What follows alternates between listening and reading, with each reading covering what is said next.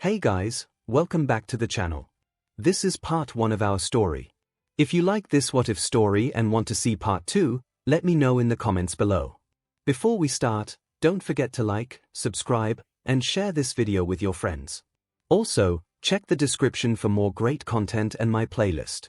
This story was posted by GryphonGuy24 on AO3. Now, let's start. He was unimpressed. Izuku twirled his mechanical pencil in his hand. Quirk history class wasn't what he expected, but then again what did he expect from high school history? They were just repeating the same thing he had read, heard about, and had been lectured about for years. The cause of the appearance of quirks is unknown, other than that it started 200 years ago. His green eyes glazed over as the teacher regurgitated the same stuff that society had been talking about for over a century. His interest in the subject quirks and the emergence of heroes was the only thing that kept him going. But hearing the same info so many times made him slightly cynical about the start of the era. As amazing as it would have been during the time when quirks were rare, nowadays, quirk bearers formed 80% of the population. They were common, so made the whole topic desperately mundane. The cause of it all no longer mattered to him. Quirks themselves, on the other hand, those were still interesting. His eyes drifted to the explosion of blonde hair in front of him. His childhood friend. Or was she an ex-childhood friend at this point? His pencil stopped twirling as abruptly as his thoughts. An idea. He flipped open his journal, Heroics for the Future, Concepts number 5, and found an empty page before starting to draw her out. Sharp chin, lean but heavily muscular body, he knew how strong she was under that baggy school uniform from experience. He rubbed a sore spot in his ribs. The gentle curves of femininity, nothing extravagant. He chuckled to himself. She's almost aerodynamic. His mind stopped drifting as he looked down on the writing and small sketches in front of Midoriya. His attention shot back to his teacher, who was looking down at him with slight annoyance. She huffed. I know you probably know all this stuff already, but could you at least not mutter? He looked sheepishly around. Not again. Katsumi had leaned back in her chair and was glaring at him, the livid glint in her crimson eyes shining brightly, the one that hadn't left her eyes since what they were for. He could barely remember her not looking at him with such malice. Honestly, he missed when she didn't look at him like that. She looked prettier without it. Shaking his head, he apologized profusely, still blushing madly at the small thought that floated through his stream of consciousness. The attention of the class gradually moved back to the teacher, although some girls were still casting him weird looks. They were something between being impressed and creeped out. Then again, those were the looks men got. Ever since quirks became a thing, a pattern became apparent. As rapidly the number of quirk bearers increased in women, the number of men dropped with them, and now they only made up 20% of the total population. Seeing one nowadays had a kind of novelty to it, and creeped some people out. But honestly, he couldn't blame them. With the rare exception of full families, most families were now just a single mother getting impregnated by donated SPM. His own mom was in the same situation and he doubted any of his classmates had ever even seen their dad, let alone been in the same room with a man other than himself. He began twirling his pencil again. It was automatic, no conscious effort was given to it, but he found that it suppressed his muttering. Maybe it kept his subconscious busy enough so his mouth remained shut. He took a quick break to jot down the note in his journal as quickly as possible before beginning to twirl it again. Maybe this was his quirk. Overactive subconscious. He smiled a sad smile. Yeah, right. Men don't have quirks. The bell rang, derailing his train of thought. The class was over and so was the day. The teacher bid farewell and left the classroom. He took a deep breath, and was quickly covered in smoke and ash as his desk sprouted a miniature mushroom cloud. Deku. Katsumi seethed. She was mad at him. Again. Why yes, Kaken. He grimaced. Why did he keep letting that nickname fly through his lips? Katsumi's eyes shined even brighter with anger. What the F were you murmuring about back here? Her tone was calmer than what he had expected and what was used to. If her hand wasn't sizzling on his desk with enough heat to leave a mark and her eyes didn't have that glow, he might have thought she was actually relatively calm. But did she look terrifying? And nothing. Smooth, real smooth, Deku, he chided himself as Katsumi lifted up her hand and took his journal. 𝐒𝐻𝐽𝐽, she cut him off. Oh really? 'Cause I could have sworn that you were writing something down on this. She started flipping through pages and pages of concepts, of how pro-heroes could use their powers, possible support gear for them and even some for her classmates, and oh there it is. She flipped to the most recent page. The one about her. An analysis of her quirk along with support gear, with a picture of her for reference. I still can't believe you are making these. Especially when they are not going to work for a man like you. She looked up to see his reaction. She paled when she saw the raw determination in his eyes. Damn it. It's still there. I'll find a use for them. His stutter was gone. When I become a hero. Some of the remaining classmates tried hiding their giggles, some outright laughed at him. Katsumi only wordlessly stared at him for a good couple of seconds. Then his journal in her hands exploded. Not again. She let the remains of the journal drop back to his desk. You are never going to become a hero. He looked down on the sad remains of his journal and felt someone pat his head. The hand brushed through his curly hair and landed on his shoulder. The delicate gesture would be appreciated if the hand didn't start to sizzle against his shoulder painfully. He hoped that the heat would disappear, and only began to breathe again once it started to dissipate. So be a good boy, he looked up to catch Katsumi smiling down at him. His breath hitched. And give up. Katsumi started walking away from him after that. And stop drawing me, you creep, she huffed and exited the classroom, hand still smoking. No one noticed Izuku's increased heart rate, and no one truly knew why he had a full body blush. He can still look at me like that. She hissed in aggravation, clutching the page she stole from his notebook, the page with his newest sketch of her. Goddamn. He kicked a pebble across the road, trying his best to ignore the looks he got from children during his trek back home. Sighing, he took a turn leading to a more isolated route. He didn't want to see the wonder in the little girl's eyes right now, it hurt to see them.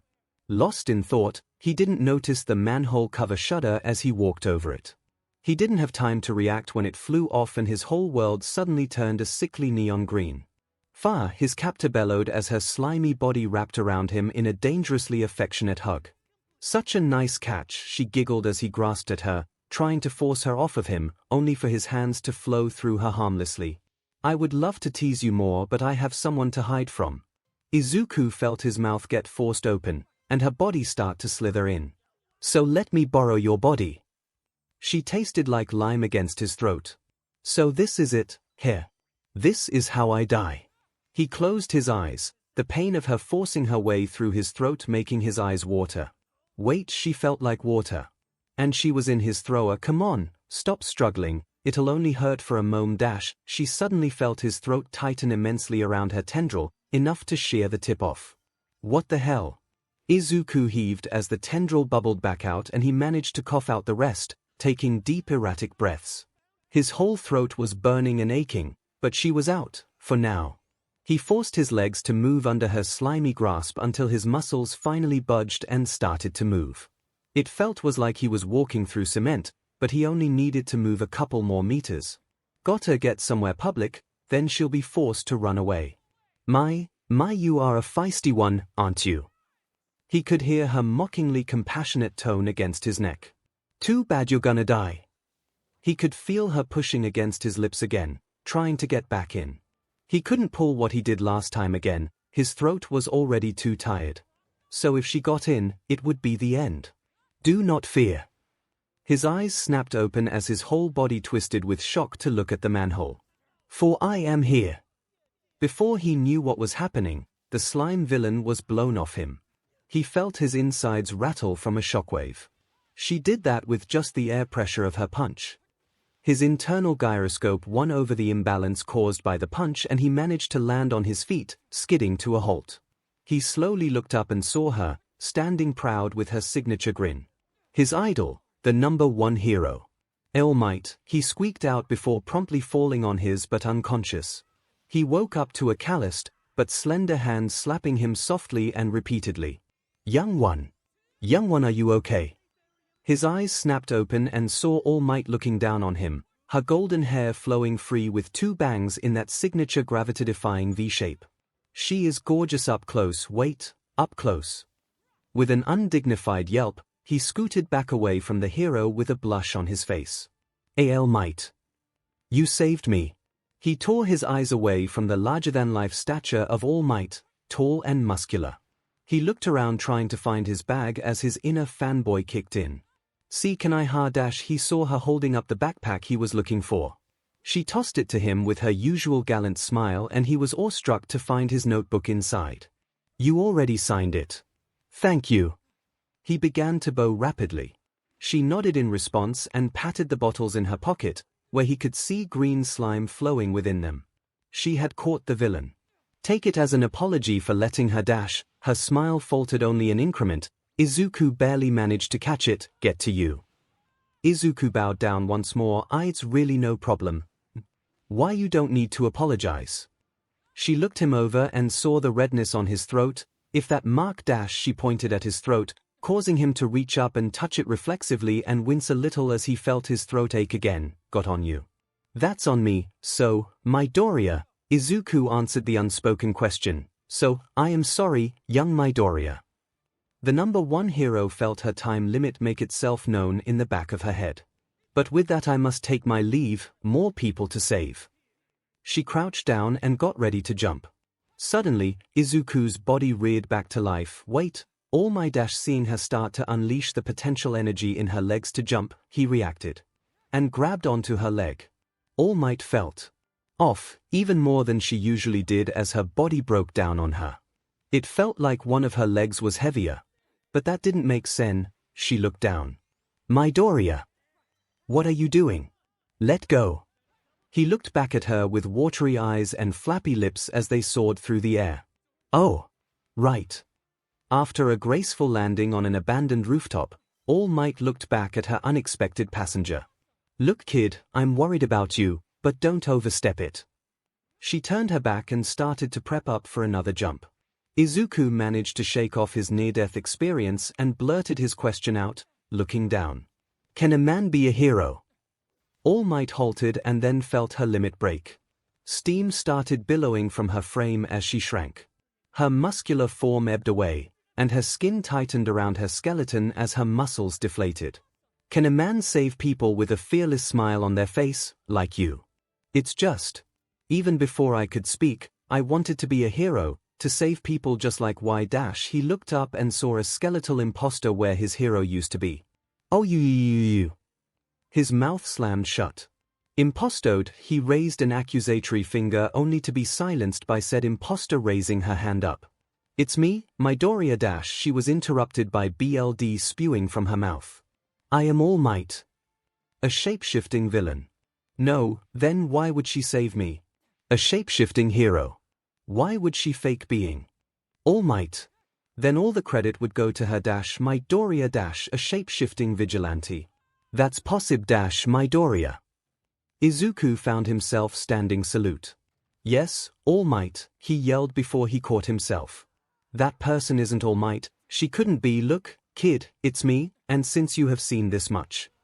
Her sunken blue eyes pierced his green ones as she pulled up her shirt. He immediately covered them and started blushing. Not that you, just look over here. He peeked through his fingers to see a savage scar on her side. The smile is hollow, she stated, much like the facade I need to keep after I got this wound 5 years ago. He shuddered looking at the scar. If it's half as deep as it was wide, then how is she even alive? Wait, 5 years ago.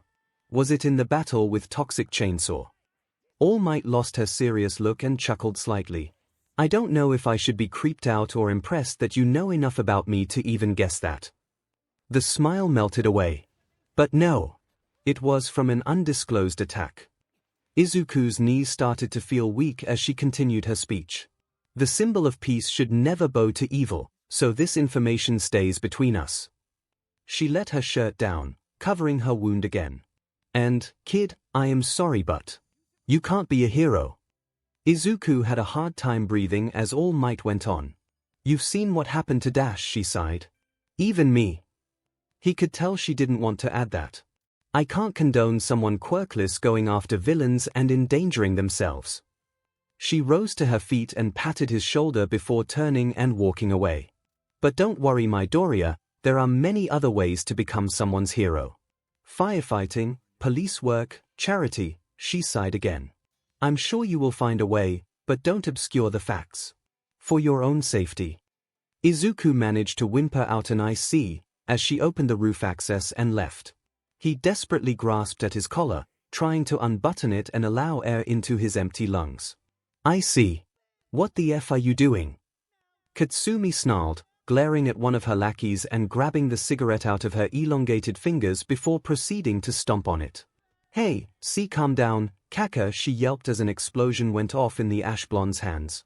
You don't get to call me that.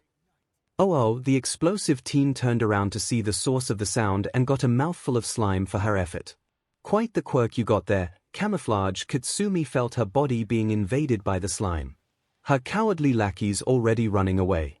Her hands started to go off with explosions against her will in panic. It was a blur for her, battling with her own body to stay conscious took its toll, so she didn't even notice the time passing.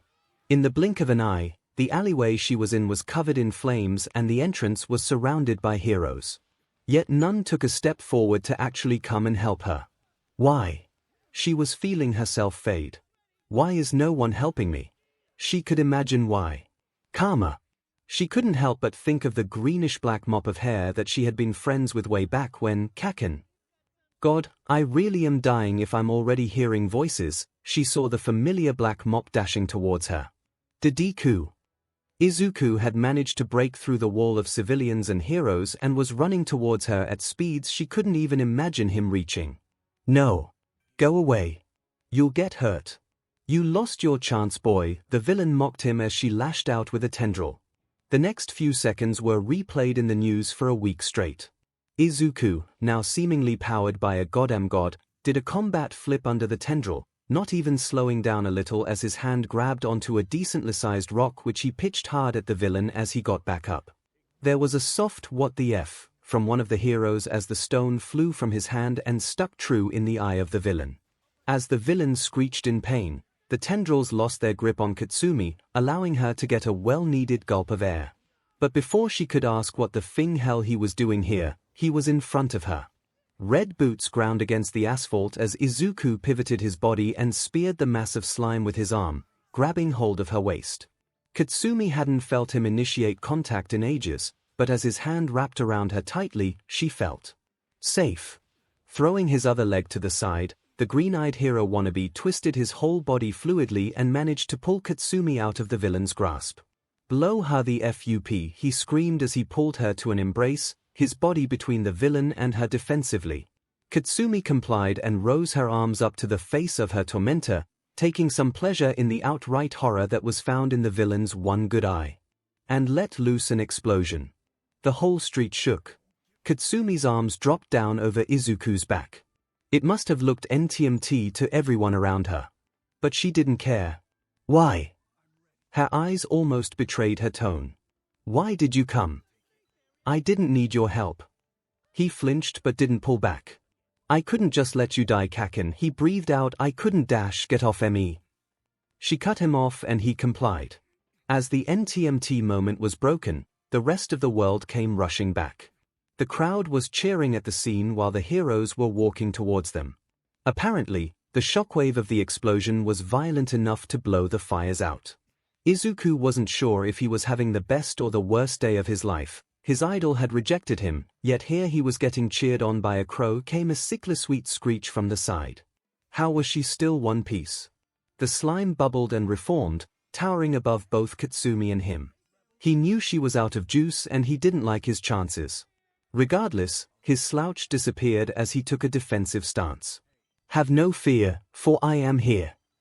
The bellow was like a song to his ears as, in the next moment, the slime was punched sky high, splattering into a million droplets and finally defeated. Katsumi almost fell down from the sheer wind pressure from the force of her punch, as did some of the other pros. The crowd cheered yet again as All Might's muscular form came into their view. Her eyes locked onto Izuku's, icy blues stuck somewhere between apologetic and thankful. The following moments were a blur. 1 second, he was standing with Katsumi, the next he was getting both praised and scolded by Kamu Woods while Katsumi was getting praised for her powerful quirk. Then, he was on his way back home. Deku. His mind whirred back to life as he spun around and came face to face with Katsumi. "I won't thank you," she growled, yet her eyes were missing the usual glint of rage. At least he thought it was rage that they normally had. "I didn't need your help, all right. Next time you pull something like this, I'll put you down myself." She huffed and started walking back towards her own home. He smiled softly. She said, "Next time. She knows I would do this again in a heartbeat." He turned back to walk home, but was suddenly cut off by the massive figure of All Might appearing in his path.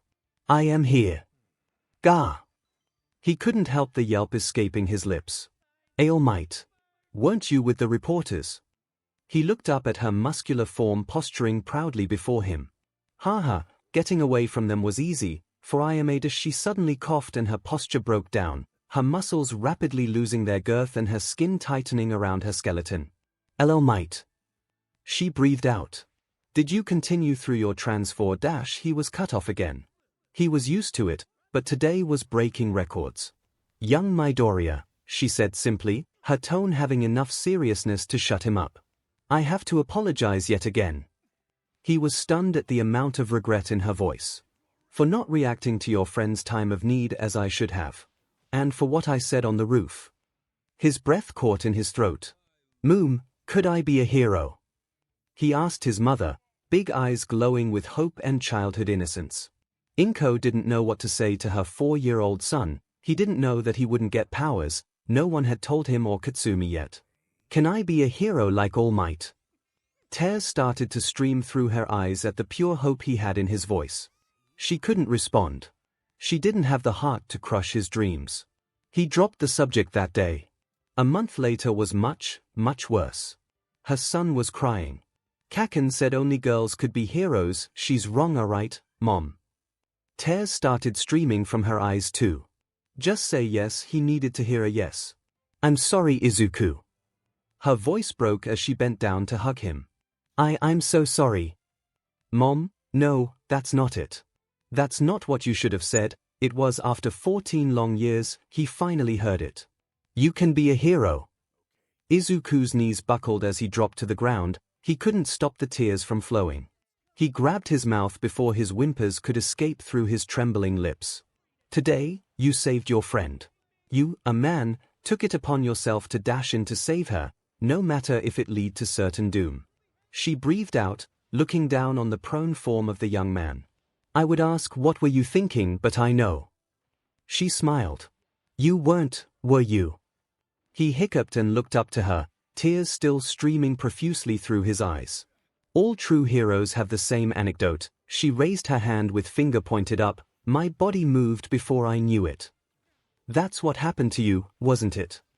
He couldn't even nod properly as his sobs became more powerful. "Your actions, even if some would think as reckless," she laughed, "maybe even suicidal, saved your friend. Which inspired me to swing into action. You reminded me what being a true hero really means." He gave up holding back his sobs and wailed softly. "And for that, I must thank you, young man." Her smile was wider than it should have been on her gaunt face. "You were a true hero today." His head hit the pavement as relief flooded his system. Those words, the words that he wanted to hear for so long. "Now chin up." She wasn't going to lie, he was almost choking her up too. The next symbol of peace shouldn't be crying in the streets. What? He choked out between sobs, looking back at her sunken eyes in confusion. "I choose you." His heart was beating out of his chest, "to be my successor." His eyes widened as more tears fell. She held out her hand towards him. "My quirk is yours to inherit." His sobs started to die out. Is that even possible?" All Might chuckled. "Don't believe your ears. Kid, a man was a hero today. Is anything impossible?" He hugged his teary-eyed mother. "I was so worried when I saw you run into that." She wailed as he patted her back. "Don't worry, Mom, it turned out fine, didn't it?"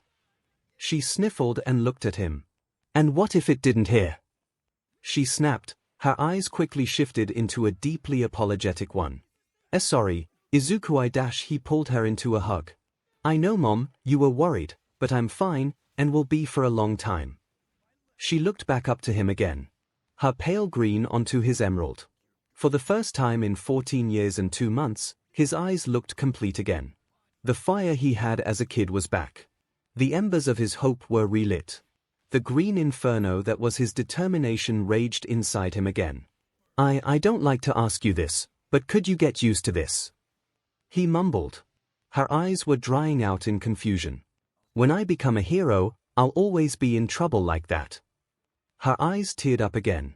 She had grown used to hearing him say that, but there was always that small imperfection, his broken spirit only she could detect. That wound on his soul was gone. The underlying crack she had given him so long ago was healed over, his pure determination was back. And she couldn't be happier. I'll try my best, she sobbed out. That next morning he felt better, better than he remembered ever feeling. Anxiety bubbled up as he ruffled his hair, trying to ignore the tightness of his sleepwear. Probably just nerves. He opened the door to their bathroom, looking into the mirror and expecting to see the same short, lanky teen with iridescent green hair and freckles as he had for the previous 18 years. But that wasn't what was staring back at him in the mirror. His body was different. Nothing too major, but his shoulders were now farther apart, which was enough for the t-shirt he wore to be uncomfortable, and he was tall enough for it to ride up ever so slightly, revealing some of his stomach. What? 𝐒𝐻𝐽𝐲, hurry up, breakfast is red. His mom came to the doorway to call him for something to eat before he went out. 𝐒𝐻𝐽𝐲, her voice trembled, looking up at him. She had been shorter than him for a while now. Usually his neck was level with her eyes, but now his shoulders were. Mom, is it me, or am I taller? He asked, dumbfounded. She nodded dumbly. Both of them walked to breakfast without saying anything else. All Might huffed. 𝐒𝐻𝐽𝐲 was running 2 minutes late. After the waterworks the day before, she was sure he would be here before she even woke up. Sorry I'm late, came a deep voice, deeper than she remembered. She looked up to the owner of the voice expecting 𝐒𝐻𝐽𝐲. She wasn't expecting him to be so much different than last afternoon. Did you have a growth spurt or something, young Midoriya? She asked, her mouth feeling like it was trying to open and stay that way. It looks like it, he said back dumbly. He sounded more perplexed than she was. I had trouble finding a sweatshirt. He tugged at its shoulders, clearly a little uncomfortable in the garment. All Might couldn't blame him, the shoulders looked a little too tight on his frame. Sorry for being late, he repeated. It's fine, she said as she shook her head a bit. Come on, Toshiko, a kid growing up isn't that surprising. Her stupor now shaken off, she looked him over. He doesn't need to look up to me that much now. Midoriya, look around you and tell me what you see, she said, ignoring the changes for now. That seemed to shake him out of his own stupor. A scrapyard from the looks of it, but that doesn't make sense. The map and the sign said this was supposed to be public beach. Does that mean there is illegal dumping going on? He was still the mumbling boy she had met yesterday.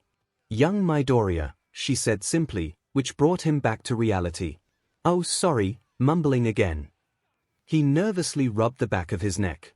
No, it's fine, you are right.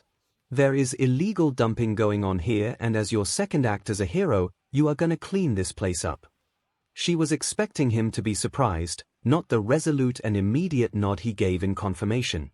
When can I start? She couldn't help the smile that formed on her face. He huffed and fell down, the ropes he was trying to tug falling onto the sand next to him with a resounding smack. He breathed as he tried to regain his breath. Giving up already? All Might asked in her hero form, from her perch on top of the fridge he was pulling. He had only managed to drag it for a couple of steps. He looked up to her, body ragged, but eyes determined, as he started to get back up. Wouldn't dream of it. She took a few pictures with her phone as he rose to his feet. That's the spirit. 𝐒𝐭𝐻𝐽𝐲 looked worriedly at her son. 𝐒𝐻𝐽𝐲, hon, you okay? He swallowed his latest bite and breathed softly. He had been eating faster than he ever did before. Yeah mom, is there any more? I am feeling very hungry today. Remembering what All Might gave him, he got up from his seat and grabbed his backpack, shuffling around and placing his hero analysis notebooks to the side. He found what he was looking for and passed it to her. I found an exercise regiment online and started following it. It had a meal plan too. Could we follow this after today? She looked down on the schedule. Aim to pass. American Dream Plan. Izuku, are you sure about this? His guidance counselor looked at him wearily. When did he get so tall? I know your grades are good, and UA accepts males into the hero test, but it's going to be dangerous. And even then I don't think you can pass the practical when she stopped herself. When you're a man. He simply nodded. It's what I always dreamed of doing. I couldn't live with myself if I didn't at least try. Something in his voice struck something inside her and, against her better judgment, she nodded and added UA to his applications. He knew he was the focal point of the class at times, what with being the only guy at school, but that was starting to change. The mean girls that used to point at him and whisper stuff at each other had stopped laughing. He was starting to see people stare at him and blush slightly.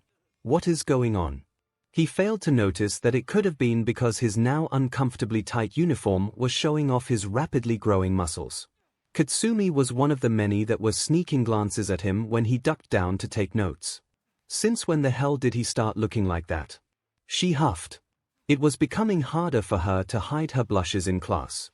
Okay kid, I gave you leeway the first 2 days, but All Might looked at Izuku. They were now eye to eye in her true form. Are you taking steroids or something? Izuku was flustered, to say the least. No, I would never. I don't. He looked down. I have no idea what's going on. He started twiddling his fingers. I am kinda overeating though, sorry, but the portions you gave me weren't enough. She huffed in thought. That's to be expected, that plan wasn't designed with your sudden growth in mind. She looked at the beach. They were way ahead of schedule. He had cleaned up a week's worth of garbage in 2 days. This really doesn't feel natural. She looked at Izuku. He had to remove his shirt. It was too constricting to work out in. But this is gonna drive me insane. She gulped. But she might kill me if I... All Might was racking her brain trying to decide. Who? Asked Izuku meekly. His tone and mannerisms didn't really fit his new body. Recovery girl, All Might stated, apparently coming to a decision. Young Midoriya, training is over for today. I want you to come with me to meet a friend. All Might rubbed her forehead. She knew he was a hero fanboy, but this was pushing it. Izuku hadn't stopped mumbling and flipping through his notebook since she dropped Recovery Girl's name and got into her truck. Although, she had to admit his sketches of the heroes were spot on. She saw his wonder-filled eyes. Maybe I should sign under my pages and sketches sometime. Just that thought alone made her smile softly, the headache that was building slowly ebbing away. Kid sure knows how to get under someone's skin, I guess. All Might couldn't help but laugh at the awestruck expression plastered on Izuku's face when they finally arrived at UA. Her skeletal shoulders shaking as a hearty laugh escaped her body. It had been a while since she laughed like that. It felt good. He quickly started blushing when he heard her laugh, but a maternal pat on the back made him stop. Don't worry, young Midoriya, I had the same expression my first time too. He nodded with a small smile on his face and walked in, examining the lanyard hanging from his neck that she had given him. They needed to take the long way around to the infirmary. It was after hours, so there weren't any students to worry about, but the moment All Might heard a sadistic and sultry voice, she grabbed Izuku by the arm and pulled him away with some fear in her eyes for whatever the reason. When they arrived at the infirmary and knocked on the door, Izuku was greeted by the small form of Recovery Girl. He immediately started shaking with excitement, and All Might knew he was about to gush, so she pushed him into the infirmary and shut the door behind them. Toshi, what the hell am I looking at? Came the gruff and old voice from the youthful heroine. Toshiko Yagi muttered, all the while Izuku was blustering about Recovery Girl and how awesome she was in some past events, some of which he wasn't even alive for. They weren't even more than footnotes on the newspapers when it had happened. His name is Izuku Midoriya, and I chose him to be my successor. Recovery Girl's eyebrow rose, but a smile was slowly growing on her face. Izuku was reminding her of some good memories while he was listing off her achievements. Can you even pass it on to a man? She asked while looking him up and down. I mean, his physique is getting there. He needs, I'd say, 7 more months before his body could handle the bare minimum. All Might got out of her stupor. You see, that's why I'm here. She fished out her phone and showed her Izuku's picture from Saturday.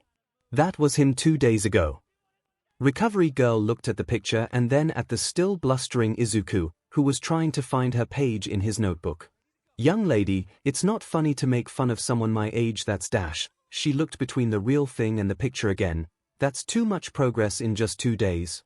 Even with supplements and steroids, he couldn't reach that in that little time. So, Toshiko pulled the phone down and showed her the timestamp of the picture. You see why I brought him here. Recovery Girl was somewhere between shocked, impressed and intrigued. Wait, I have a quirk. Izuku yelled, earning a knock on the head from Recovery Girl's cane. Young man, I understand how excited you are, but please don't yell. Her voice was level, but All Might's fearful eyes gave Izuku a feeling that the nurse was to be respected. Flipping through some pages of the many tests she did, she pulled out an MRI scan of his head and his BLD results. You see how active this part is? She pointed at his pituitary gland. It was bright red. He nodded. Yeah. That level of activity is only present in newborns. Yours is even slightly higher than them. Here. And your BLD work shows extreme amounts of HGH, the hormone that regulates growth and metabolism. EA. And your bone density seems to be higher than anything recorded that wasn't quirk-related. All of this originated roughly 2 days ago. All Might's jaw dropped. Your body seems to have reacted to your longing to become stronger. If what All Might told me about you is true, she huffed. I know this is unprecedented, but you might actually have a quirk.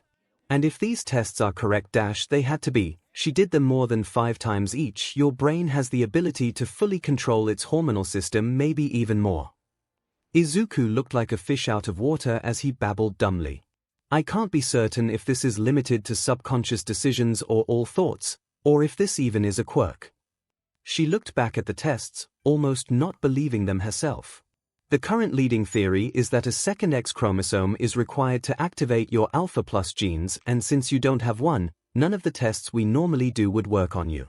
You're on your own to figure out if this is an actual quirk or just something entirely different. She looked back up to him, surprised to see him looking teary-eyed down on his hands. Am I own quirk? Both she and All Might broke out in smiles.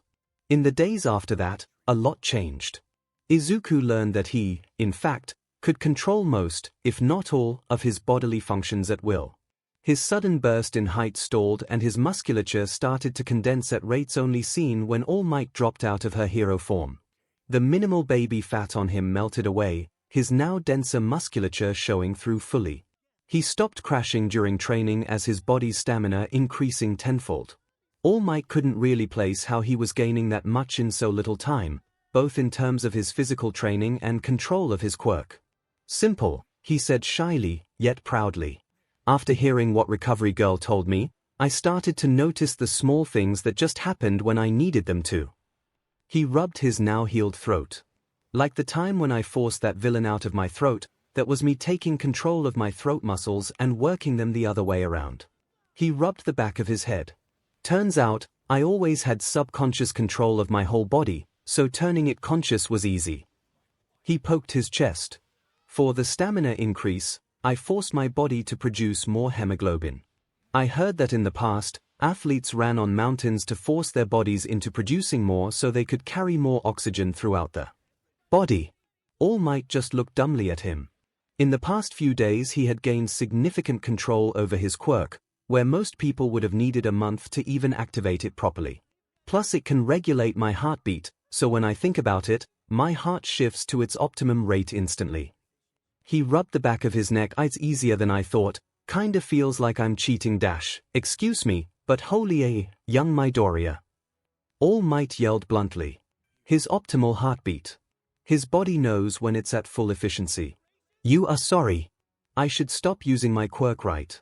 Makes this training too easy to be dash. He cut his sentence off as he saw All Might swiftly shaking her head. No, if anything, you need to use it more. Young Midoriya, get your practice in. Everyone else has used their quirks for around 14 years more than you have. This is your time to catch up. He nodded and went back to work. He had cleaned 1/8 the beach in a week and was now lifting fridges he barely could drag a week ago over his head with ease. I feel like I've created a monster. What?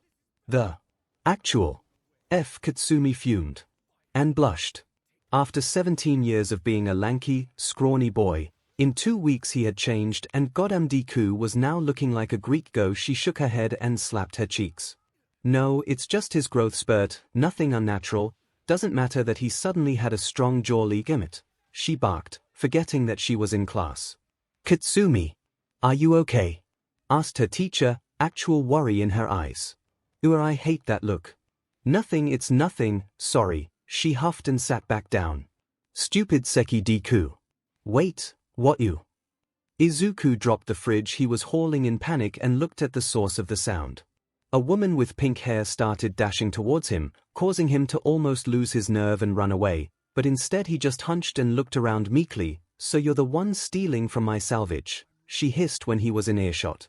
He could see her full figure now. Her legs were covered by a grey baggy jumpsuit, which she had opted to wear open around her torso, tying its arms around her waist to keep it in place. Her copious chest was covered by a black tank top. His eyes caught hers as she looked up at him, amber gems staring back at his emerald. On closer inspection he could see that they were crosshairs that were focusing to his own. I didn't know this place was taken, he mumbled, his voice not matching his body. Wait a minute, she scanned him up and down. Oh my god, you're a guy. He looked at her dumbly for a second. Yes. And you were lifting a fridge with one hand, she screamed, before immediately starting to feel him up. What dash, he blustered, BLD rushing to his face as her hands started to fondle his upper body. You feel so much harder than expected, this is giving me so many ideas. Having had enough of this, he grabbed her hands and stilled her. What are you doing? Oh sorry, didn't introduce myself. Hatsumai, inventor extraordinaire. He sweat dropped. And this explains, what, exactly? She didn't hesitate in her answer. My profession. His eyebrow twitched. But that's not what I asked. She looked lost. The feeling was mutual.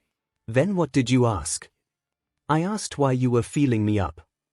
The gears finally clicked for her. Oh, that. She pulled her hands away, well tried to, before Izuku let her hands go after she struggled for a second.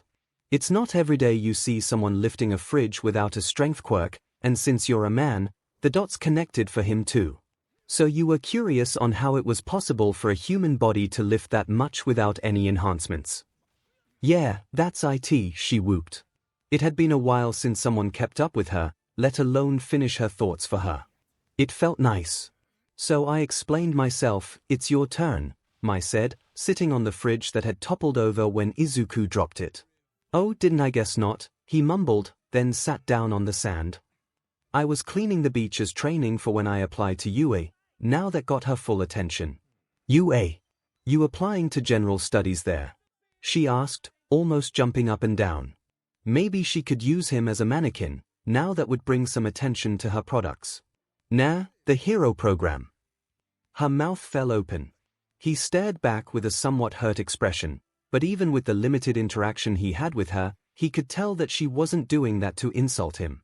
You are telling me that you, a man, are gonna apply to the hero course? He nodded. That's it, we are teaming up. Now that wasn't the reaction he was expecting. You are planning on going to UA too, he muttered, eyes wide. Yeah, support course, and you my kind sir dash, she poked his chest, are gonna hog the spotlight if you get in. He nodded dumbly. Yeah, I suppose it would be unprecedented, I might make the news again. She ignored the again part. And when you do, if you use my gear, I'll be in the spotlight too. So are you telling me, he pointed to himself then at her.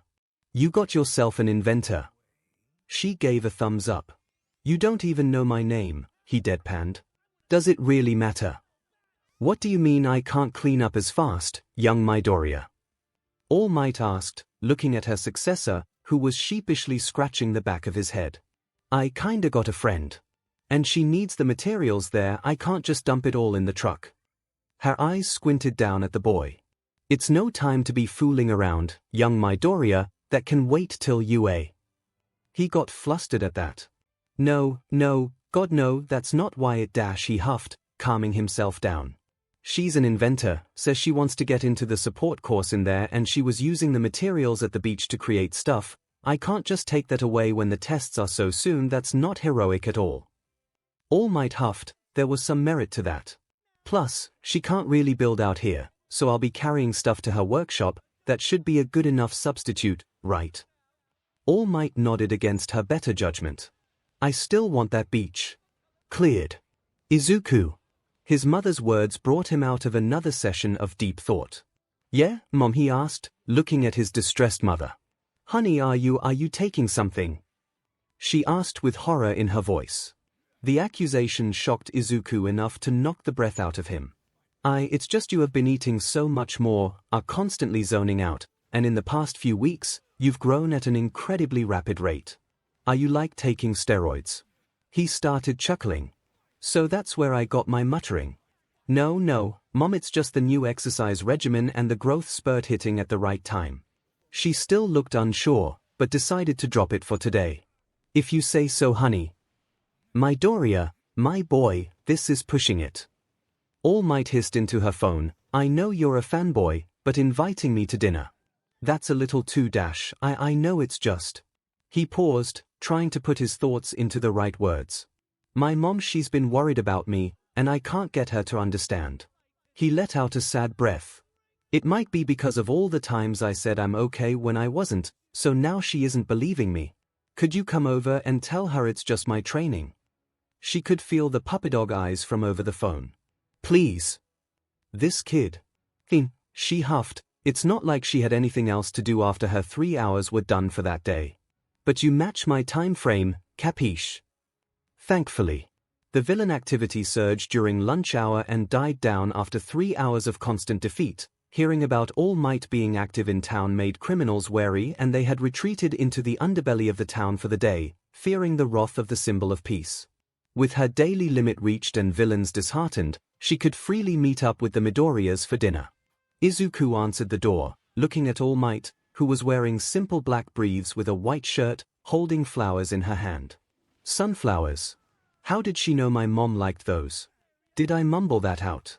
Yeah, and you are doing it again, she chuckled. Wait, you didn't mumble out anything about me, have I? Hello. Are you Izuku's guest? Asked a rather plump and short woman from behind him. He took a step back to let her see Toshiko. Her breath hitched for a second. Those eyes and that hair. She shook her head, dismissing the thoughts. Ah yes, Toshiko Yagi, I'm his personal trainer. Inko was a wary person, and she would tear into anyone that would do her boy harm, but looking Toshiko up and down she relented. Looks could be deceiving, but in all her years she had learned that there was no faking that maternal look she held in her blue eyes. Ah, I see, oh come in, come in.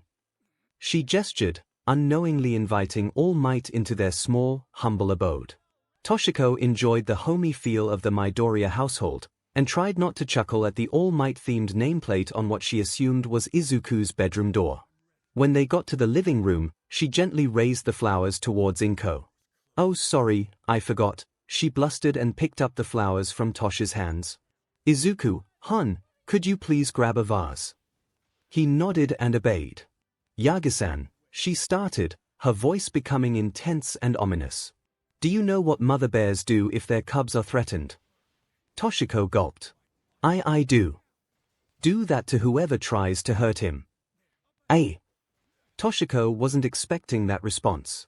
A mother knows, Yagi-san, you care for Izuku too. I would say paternally, but that might be overstepping. Toshiko couldn't stop the blush forming on her face. I suppose. She mumbled. In the light of that, she sighed, I guess I can worry a little bit less now. A soft smile crept on Inko's face. Toshiko ignored the butterflies in her non-existent stomach. When he was a kid, I did something unforgivable. Her voice became strained. I denied his dream. He never talked about it afterwards, but I saw that after that night, a disconnect formed between us. I could see it in his eyes.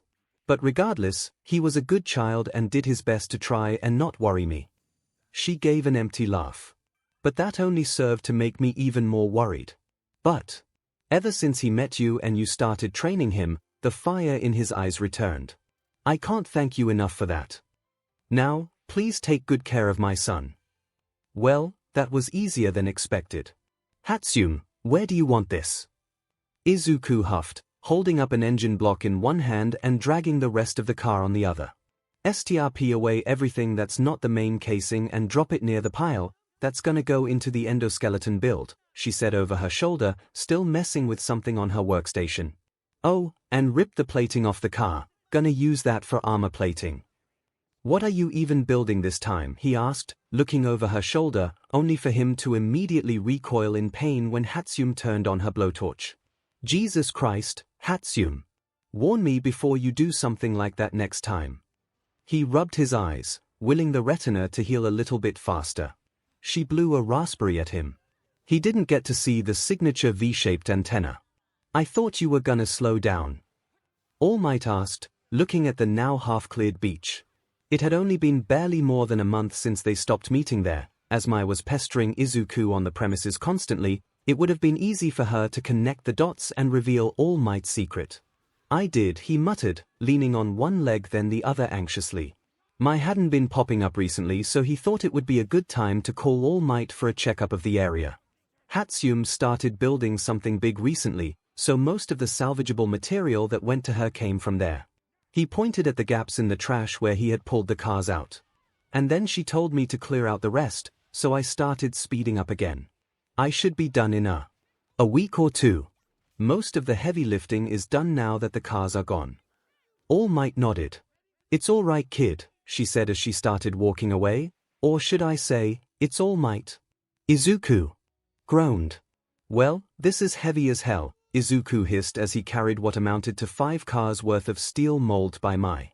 At least that's what it felt like. Considering it was still covered by tarps, he had no idea what it actually was. He guessed it was important since Mai scrapped the beach materials after it was mostly complete. When they arrived on the beach, he gently laid the giant mass of tarp on the soft sands and Mai swiftly climbed up the structure and unveiled it without any bravado. I don't know what to say, he breathed, looking up at the metal body. It looked like a mix of him and All Might, masculine and big, with polished car shells chopped and welded together forming its armor, making it look kinda like All Might's Silver Age suit with its colors inverted. It was large enough for Mai to be sitting on its shoulder as she sodded away at some final circuitry. You really outdid yourself, he whispered. She nodded along, not really paying attention. Her baby still needed her for now. Ahan done, she puffed, holstering the soldering iron on her utility belt and jumping on Izuku, who was now used to her eccentricities. He caught her and let her down. Done, he asked, looking at her inquisitively, noticing the large bags under her eyes. Wait, when was the last time you slept? He asked with a horrified expression. Saturday, she replied, briskly pressing the red button on the remote in her hand. Today is Friday, he exclaimed, shocked. Really? The machine started to churn and hiss as it booted up. HVFRFORIAMEVYW, the voice fluctuated and distorted in a way that made it seem like it wasn't designed for human ears. It made the hairs on the back of his neck stand on end. Hatsune, turn it off. He shuddered as the glowing eye of the machine locked down on him. 𝐒𝐭𝐚𝐲, it hissed, making him flinch. 𝐒𝐭𝐚𝐲 has face recognition, he asked, taking a step closer to her and away from the machine. Honestly don't know, I don't even remember installing a speaker in it. It's been a blur. She chuckled, seemingly unaffected by the ungodly machine staring her down. 𝐿. The machine nodded, Mai responding with a small smile. Oh, my baby knows me, she cooed. Izuku would have found this adorable if it wasn't so goddamn terrifying. Hatsune, why the hell did you even build this? He whispered in her ear, trying to pull her away from the machine that could, and probably would, kill them both given the opportunity. She only shrugged at that. I think it was for you to spar against. Dunno, my brain is getting kinda fuzzy. She was probably crashing now that her baby was finally complete, her sleep deprivation finally catching up to her. Night, Zuku, she said, promptly laying on the soft sand and falling unconscious almost instantly. Don't just leave me here with it, he whispered to deaf ears. 𝐒𝐭𝐚𝐲 𝐔𝐸𝐽𝐴, it repeated. Its voice modulation was different now, but still off, still inhuman. Still. Goddamn. Terrifying. Previously, on Total Command, 𝐒𝐭𝐚𝐲 hissed the metal parody of All Might. Oh god no. 𝐒𝐻𝐸𝐽𝐺 𝐔𝐬𝐽, sparring. He didn't know what was creepier, the voice it used, or the harsh contrast it had when it announced the subtitle. In any case, he panicked. Abort operation, he commanded, hoping my had at least added voice recognition to the beast. 𝐒𝐬𝐚𝐷 𝐅𝐚𝐢𝐫 𝐔𝐬𝐵𝐺 𝐷𝐒𝐻𝐸𝐼𝐺 𝐻𝐸𝐼𝐺 The machine hummed. He let out a sigh of relief and picked up the top wrapping my in it. 𝐒𝐬𝐚𝐷 𝐔𝐬𝐴𝐷 𝐵𝐴𝐴 𝐔𝐬𝐴𝐷 𝐔𝐬𝐴𝐷, grumbled the machine while dropping into a combat stance. Oh F me sideways. He never said he didn't learn anything from Katsumi. 𝐒𝐬𝐚𝐷 𝐔𝐬𝐚𝐈𝐺. Inko's maternal senses tingled. I wonder what's that about, she hummed, hoping her son was safe. Elsewhere, All Might ignored the same sensation. Hope he isn't doing anything stupid. He jumped back, dodging a punch. Thankfully the machine was chasing him, away from the slumbering Mai. He used his forearm to redirect another punch away from him and onto the ground, wincing at the power behind the punch. Ignoring my commands, he managed to scream out as the machine struggled to pull its hand out of the ground. The robot rose back up, I locking onto his again as it started speaking. Subiarigani, sparring sinny bdc in TEOFYUR my inoperability or by motiharescomMND.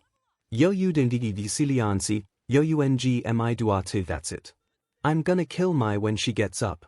He ducked under another punch so. He kicked the ground, jumping over another punch. The only way to stop this is to break you, he yelled, rolling up to a martial arts stance.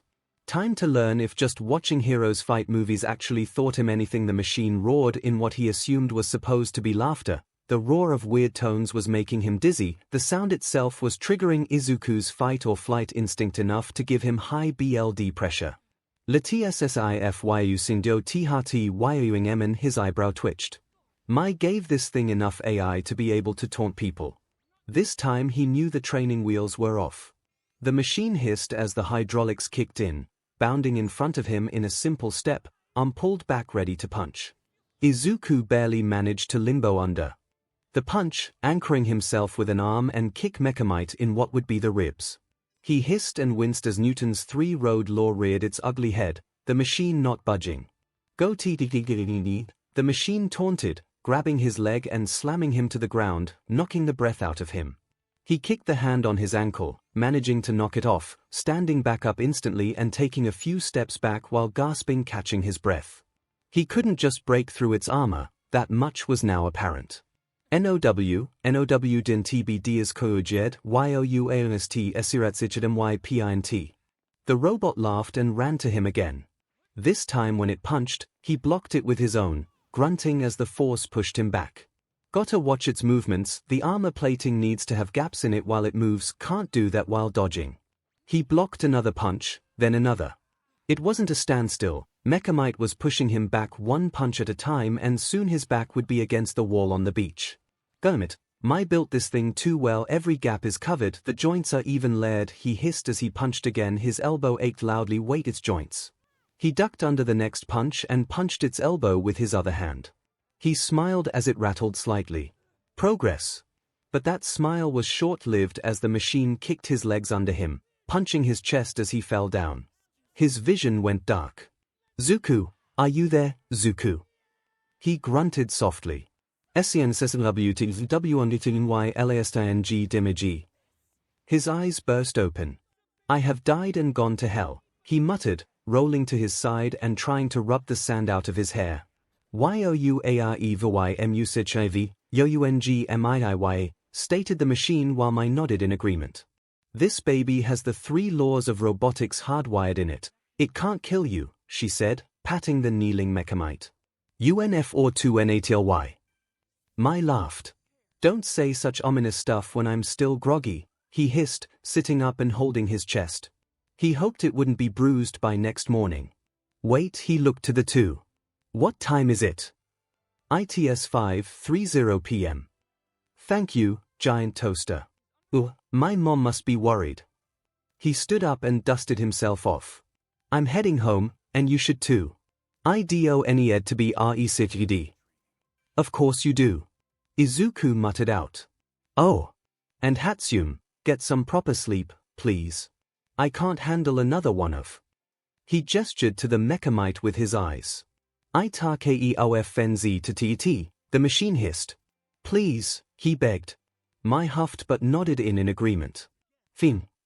He looked down at his body in the mirror next morning and, just as he hoped, there was no bruising. He probably force-healed the capillaries that were damaged before the bruises could form when he was unconscious. Thank you, subconscious, and thank you, unnamed quirk. I should name it. After a few minutes of thinking about the logistics of his quirk, something came to him. Total command, he whispered to himself. I like the ring of that. 𝐂𝐩𝐸𝐽𝐻. Mechamite nodded at him as he got to the beach. Hey, Zuku Mai chimed from its side. He could feel a headache coming already. Please tell me we aren't sparring again. 𝐂𝐸𝐸𝐽𝐻 SPR stand down, Mai ordered, stopping the mech from getting up. I mean, I still want you two to fight so I can actually see my baby in action. But there's no need to blindside him, right, Zuku? He shivered at the way she said his name. You would spar with all my babies for me, right? He took a step back. Absolutely not. She entered a giggle fit at his response. I'm kidding, I'm kidding. She waved her hand while holding her stomach, before looking him in the eye with a devilish grin. You don't have a choice, Hatsune. She laughed even harder and doubled over, punching the ground as she struggled to catch her breath. Oh God, your face. He didn't like well-rested Mai. She caught her breath and stood up, leaning on Mechamite. All right. Izuku pouted. The cute expression looked misplaced on his muscular body. But you do need to fight it again. You can't be a hero if you can't even beat my baby over here. She patted the mech. Right. He knew that she was manipulating him. But she was right. Fine, I'll talk to my trainer about it, he huffed, crossing his arms. Should be good exercise anyways. Love why, Zuku, she teased. The next thing he knew, he was having dinner with his mother and All Might. He tried to hide his pleased smile behind the bowl of food he was eating. He noticed that both of them were more relaxed in each other's presence and decided that the more they were together the better it would be for both of them. Now his mother had someone other than Mitsuki to talk to and befriend. I wonder how she and Katsumi are doing. After trying for hours to keep herself hovering with consecutive blasts and falling on her, but every time, Katsumi was fed up. God damn it. Stop screaming. Mitsuki berated from inside the house, shut up, old itty. Another day, another defeat. Izuku huffed, picking himself up from the sand and watching Mechamite strike one of All Might's signature poses. Yo go T4% CSR TO DMADNG METODY, go OD Joby. He should have been mad at that patronizing statement, but he honestly didn't have the power to do so. Just take the compliment, way to go, Zuku Mai cheered from the side as she messed with. Is that a jetpack? Yeah, thanks, guys. He rolled his shoulders, popping them back into place. This had been going on for 2 weeks now. Initially, Mai couldn't take her eyes off the battles, but now she was bored of it. And he was sick of losing to the DMN machine. F it. He has some more fight in him. Hey, let's spar again, he huffed, dropping into a fighting stance. Mechamite looked over him to conduct a scan. It brought its fists up, BNGIT. They clashed fists back and forth for a time. Every once a while the mech would throw a UN telegraphed attack similar to the one that knocked him out the first time they fought, but he had grown accustomed to dodging those. His legs automatically jumped over the kicks, body twisting harshly on its own when his brain didn't have time to process the incoming attack. It had finally clicked. His body had taught itself to dodge on its own. Thank you, total command. Now that he wasn't paying that much attention to dodging, he noticed something. Every time he blocked the punch from the machine, its shoulders shuddered a bit. Weak point. He punched back harder, his own arm shuddering with the force when it clashed with metal. The shoulder shuddered a bit more. Weak point. He roared as he started hitting back harder, speeding up to a flurry of strikes. The machine's one eye widened in recognition. It pulled its arm back. 𝐤𝐸𝐺 perked up at that. I didn't remove the inhibitors, what are you doing? Izuku flinched. Not backing down now. He pulled a punch back himself and let it loose. SMASH. The two fists clashed. A large shockwave crashed through the beach. Izuku's fist started to bleed, but he held steady, fighting against the torque of the hulking machine. He smiled through the pain. Their fists were at a stalemate, neither budging an inch. �MechaMight, for an emotionless robot, looked impressed. But then its eye pulsed. 𝐒𝐻𝐸𝐺80%, it stated. Izuku cheered in his head as its arm started to lose power. The mechanical arm groaned while failing hydraulics and grinding metal echoed through �MechaMight's armored frame. Izuku felt his own tendons almost tearing under the immense pressure. He just needed to hold it together for a little longer. He roared, flooding his body with adrenaline to keep it steady under the mechanical assault. �MechaMight swung its other fist. Izuku matched it with his own. The sound of creaking metal filled the beach. 𝐒𝐻𝐸𝐺80%, the machine spat out as it pulled back its damaged arm. Izuku retracted his arm too. Not backing down now, are you? He taunted. 𝐔𝐬𝐵YOND, it replied, pulling its arm into position. Bring it, he growled as he pulled back his own. Their fists clashed again. The sound of shearing metal overtook the sounds of the waves. �MechaMight fell to its knees, holding its shoulder socket. Its arm was gone. Good job, UNG. MIDORIY, it rumbled as its systems failed. Izuku huffed and puffed, holding his own arm. It felt like it was on fire. He probably tore most of the muscle tissue with that last punch. Izuku started to laugh maniacally, falling to his back out of exhaustion. Mai was on her feet instantly, a radiant smile plastered on her face. Another failure, another opportunity to learn. Plus, watching Izuku succeed is always great. You did it, she cheered as she ran up to the exhausted teen, dropping the jetpack she was working on. I did it, he whined softly from the ground, raising his left arm up as his bloody, destroyed mess of a right arm refused to move. But the BLD was already clotting and soon enough he would be able to move it. He's fine. Time to check out how my baby failed. Whoa! She looked at the machine. The shoulder joint was destroyed completely, the steel of the endoskeleton was sheared at the corner. Metal fatigue, she asked aloud, eyes zooming into the surface to check it.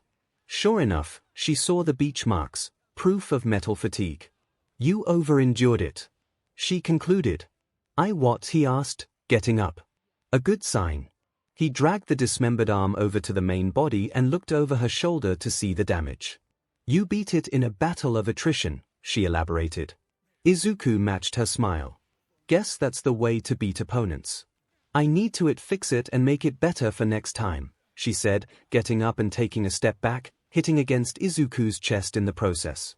No, he hissed. Mai paled a bit at the utter force under his tone. But no, he repeated, his hands grasping her shoulders and anchoring her in place. But Zook no. He breathed for a second, calming down. Just I dunno, teach me basic robotics. You'd have an extra pair of hands to help out when you need it and you won't kill yourself anymore when you focus on these projects, he suggested, slumping. Hopefully, she would take it. She paused for a second. An extra pair of hands that were strong enough to beat a machine into SBMSN. Alright, try to keep up, she said in a sing-songy tone. He let out a sigh of relief. So, like this? Izuku questioned. He raised his goggles and looked down at his solder work. Mai glanced over his shoulder and nodded as he tried to ignore her chest pushing against his back and to keep himself from blushing madly. Why does she lack the concept of personal space? Yeah, good job. Now help me force this plating into place, she ordered as she walked towards some power armor. Yeah, he mumbled, holstering his soldering iron and running to catch up to her. I can't believe we got this sidetracked. All Might huffed, looking at the beach, then at Izuku. How long has this been cleared for? 2 months now. Izuku nodded simply, looking at the now densely populated beach. People had heard the ruckus when he and Mecha Might were sparring and avoided the space, but now with their battles over, the beach rapidly repopulated. Yeah, I kinda forgot to tell you with the sparring and learning robotics with Hatsune. Sorry about that, All Might. All Might huffed. No need to be apologetic, young man. I saw the pictures you sent of the beast. Taking something like that down was a good exercise before you got this power. Speaking of which, All Might paused for dramatic effect. I think it's time for you to get one for all. Hey, Mom, would you mind making some katsudon tonight? Oh, and do you mind if Miss Yagi joins us? Izuku asked his mother through his phone. All Might sat on the steps of the newly pristine beach, watching the sunset and its reflection on the ocean. Sure thing, hon, having a cheat day. His mother's chipper voice emanated from the device. Yeah. It's to celebrate how far I've come. Thanks, Mom. See you soon, love you. With a quick goodbye from his mom, the phone call was over. You worked hard for this, All Might mumbled looking at the beach. It had been years since she saw its true glory. The kid really went above and beyond. It still feels like cheating to me, he chuckled, looking at the scenery. Toshi laughed. You seriously have self-worth issues, don't you, young Midoriya? She got up and placed a comforting hand on his shoulder. In this world where people are celebrated for what they are born with, for the luck of the draw, it's really no wonder. She pulled him into a half hug. But this. She gestured to the beach. This is a result of your hard work. You earned this, and you earned my power. Never forget that. She shifted into her hero form and plucked a strand of her signature hair. Now, eat this. Why can't I just have normal things happen to me? He gulped the hair down. I think I'm going to be sick, he breathed as All Might gave him a hearty slap on the back. He didn't even budge. Sorry, young Midoriya, you had to take in some of my DNA to get one for all, he shook his head. No need to apologize, I think it's kicking in, he huffed, taking a step forward. Already? But you shouldn't have digested it, she smacked her forehead. Oh right, you can speed that up, she chuckled softly. Here goes nothing. He tried to access the new power he felt, and after a moment, it burst to life, green lightning sparking around him. What is this, All Might? She had taken a few steps back and was shaking like a leaf. Scary. All Might. Suddenly he doubled down, bruises forming rapidly as he breathed deeply, the lightning stopping as he fell to his knees. Midoriya. All Might barked, instantly next to him but not knowing what to do or what had happened. I'm fine, he gurgled, coughing up some BLD. The bruises starting to fade as he forced his body to kickstart the healing process. He gasped and rose to his feet. I think I should avoid going 100% for now. All Might nodded, still shocked. What even happened, she asked, her voice low. I think one for all overclocks all the muscles I can access. His breathing leveled out. Normally, that should be fine, but since I have total command. He gulped. It overclocked my heart, too. My BLD vessels couldn't take the strain. Oh, All Might said dumbly. We're going to recovery, girl. I don't think she can do anything about this whole mess, he muttered. Every time I'm here I'm more impressed, he gasped in awe. I hope that lasts throughout your academic career. All Might huffed with a soft smile, not really paying attention to whose territory they were walking through. You can't just sleep under the teacher's podium, Aizawa, pestered a sultry voice. All Might froze. SHT. All Might, questioned Izuku from her side. What is wrong with her, Effie? That voice. What do we have here? Asked the same sweet voice. Izuku turned to see the source.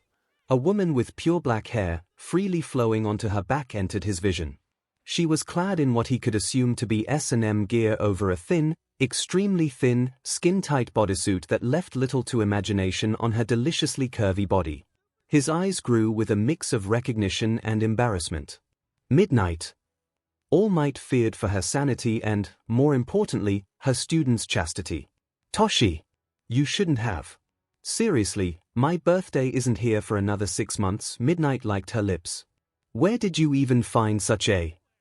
She took a step closer to Izuku. He took a step back, flushing a bit. Fine specimen. He is downright adorable, too, Izuku gulped. Haha, well, you know the thing is, All Might started, but then the words faded away in her throat.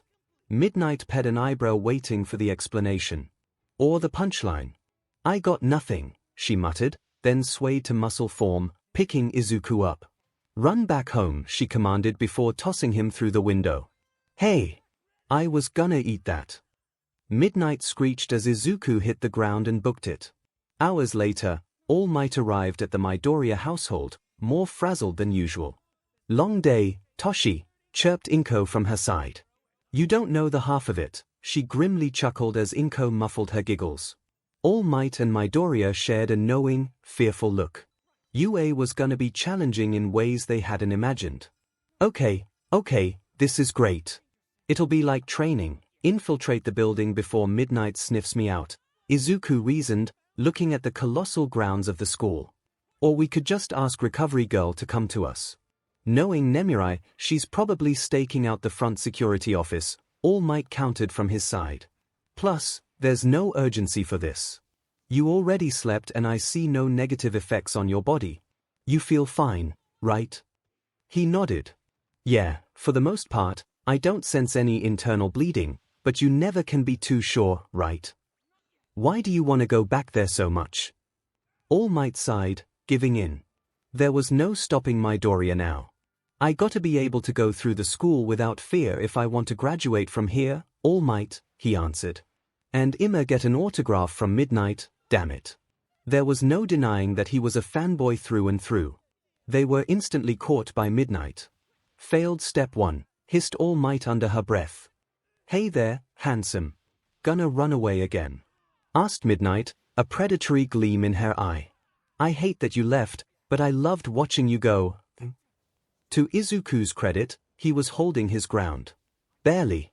His contact with Mai probably helped with that.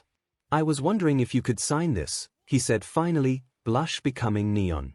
All Might facepalmed. Where does he even hide that DMN notebook? What's this? Midnight lost her flirty attitude, genuinely interested in the worn pages of the notebook and marveling at the drawings of her. These are good. Really good. Wow. She flipped through some more pages with interest. He diffused the situation. I can't believe it, All Might thought, flabbergasted. Sure, where should I sign? Asked Midnight, apparently dropping the whole seductress shtick for now. Realizing her slip-up, she picked it back up. And you know. She looked at him with the predatory glint again. We could have a private session after this. I'm sure I can be a good model for a fan like you. However, her blush pretty much ruined the whole persona. Oh, under a picture of you is fine, Izuku muttered. All Might nodded. He seems to be getting used to her already. Then she did a double take. He was holding his arms around his face protectively, blushing madly. What is this, a bad rom-com? I can't believe you did that, young Midoriya, All Might scolded after Midnight had left. You did all of this for an autograph. You could have just asked her when you enrolled. He rubbed the back of his head. Sorry, was kinda impatient. I couldn't help myself, he reasoned, waiting at her side as they made it to the infirmary without any other incidents. It's fine. I guess it's just who you are, isn't it? All Might huffed as she knocked on the door of the infirmary, waiting for an answer. Come in, came the recognizable voice of Recovery Girl, the duo heeding her words as they let themselves in. Hello Midoriya, it's been a while hasn't it, smiled the grandmotherly woman. Why, sorry I didn't visit sooner. I was kinda preoccupied with training, he explained, feeling guilty not visiting the old doctor. It's fine, young Yuen, I've heard all about it from Toshi. Here, have some gummy bears. She passed him some candies. So, I'm guessing this is something important, is it your quirk? He shook his head. No, it's one for all. It's reacting weirdly with my body, he said simply. All Might took a seat on an empty bed. He says one for all overclocked his heart and the higher BLD pressure burst some of the thinner capillaries.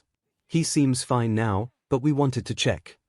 You two are gonna really kill me one day, I swear, she huffed as she tugged at Izuku's shirt. Come with me, Sonny. Let's check if your body managed to clean up the mess it made. Toshi, what do you feed this boy? My word, muttered Recovery Girl, looking through all the tests she went through. I beg your pardon. His skeleton is 5 times as dense as last time and he has some undifferentiated cells in his minimal fat stores, listed Recovery Girl. In layman's terms, please. All Might asked, clearly lost. I have stem cells in storage. I can regenerate. Izuku muttered, pulling his lower lip in deep thought. It's not to the level of a regeneration quirk, but yes, I'd say you could regrow a finger if it came down to it, which probably won't even happen because your skeleton is pushing biological limits as is. Any denser and bone sores would just bounce off you, Recovery Girl said calmly. I'm pretty sure you'd need to get run over by a steamroller to break a bone at this point. And no, that's not a challenge, she added quickly. Please don't break any bones. Mai had known Izuku for 5 months now and they had become fast friends over that time. Initially, she was only interested in him as a way to get her babies into the spotlight, but he had managed to worm his way deeper into her life. It didn't hurt that the boy was so earnest about his dreams, similar to her in that fashion, nor did his ability to keep up with her during conversations. She knew very well how hard that could be, considering how many friends she lost over that during elementary school, not that she minded that. Friends are overrated, my babies are enough company. Then again. She looked over to the desk Izuku had begun to occupy after his victory over Mechamite. That's right, I couldn't have built that one without his help, she thought. It wasn't just his help getting the materials to the workshop, either. Without his body as her muse, she wouldn't even have imagined Mechamite. 𝐼𝐻𝐿𝐿𝑖𝑞 𝐿𝑜STIAN motiha. Speak of the devil. Mechamite hummed to life, undocking from its charging station and rolling the shoulder Izuku had punched off. Even though she had upgraded and replaced both arms, it still liked to do that. Eyes are weird. Guess not, here. She looked over to the mess of machinery. Why had she made it look like All Might? Was it because she was the strongest hero? Or was it because she was Izuku's favorite hero? She shook her head. No time to dwell on those thoughts, only 5 months until the UA entrance exams. 5 months before Izuku made his big splash and her support materials got into the spotlight with him. Her eyes locked onto the door as it opened. Hey, Hatsume, announced Izuku as he walked into the workshop. Hey, Zuku. It's been a while, Mai chimed, watching him enter her workshop. He smiled at her. Yeah, I'm back now though. Sorry, my trainer kept me for a y-I, for ONE, ℔ Oh no. His smile soured when he saw the hulking machine behind her, holding something in place as Mai welded away. Ha Hatsume, I thought I told you not to rebuild him, he hissed, crying internally. Zuku, when have I ever listened to you about not building something, she asked, her voice deadpan. He rubbed his chin and then pointed at her. You got me there.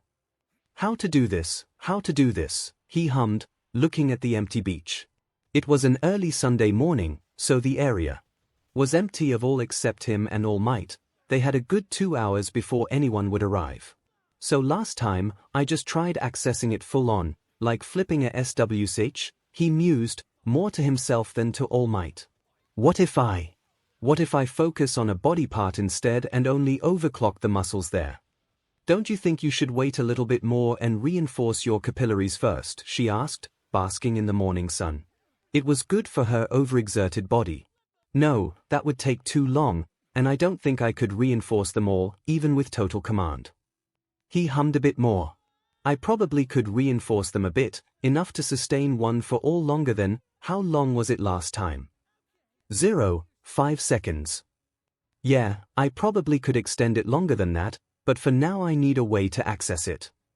He nodded. Okay, gonna try to focus on just one limb, in 3, 2, 1. Green lightning cracked to life over the limb and red veins burst to life as his muscles bulged ever so slightly. Okay, that's promising, he swallowed as All Might watched in worry over her pupil. Now. Time to move it. He closed his eyes as he moved his arm a bit, cracking them open again when he didn't feel any pain. It was stable. He clenched and unclenched his hand, shaking his fingers around a bit. I can work with this, he hummed. All Might smiled from the side. He made a fist. Here goes nothing. He pulled his fist back and let loose a punch. One for all fizzled out before he could finish the motion, but the output was definitely larger than he could have produced naturally. The wind pressure kicked up sand and parted some of the waves in front of him. He smiled. I can definitely work with this. I just realized, Mai mumbled, going through a catalogue of tools while she sat on 𝐿𝐵𝐼's shoulders. 156, realized what? Came Izuku's voice from under 𝐿𝐵𝐼, breathing slightly as he did another one-handed push-up, the machine lifting off the ground as he did so. I just assumed you had no quirk, she hummed, still not looking away from the catalogue. 167, well yeah, men don't have quirks, he said, worried where the conversation was going. Exactly, she exclaimed softly. 170, wait, are you asking if I'm a woman? Hatsune, really? He asked back, deadpan. 171, you saw me shirtless. And felt me up. Oh right, I forgot, she replied, not really paying attention. 176, 177, he stalled. 𝐿𝐵𝐼, get off. The machine complied as he rolled over to his side. I do trust her. Hatsune, he began. She looked up from the catalogue, wondering why his words were so heavy so suddenly. I do have a quirk. She dropped the catalogue. I knew it. You just have a very flat chest. She screamed, pointing at him accusingly. No, I'm a guy. I don't know how to explain it, I just have a quirk, he said, sitting up and waving his arms around trying to dispel the accusation. Prove it, she huffed, crossing her arms. The quirk or my gender? He hoped it wasn't the latter. How would I even prove that? He blushed at an image that came up in his head. Gender. Quirk is apparent, you have super strength. No, she said, not backing down. No, it's like total command of my bodily funk, it's not important, he huffed. Prove it, she hissed again. I don't know how to do that. Prove I. Just trust me on this, why would I lie? Her eyes told him that she wasn't going to back down. How would I even prove it, he asked, finally making her think about it, too. She started to blush herself. Oh, right. 𝐼𝐴𝐵𝐼, chuckled the machine from under Mai, holding the dropped catalogue. Shut up, they both huffed, eyes darting away from each other. 𝐒𝐭𝐚𝐲 looked down on the family finances, frowning slightly. We're getting close to the red, she hummed to herself. With Izuku's recent eating habits, it was bound to happen. They were lucky UA had a scholarship system, all education would be paid for by the Hero Association. Perks of being so selective and being the #1 school. But for now, she had to deal with her son eating enough for 3 people. I should start paying attention to sales and maybe look for a better job. She looked at the day's newspaper. There is one right now. I should hurry, she muttered, leaving the house and locking the door behind her. She hadn't noticed Izuku's cracked open door. Oh, you need a job? All Might asked over the phone. Why even call me about this? You're 18, haven't you had a part-time job before? He shook his head, then realizing that he was talking on the phone. And no, there weren't ever any jobs that would accept someone that didn't have a quirk that would help out, not in a part-time level anyway. All Might pinched the bridge of her nose. It was true, there was a recent law that let companies reject applicants based on their quirks. Not many did, but small-time gigs preferred applicants with quirks that matched the job, which meant men usually just got pushed out of the system. There should have been an outcry over it, but then again, even if there was one, it probably got swept away from the public eye when a flashier villain attack happened.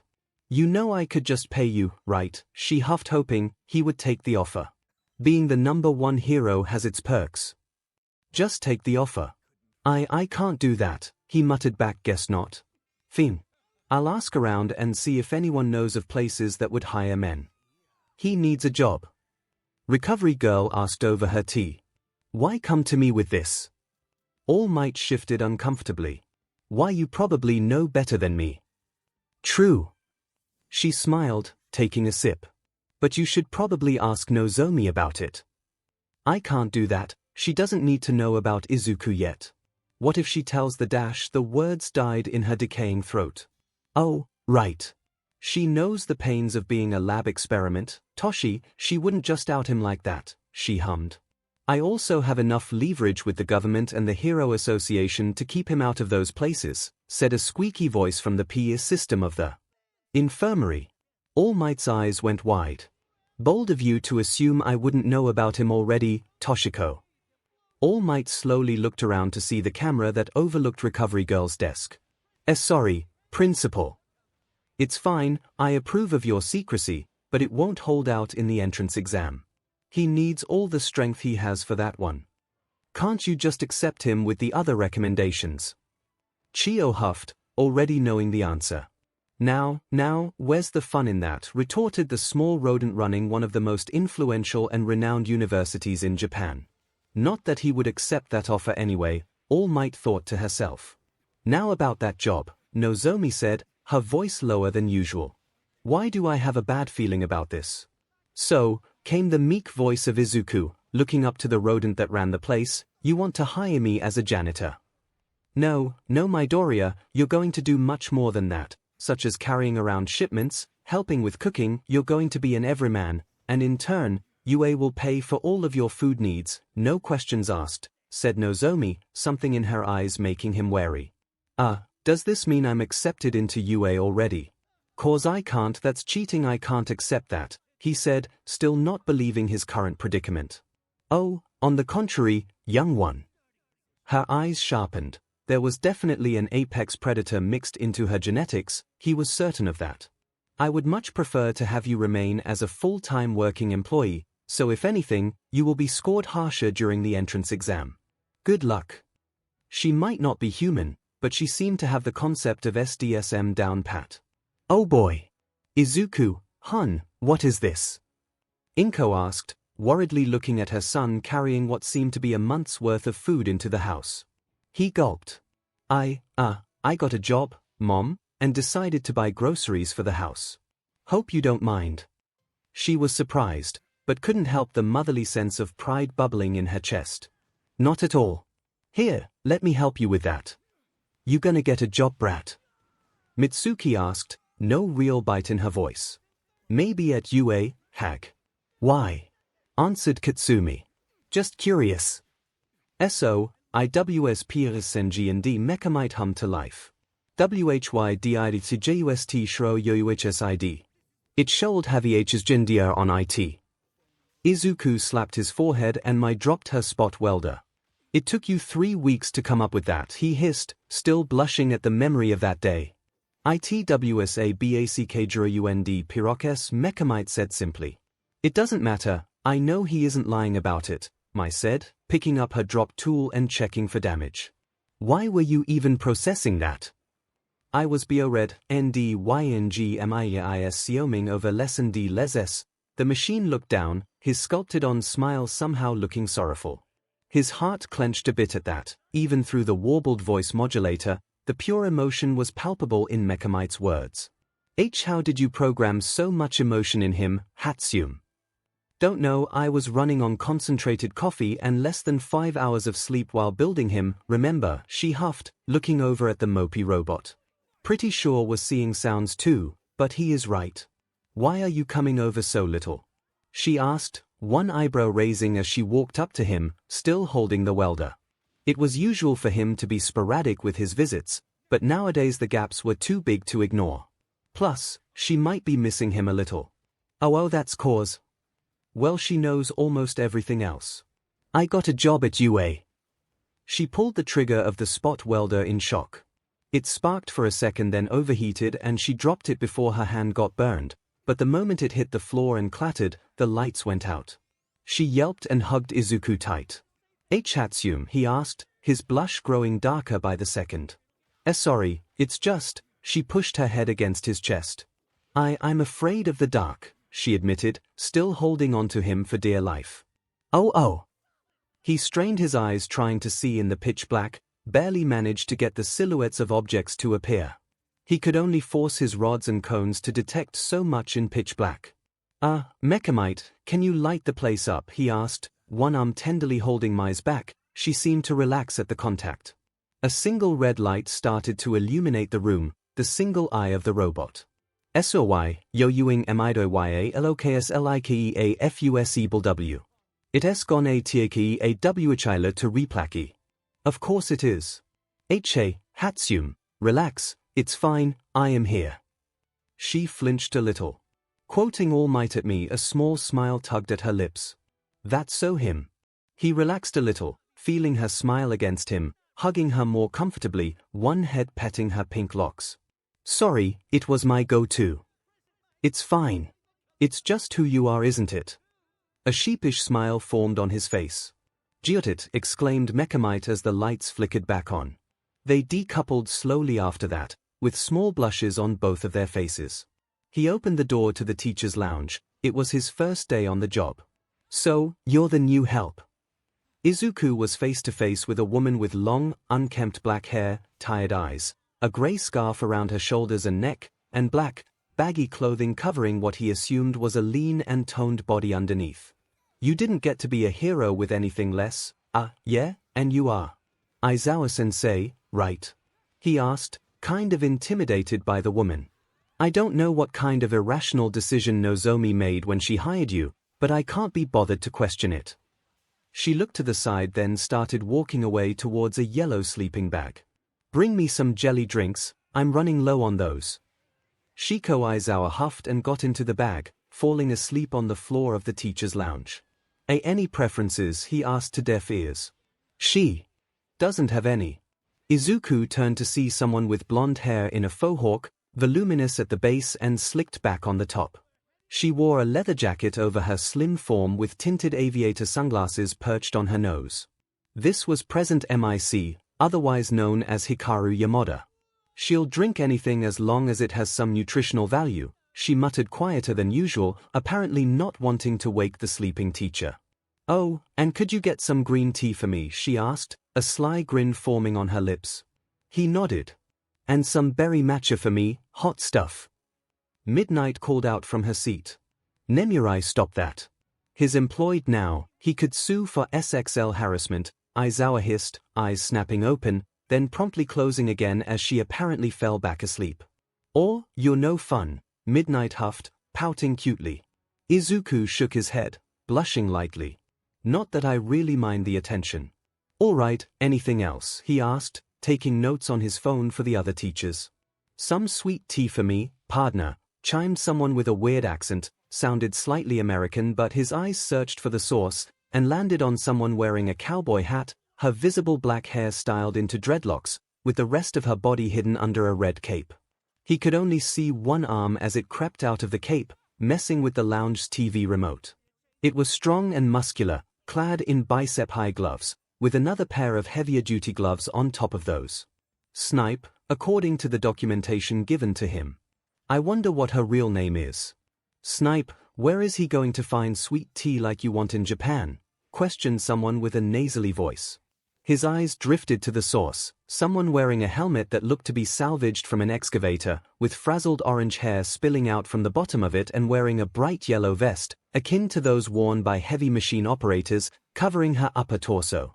Simple blue breathes covered her legs and her metal-tipped fingers were drumming against the coffee table. Power loader, real name, Hitomu Maijima. Oh, some burning black coffee for me, she added. You're drinking stuff endorsed by her? Asked Midnight, squinting at the support course teacher. Hey, it's good coffee. Power loader shrugged. Snipe-sensei, is it all right if your order's a little late? I think I need to make that myself, Izuku muttered, poking his chin with his phone. Take your time, she said, relaxing onto the couch. All right, I got a pager from Nozomi, if any of you need anything just message me there, he said, getting out of the lounge and starting to walk to the nearest convenience store. Good kid. I wonder where Nozomi found him. Power loader hummed. Midnight kept her mouth shut about seeing him with All Might before. I dunno, but color me content. We can laze around more now. I wonder how his tea is gonna taste, muttered Snipe, cupping her hands behind her head. Also Midnight, don't go cradle snatching now. Why here? He isn't that young. Neither are you. Aren't you gonna be 26 this year? Her eyebrow twitched and a killing aura flared around her. I take it back, she mumbled, tensing slightly and pulling her hat down over her face. He got back and passed the drinks to everyone, ignoring a flirty wink from Midnight. He left a carton full of Jello drinks for 𝐒𝐭 to dig into when she woke up and proceeded to make and pass Snipe her American sweet tea. His pager blinked. Nozomi was calling him to her office. He bid everyone farewell and made his way to her office. "You requested me, Principal." The rodent nodded. "Good work integrating into the faculty, Midoriya." He sheepishly rubbed the back of his head. "Thanks. Be aware that none of them know that you are going to be enrolling soon. Keep it that way." Something mischievous glinted in her eyes. "She really likes to play around with people, doesn't she?" "No, it's more of a test of their professional integrity," she added, seemingly reading his mind. "They will be grading your scores in the exam, you know. This is a great opportunity to see if they would grade you higher due to their relationship with you. No favoritism allowed, you know." He sweat dropped. Why was she having so much fun with this? "You can go and help out Lunch Rush with preparing the food now," she said, shooing him away with her paw. With another boring day at high school over, Izuku huffed and walked outside. The weather was cold, and he looked down on his phone. 4°C. He wasn't wearing a coat. He hadn't thought the weather was that cold while he was leaving the house that morning. "Maybe my body is increasing its internal temperature on its own." Well, that was plausible, given how his subconsciousness tended to work in the background, keeping his body at optimal functions. "Maybe my metabolic efficiency went down to produce more heat. I wonder how far I could push that." "What are you on about, Deku?" Katsumi seethed. He hadn't noticed her walking behind him, nor that he had started mumbling again. Her words didn't have the bite they had 5 months ago. She was wearing a heavy coat, making her flush a little. Probably to keep her sweating and ready if something happened again. Oh, it's nothing, Kaken." He backed off, raising his hands and trying not to look like a target. "Bullshit. You're up to something," she hissed, some of the bite returning. "Are you hiding something from me?" He babbled. "Well, I have been training to be a hero more lately," he admitted. "I noticed that, nerd. It's hard not to notice with how much muscle you got. What do you think I am, an idiot?" She shivered a bit when a gust of wind swept by them. "Aren't you cold dressed like that?" Not really." As she huffed and stomped away, he noticed that she had been growing her hair out. "Her long hair looks good on her," he mumbled unintentionally. "Stop muttering, you idiot." "So, Zuko." He turned around to look at Mai, who was fiddling with something in her hands. "You said your quirk was called Total Command, right?" He nodded. "Yeah, why?" "I'm building your hero suit, remember?" He flinched. "Why you are? But I didn't even get accepted we both know you're gonna make it in." She vibrated with excitement, cutting him off. "I can't wait to make new babies at you." Okay, he accepted, still kind of shocked by her utmost trust in his abilities. He knew she had believed in him somewhat, but this was the next level. "Plus, with your quirk being so versatile, the possibilities are endless for the design," she said, vibrating slightly more. She tossed the thing she was messing with at him. "I was thinking something like this." He grabbed it midair and shifted it around, surprised by the weight. It was a gauntlet, the shell an iridescent green like his hair, and it had some bulk to it towards the elbow like a storage unit. The insides were covered in red polymer and what looked to be a few vital readers. "Hatsune, how long have you been working on this?" "A few weeks." "Try it on," she commanded. He complied, unlatching the undersides of the metal tube and pushing his right hand inside the metal glove, the device locking itself automatically. "It's still in the heavy prototyping stage, but..." She walked up to him and held his arm up, a screen coming to life over his wrist. "It follows your vitals, but also clench your fist, and then tense each finger separately from right to left." "Like this?" he questioned as he tensed his pinky to his forefinger. Text appeared on the screen. "User input accepted. Izuku Midoriya, tense your forefinger to continue." He complied. "Welcome to LIM Extension 1.0, Prototype," continued the text on the screen. "Well, that's a good enough example for now," Mai said, taking him out of his wonder-filled trance. I'm planning on coding it so it only accepts input after a certain sequence of muscle contractions, something only you can do, she said, crossing her arms. It's going to be your utility belt of sorts. By the way, how much can you carry on your arms before it becomes too hindering? He looked at her like she was a goddess. No clue. Maybe like 50 kilograms on each arm. He mumbled. Oh. That's great, I can fit even more stuff in, then. She said happily, smiling broadly. He squinted at 𝐒𝐻𝐼𝐺. Do you want TOSPR or SOMFing, 𝐂𝐬𝐚𝐺 the machine asked, looking down at him. No. I want to try something, would you mind? He raised his hand and brought it closer to the machine. No, 𝐔𝐬𝐽𝐫, it responded. He pushed his hand against the metal frame and forced his tactile neurons into overdrive. He hissed as the sensations grew a little too much for his brain to handle, eyebrow twitching. He refined the sensitivity to only his palm and let out a calming breath. There we go. He waited for a second and increased the force of his heartbeat, feeling the vibration travel through his hand into the frame of the machine. Slowly, an image of the internals started to appear in his mind, with all the turning gears, wires and hydraulics and steel endoskeleton. Thanks to his knowledge of fabrication and robotics gained from he could find the weak points in the armor and the internals. Whoa, he mumbled, taking his hand away and shaking it, letting the nerves calm down. I knew I could amplify senses, but this is new. whatifdekufanfic. I think I just taught myself how to use a sort of biosonar. I gotta tell Hatsum about it. Thanks, 𝐒𝐻𝐼𝐺. 𝐂𝐬𝐽𝐫. Working on the support gear for UA and on his schoolwork filled his daily schedule, and the next 3 months passed before he knew it. Midnight's birthday is coming up, isn't it? He hummed to himself while cooking in the UA kitchen. He was wearing an apron with his hair pulled back in a small ponytail, hands gloved as he cut vegetables for curry. Someone wearing a chef's uniform with a metal mask covering her face, lunch rush, nodded. Yeah, March 9th. Wait, how do you know that? She asked, looking away from the rice she was cooking. Haha, well, I'm kind of a hero fanboy, he admitted, tugging at his gloves shyly. Yours is June 17th, he hummed aloud. Impressive. She nodded. In any case, why are you asking? Going to give her a gift? I hadn't thought about it, but maybe, he hummed back, pouring the vegetables into a pot. You got any ideas? You're the fanboy here, you probably have a good idea what to give her already, right? He pinched his chin. I might. Izuku remembered how pleasantly shocked Midnight was when she saw his notebook. Her facial expression was burned into his brain. He grabbed his drawing utensils and a sketchbook from his desk. He groaned, looking at the page. No, this isn't going to be big enough. He pulled open his cupboard, grabbing some bigger, better paper and some charcoal.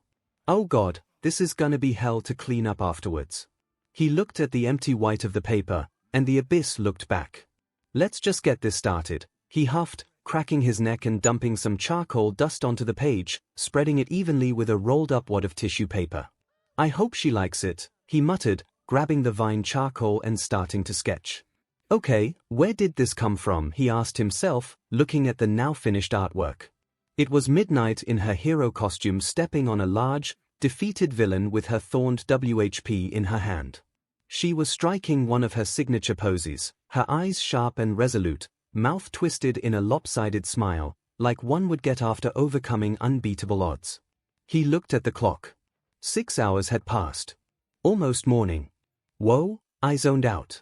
Too late to sleep now, guess I'm gonna match Aizawa today, he hummed to himself, grabbing fixative and heading to the porch to finalize the poster of Midnight. That day was absolute hell. He almost fell asleep during class 4 separate times, but was startled awake by an outburst from Bakugo each time. Later, he actually did fall asleep during his training with All Might. The pro hero was impressed he managed to fall asleep during bench pressing, snoring lightly as his arms continued to move the heavy bar up and down. I am here, Izuku said absent-mindedly, walking into the lounge like he owned the place. The teachers perked up expecting Aizawa or All Might, not the usually meek Izuku. Oh God, it's spreading, Hikaru whispered, looking at the sleeping Aizawa and Izuku, who was apparently stealing her look for today with his sleepy eyes adorned with heavy-looking bags. He facepalmed, hand dragging down his face. Sorry didn't get any sleep last night. I'm kinda out of it, he huffed, leaning onto the coffee table for support. Any orders? The teachers looked at each other, feeling some sympathy for the 18-year-old. They all knew the pain of pulling an all-nighter, as it came with the job. Yeah, announced Nemirai, causing Izuku to groggily pull out his phone. Another berry Mardash, he began. She scooted over and patted the cushion next to her. Take a seat, you look like you need it. The others nodded, going back to whatever they were doing. He looked at her shocked at first. Are you Su? Her sharpening look was answer enough. All right then, he mumbled, shoving the device back in his pocket and taking a seat on the couch, sinking into the inviting surface. Comfy, he mumbled, falling asleep almost instantly. Clearly the only rational thing to do in this situation, said Shiko, who was apparently awake now. Do you not sleep in there? Do you just keep your eyes closed or something? Asked Hikaru. That would explain why she looks so sleep-deprived even if she naps constantly, added Hitomu. Izuku's head dropped to the side and onto Midnight's shoulder, causing the women to start blushing. Wow, bold move from the kid, quipped Snipe, chuckling softly. You think he's faking it? She asked Hitomu, who promptly shook her head. He's been working here since December. Do you think he can pull that off without blushing like a tomato? She asked, a sly smile gracing her features. Fair point, he really did look out of it today, anyway. How are you faring, Midnight? Absolutely wonderful, she said, voice slightly strained. Heh, cradle snatcher, Snipe chuckled, causing Midnight to glare at her angrily, which in turn caused Izuku's head to fall onto her lap, making her flinch. Is this SXL harassment? Asked Hitomu. The rest shrugged, looking at the R18 hero who started to match her glasses in terms of color. They look kinda cute like that, Snipe muttered. I ship it, Present MIC stated. Can you not? Whisper shouted Midnight, eyes twitching in anger, blushing even harder. Present MIC knew she was only safe because Midnight was anchored by the sleeping man. He woke up groggily 3 hours later, Midnight coming to focus. He started to blush madly and rolled off her and the couch, falling onto the floor with a thud. Sorry, I must have fallen asleep, he stuttered, crawling backwards, back hitting the coffee table. Some of the teachers laughed at that, while others smiled. Told you he wasn't doing it on purpose, chimed Present MC, Snipe nodding along. It's fine, you needed the rest, didn't you? Asked Midnight, smiling softly, ignoring the banter between the sound hero and the sharpshooting hero. We already messaged Nozomi and Lunch Rush, they said it was fine for you to take a break, so don't worry about that either. His eyes widened at that. SXU, he mumbled, looking at his phone, seeing the time. Language, Aizawa hissed in her sleep, causing the rest of the faculty to chuckle. He scratched his head sheepishly and got up. I gotta go, my mom might get worried about me, he said, getting ready to leave. Oh. He stopped, snapping his fingers at the realization. It's your birthday today, isn't it, Kiyomi-sensei? He started digging around his backpack as her eye twitched. I swear if he mentions my age. Here, he said, pulling the rolled-up poster he made last night, handing it to her. I hope you like it, happy birthday. With that, he dashed off. Oh. Our boy has some moves, chimed Snipe. You're gonna need to find a stick to beat the girls off of him, Midnight? She didn't answer, her eyes locked firmly onto her picture on the paper as she unrolled the sheet. Hikaru got up and looked over her shoulder. Wow, didn't know he could draw that well, she hummed looking at the poster up and down. He's full of surprises, isn't he? He sure is, Midnight said absent-mindedly, a small smile gracing her features. Wonder if that's why he didn't get any sleep last night, 𝐴𝐺𝐿𝐴 said, leaning back. The look in Nemurai's eyes turned a little bit guiltier, but even more thankful for the gift. A few weeks later the room shifted back to its usual state, Aizawa sleeping on the floor and the rest just messing around. Vlad, where have you been? Hummed Snipe as the hulking figure clad in red skin-tight spandex walked in. Izuku looked over from the dishes he was doing. Short, spiky silver hair glinted under the fluorescent lighting of the teacher's lounge. She had a slight underbite, letting her lower canines poke out over her upper lip. Her physique was something to behold, a far cry from the other teachers, with large sculpted muscles covering her body. Vlad Queen. Civilian name, Shori Khan. Well, unlike Caterpillar there she pointed at Aizawa in her sleeping bag. I still have a class, and they have been training their ultimate moves for a while. Why did you think Cementos, Ectoplasm and me have been missing for so long? The rest of the teachers shrugged. This year's haul didn't have any potential at all, Aizawa said plainly, and if they need this much hand-holding for ultimate moves, that only proves my point. It's illogical to waste time on them. What's illogical is that you have a goddamn sleeping bag, lie in it all day, yet you don't sleep in it, hissed Shiori, not liking Shiko's tone. Her crimson eyes landing on Izuku. Who are you? A new stew. Her eyes widened. A man. The rest of the staff looked baffled, while Izuku stiffened for a second. Did you not read Nozomi's email? Hikaru asked, deadpanning. She told us we were getting someone to help out here and there with chores. Oh, that. Shiori exclaimed, fist hitting her palm in an moment, causing the rest to sweat drop. Midoriya Izuku, at your service, he announced, bowing slightly as his phone and pager pinged. Oh, sorry, not at your service right now. Lunch rush needs me. He pulled out his pager. Principal Nozomi gave me this. If you need anything just ping me here, but I need to be going now. He quickly finished drying the mugs he was washing and dashed out of the room. Here. Polite kid, Shiori huffed, nodding in agreement. You don't know the half of it, Nemurai mumbled. You got a frame for that picture yet, lover girl? Snipe teased. Nemurai got up and hugged the sharpshooter from behind, causing the teacher to fluster under the mask. Mention that again, she hummed, voice heavy and breathy, and I will make sure no one finds your body. She sing-songed, hand walking down her torso in a teasing manner. The rest of the teachers shivered. With Izuku around, acting like a lightning rod, they had started to forget how sadistic and flirty Midnight was towards everyone, not to mention terrifying when she wanted to be. What picture? Shiori mumbled to the closest teacher, who happened to be present. I'll tell you later, whispered Hikaru, trying her best to not land in Midnight's crosshairs.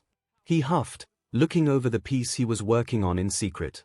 It was something he cooked up after seeing Mai's apparent deep fear of the dark, some goggles that shifted into night vision automatically based on the light levels of the environment.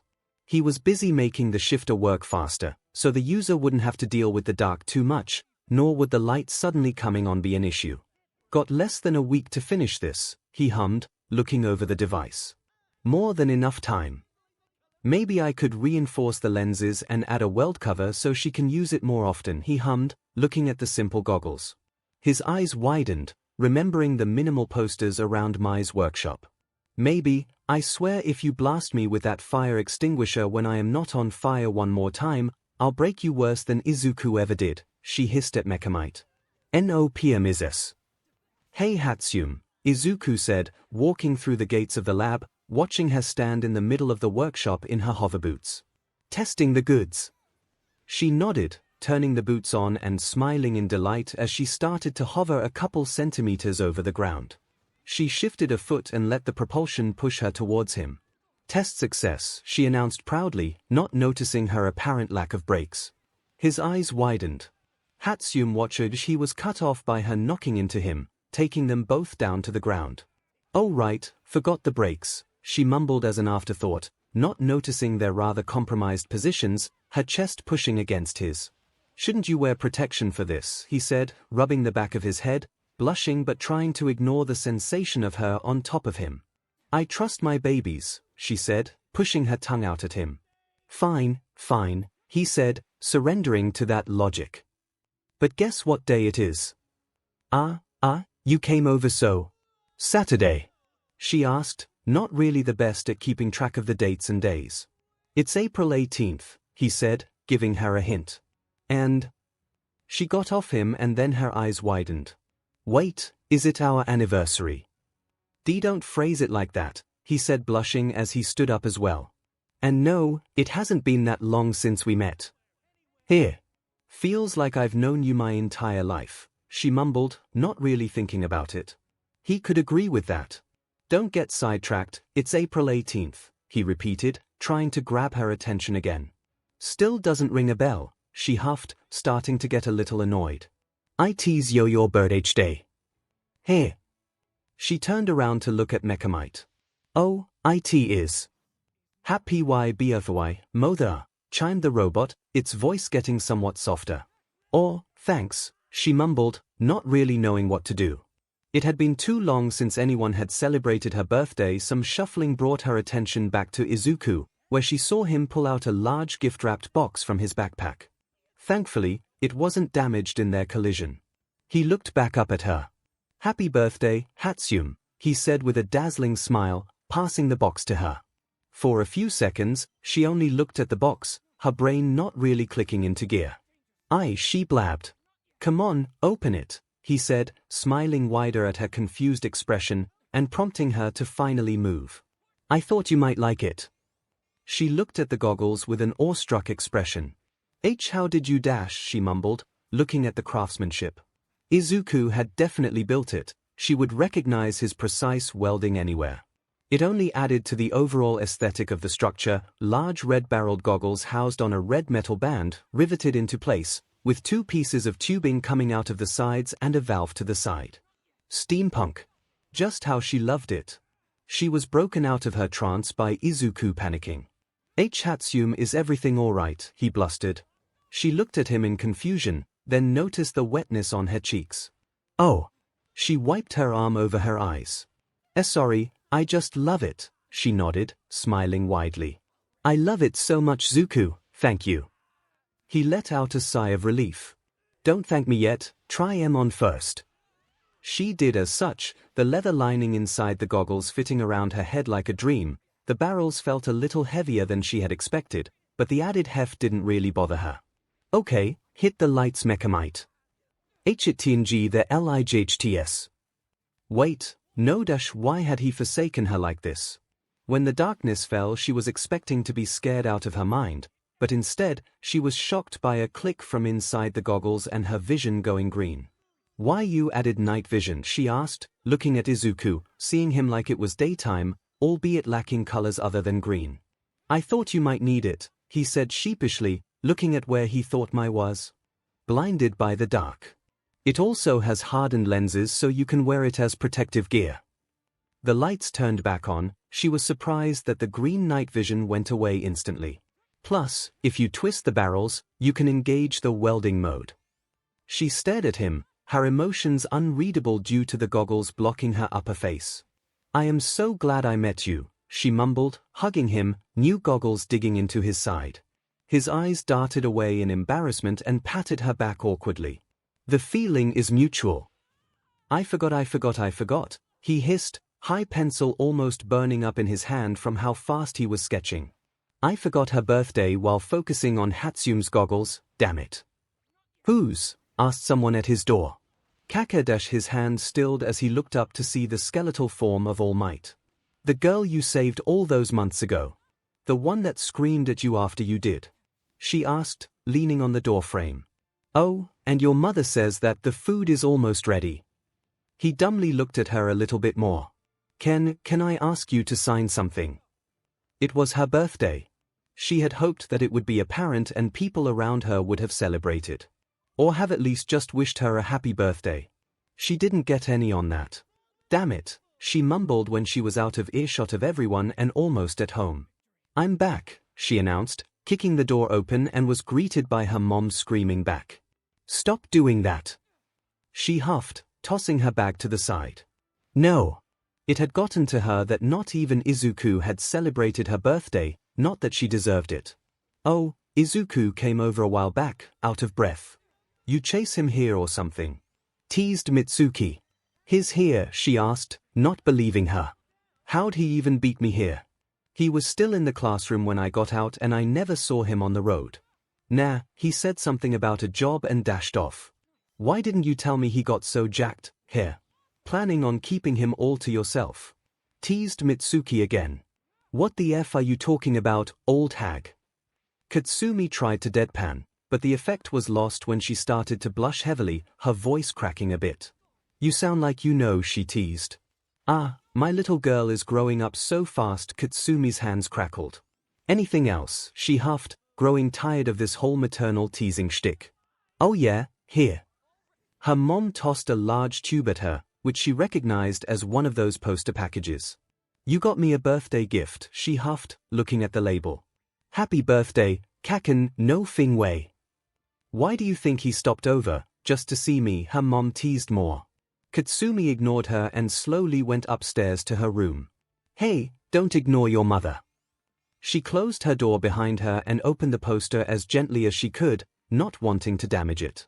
She was face to face with one of his pictures of her unleashing a massive explosion with a vicious and victorious smile on her face, her hair pulled into a ponytail as she wore the hero costume they had designed as little kids. When they were still best friends. She noticed the signature on the bottom. Wait, that isn't his handwriting. Holy SHD. It was All Might's signature, with I am sure you'll be one of the best heroes of our time written underneath it. You goddamn nerd, she sniffled a little bit, a small soft smile on her face. Something she could only do inside closed doors. Thank you. Say that to his face, her mom screamed from the other side of the door. Shut the FUP, you cougar. It's time, he breathed, staring at the gates of UA. It was April 24th, the day of the practical exam. They really are cutting it close, he huffed, walking through the gates. The exam is too close for move-in, then again the written portion was at the beginning of April, they might just give out the acceptances tomorrow or the day after. He imagined Nozomi cackling evilly, and this might be just to amp up the street. Stop Fing, mumbling nerd, grumbled Katsumi from behind him, taking him out of his trance. Her voice was loud enough to attract the attention of other test takers, eyes landing on her then gravitating to the man right next to her. The crowd around them succumbed to whispering at each other, or just looking at Izuku in shock. Kaken, could you please keep your voice down? You're attracting too much.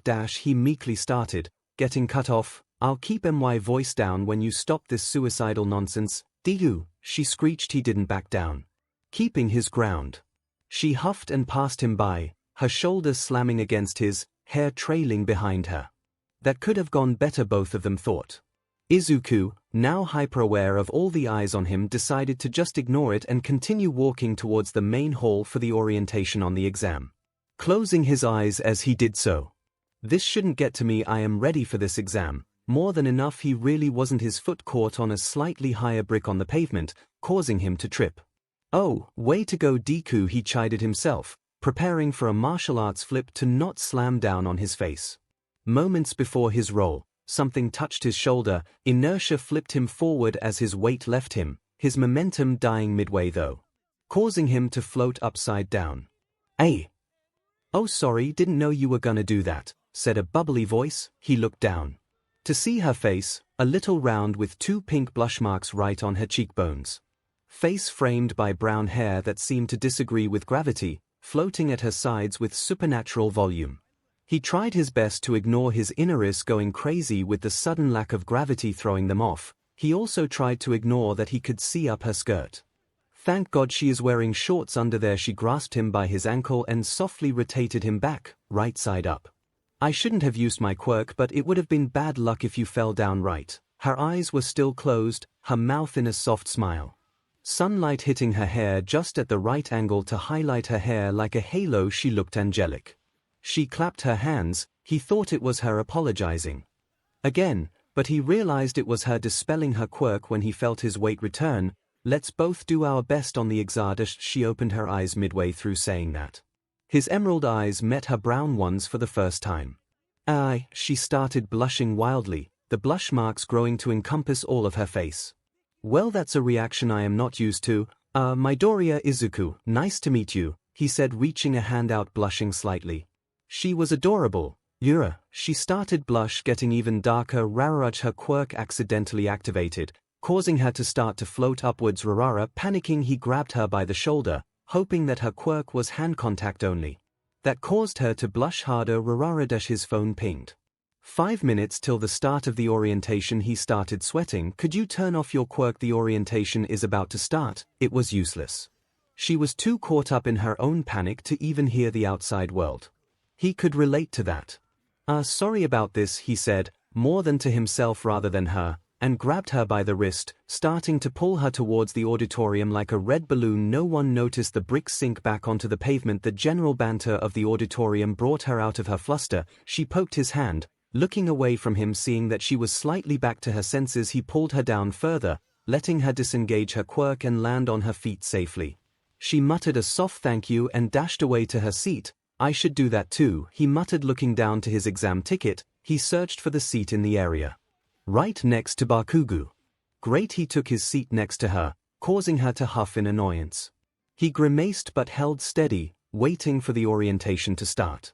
The lights went dark and a spotlight shone at the podium. Everybody say hey, announced President Messi. Shifting into her radio persona, she was met with silence, a dignified response. She muttered under her breath, but it was still audible to the crowd. Let's get this show on the road. Yeah, she exclaimed, trying to get someone to react. Izuku looked around. No one was taking the bait, and he wasn't prepared to take the spotlight in here. Tough crowd today, she huffed, her chin scratching against her neck amp as she pouted. For the listeners just tuning in, today is the day of the practical exam. It's one of the requirements for your application for the hero course. She pulled a remote out of her pocket and clicked it, the screen behind her coming alive, a big box with "You are here" written on it showing up on it. You all have been assigned test areas, which is on your exam ticket. She clicked button again, 7 other boxes showing up connected to the main box, labeled alphabetically. In these areas you will be battling foe villains for 10 minutes, scored. She clicked the button again, a stylized cityscape and 3 silhouettes appearing on the screen. 1 to 3, defeat a villain, and you will get the amount of points it has been labeled as. More information can be found at the pamphlets on your desks. She droned on, slowly getting irritated by the matter-of-fact announcement. It was not her style. "Excuse me," came a loud voice, the whole auditorium suddenly shifting focus to someone with short navy hair, which looked to be blow-dried in a wind tunnel, and black rectangular glasses, with her hand raised high in the most mechanical fashion. "Yes, number 7111, asked Hikaru, eyebrow raising over her aviators. A spotlight clicked into life, illuminating the interrupter. This pamphlet states that there are 4 foe villains, and if this is a misprint, UA, as the most prominent university in the country, should be ashamed. She turned around with precision, pointing at Izuku. Also you, male, the general studies exam is not here. Izuku looked baffled. And to his shock, a spotlight clicked over him as well. I know. Before she could go on, President Mic cut in, sweating a little under the aviators. Okay, 7111, it wasn't a misprint. I was just about to get to that dash. She huffed and clicked a button. The 4th type is a 0-pointer dash. A huge silhouette appeared on the screen towering above the first 3. It's more of an arena trap than something you need to defeat, and a pain in the neck to deal with. I'd suggest running from it. Also, UA has opened the doors for male applicants for the hero course 2 years ago. He probably has the right place if he has a seat, she continued, voice growing strained, which only Izuku had picked up on. Why is he here? My apologies, the interrupter huffed and bowed at 90 degrees, sitting back down. Now with that explanation, let's get this party started, she screeched, dropping back to her radio persona. One last thing from me, listeners, remember the school's motto, go beyond, plus ultra, plus ultra. The auditorium cheered. Not that tough of a crowd after all. Next thing he knew, he was standing at the gates of the faux city, flanked by other test takers. He saw a glimpse of Brown and saw the girl from the entrance. Should at least get her an inch. His mouth clamped shut when a hand landed on his shoulder. It was the stiff girl with the glasses from the auditorium. Are you here to unnerve us? Were you perchance hired by UA to see what we would do in an unforeseen situation? She questioned, her eyes hidden by the lens flare of her glasses. No. I am here to take the practical exam just like you, he said, looking down slightly, not used to other people being around his new height of 195 centimeters. She is what, 185? Pretty built though. He focused on her physique to try and dispel the anxiety bubbling up from everyone looking at him. Smirking. One less competitor echoed through their collective minds. She huffed, looking away. An unsightly lie. Why would a man even take this exam? You can't pass it without a dash and start, screamed Mic from the watchtower, taking his chance to escape from their eyes and the girls questioning. Izuku shrugged the hand off and ran. Everybody ended up looking at his trail like he was a madman. That boy can run, I swear, Dancy muttered, looking at him. Go. Well, what are you all waiting for? There are no countdowns in real life. Go. Everyone else started running behind him like a herd. Izuku at the lead was the first to reach a foe villain. A one-pointer. Target sighted. Mu dash. The robot was cut short when Izuku sped up even more, shoulder tackling the machine into his nearby brother. The machine sparked and exploded, taking both out at the same time. That was easier than I thought. He knew he was built, but then Hikaru whistled, watching from the tower. 6 minutes remain, echoed MIC's voice. Izuku ripped a rocket launcher from on top of a three-pointer, reaching in the newly opened hole and dislocating the main heatsink. When he jumped off, the machine hissed, overheated, and then promptly exploded. 28 points. There should be a better way to do this, he thought aloud, his eyes slowly gravitating towards the loaded rocket launcher he had liberated from the machine. He smirked. "Wait, is that Midoriya?" asked Power Loader, leaning in on her chair, staring at the main screen. "What are you talking about? Why would Midnight's eyes widened. Why is he there?" "He is taking the test like all the others," hummed Nozomi. Her eyes sparkled when he picked up the rocket launcher, and he seems to have the right idea, she smirked, canines glinting in the dark observation room. Everyone got a small shiver up their spine. Ahahaha, Izuku laughed manically. There was a certain power he got from just watching the robots fall from the explosions he caused. He understood Kaken now. He had managed to hot-wire the exposed cabling of the missile launcher, one hand holding the makeshift trigger while the other arm held the heavy ordnance. He crossed the wires again, and instead of firing it clicked. DMN. Empty. Realization soon kicked in. "Oh hell, I lost track of my points," he hissed. "What is it now? 40 dash." A yelp directed his attention towards a sparkly woman, apparently having trouble with another three-pointer. Not hesitating, he flung the empty rocket launcher towards the robot, catching it in the head. The machine, losing its main control system, crumbled and fell to the ground motionless. "You and I make a good team, Ui?" asked the girl with blonde hair and blue eyes, whom he had just saved. Something just felt off about her though. Maybe it's the weird smile. "I suppose that was a good bait. You alright though?" "Oh, I just a stomachache. When I use my quirk too much my stomach might collapse. Or maybe it was just the French AC." He just didn't know how to respond to this woman. "With that I must bid you adieu," and she ran off. "Guess this is my life now." He turned back to the machine's exposed neck. "Oh. Now what do we have here?" Is that even allowed?" asked Vlad, staring at Izuku perched on a three-pointer rolling through the exam grounds with ease, making the now-tamed machine shoot down its own brethren. "Did he remove the speed limiter on it?" How, mumbled Power Loader under her breath. "It's the most logical way to do it." Aizawa hummed, a smile forming on her face. "It's the most fun way to do it," Nozomi added, nodding. The machine petered to a stop, while overclocking the engine really sapped the battery. He huffed, jumping off. "I should have more than enough points to pass now. I should also probably stop talking to myself." He chided himself in embarrassment. "Wonder how the entrance girl is doing." His eyes caught robots floating to the sky slowly, then plummet back down. That answers that question. He felt the ground rumble. 3 minutes remain. "It's time. Let loose the 0-pointers," Nozomi cheered, pressing the big red button on her control panel. A large hand shot out from the ground, grasping at one of the buildings, then pulling the rest of its massive body up. Steam hissed, and hydraulics churned as the machine rose up from the ground. A 0-pointer had arrived to the scene present. MIC's mouth dropped open. This wasn't in the playlist. She knows what type of robot had been assigned as 0-pointer in these tests. This wasn't that type. She looked to the other test centers as 3 mechanical spider legs tipped with threads slam onto the ground of the test center, causing the whole city to rumble and some buildings to start collapsing. Everywhere else had the supposed 0-pointer, not this. She quickly called the observation deck. "Nozomi, why do we have a 4th-year level 0-pointer here?" she asked, voice wavering. Izuku looked up at the colossal beast of steel and iron. Large shoulders attached to a wide chest, and that attached to a heavy-duty waist, connected to 3 large legs which held it up. It roared to life, all the lights on its angular head blinking into existence. "Isn't that a bit overkill?" screamed the proctors in union. "No, it's fine," Nozomi stated. All Might started sweating next to her. "Nozomi, that Power Loader started holding her helmet in fear. "That thing doesn't have the necessary parameters. I don't see the problem. It won't know when to stop. It's not programmed to stop. It will kill these children." All Might started to sweat even more. "Oh, what do you mean?" "Oh," hissed present MIC to her phone. "Target sighted. Commencing attack," rumbled the Goliath. 2 Gatling cannons rose up from its back, firing a scattershot of lasers that hit buildings nearby the testers. How is this even fair? Screamed Izuku, dodging nearby rubble falling towards him. That wasn't actually close to anywhere vital, thank God. He knew that voice and started dashing towards the source. He could see the brunette from the entrance through a window, her leg pinned under a big piece of rubble. Enemy crippled, going in for finisher, echoed the machine. His eyes widened and picked up his pace. That doesn't mean what I think it does, right? The interrupter saw him starting to dash through a wall towards the 0-pointer.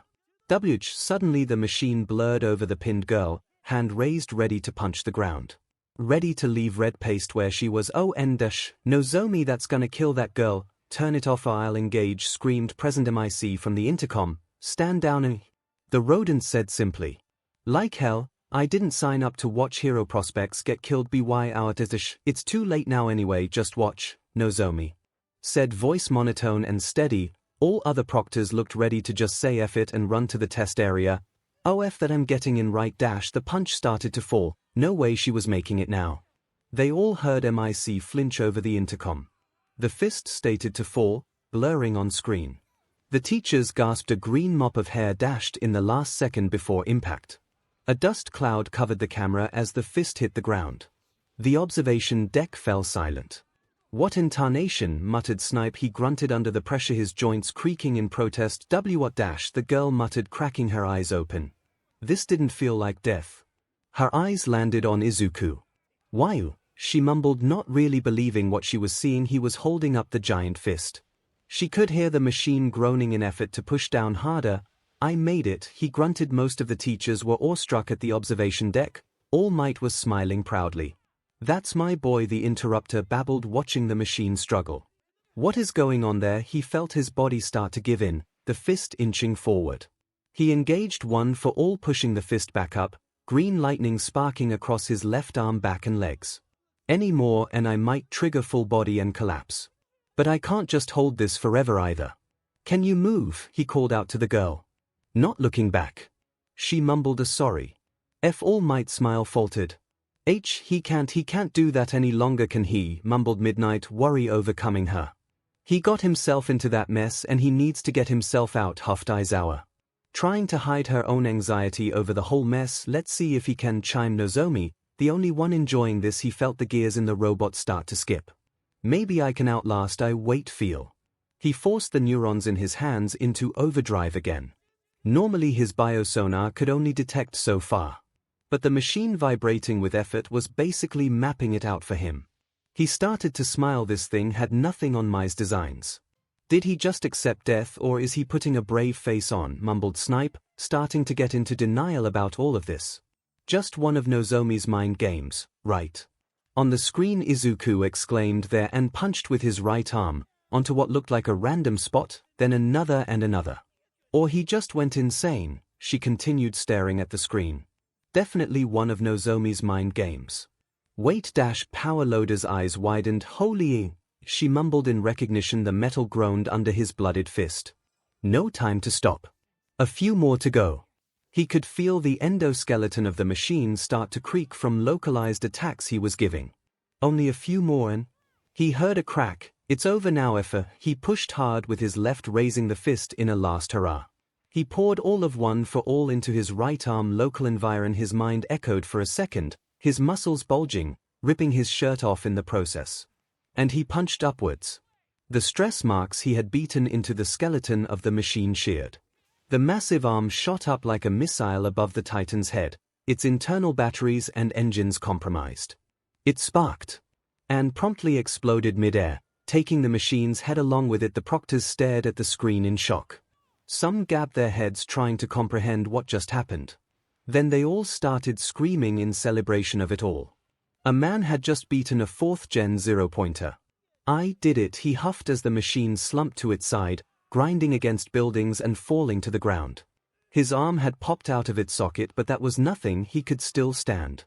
He managed to stagger his way to the rubble, pinning the woman's leg down, gripping it with his left and pushing. There goes my internal organs. His vision blurred, and he dropped forward. Panicking, she lifted her hands before he crashed down on her.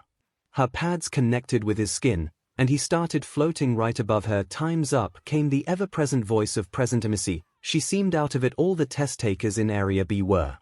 I am gonna skin Nozomi and wear her fur as my winter coat, hissed recovery girl, kissing yet another hurt applicant. Damage from falling debris, minimal. She had finally made it to the middle of the area. All the other testers had scattered to the outcrops, leaving the main clearing, where he had made his stand, empty. Now that wasn't a scene I expected to see, she huffed, looking at the floating form of Midoriya, hovering above a girl that seemed to have a quirk that changed her skin color. Or was it blushing? No matter, she poked at him with her cane, causing him to drift to the side of the girl, closer to the ground. You can drop him, youngin, it is your quirk, right? Right, she mumbled, clapping her hands and re-engaging gravity on him. I open up, she huffed, dropping a few gummies down Midoriya's mouth. Isn't that dangerous? Couldn't he choke on those? She asked, still worried about the health of the guy who had saved her. He'll be fine. Now let me get your leg checked out. Can you lift the boulder off you? She nodded. He woke up groggily. Did anyone get the number of that truck that hit me? He mumbled, eyes slowly focusing on a face of an angel sitting up next to him. Oh god, I actually died. Sorry mom. All Might Okako staring at him with shocked eyes. How did he get back up already? Recovery girl didn't even kiss him yet. Then the rest of his memories came back, along with the pain of his dislocated shoulder. Oh right, Tess dash. Watch out for overexerting yourself like that, recovery girl huffed. Your body doesn't have unlimited energy to keep up with your will, you know. I know that, he huffed, grimacing at his soreness. Let's see if this works. He gasped and held his right shoulder in his left hand and took over fine control of his right deltoid and right pectoral, causing the muscles to twitch and contract at the right angles to snap the misaligned joint into place with a loud pop. Oh, he hissed, rolling the shoulder in an effort to dispel the ache and pain caused from the whole operation. When the pain started to fade, he noticed it. Where is my shirt? The girl from the entrance blushed harder. The testing was done, and the applicants sent back home. And the teachers reconvened in the observation deck. Present MIC was the last to arrive. Nozomi, I will have your head for this. That was too recall. Present MIC was cut off by the rodent bear thing. No, it wasn't. There was no danger to the students' lives. The rodent started, eyes squinting when the voice hero looked like she was gonna add something to it. Before you start, do you think I, with my quirk, high spec, would overlook something like parameters on a mech? She hissed. I might not be able to create AI like Power Loader, but I sure do know how to adjust parameters to fit it into a beginner level. But why? Came the unanimous question from all the proctors. Sans Aizawa, this was testing us, wasn't it? To see if we could be unbiased while grading. Aizawa accused. Yeah, but that's thrown out the window. Midoriya surpassed even my highest expectations. I was thinking he was just going to grab her and get out. Nozomi huffed, myth that her plans were thrown asunder. Right, he did. Power Loader hummed. Did you show him the blueprints of the 4th general? He knew where to punch to compromise the skeleton. He wasn't just punching randomly. Vlad gaped. Midnight messed with a remote, pulling the video of him starting to punch the mech. Look at his eyes. He knew where to punch. Midnight looked. Stop getting lost in his eyes, Snipe teased softly. Midnight glared back. Doesn't change that he went in over his head. Aizawa huffed. That's what heroes do. Aizawa All Might thought so. Snipe bumbled. What grade do we even give him?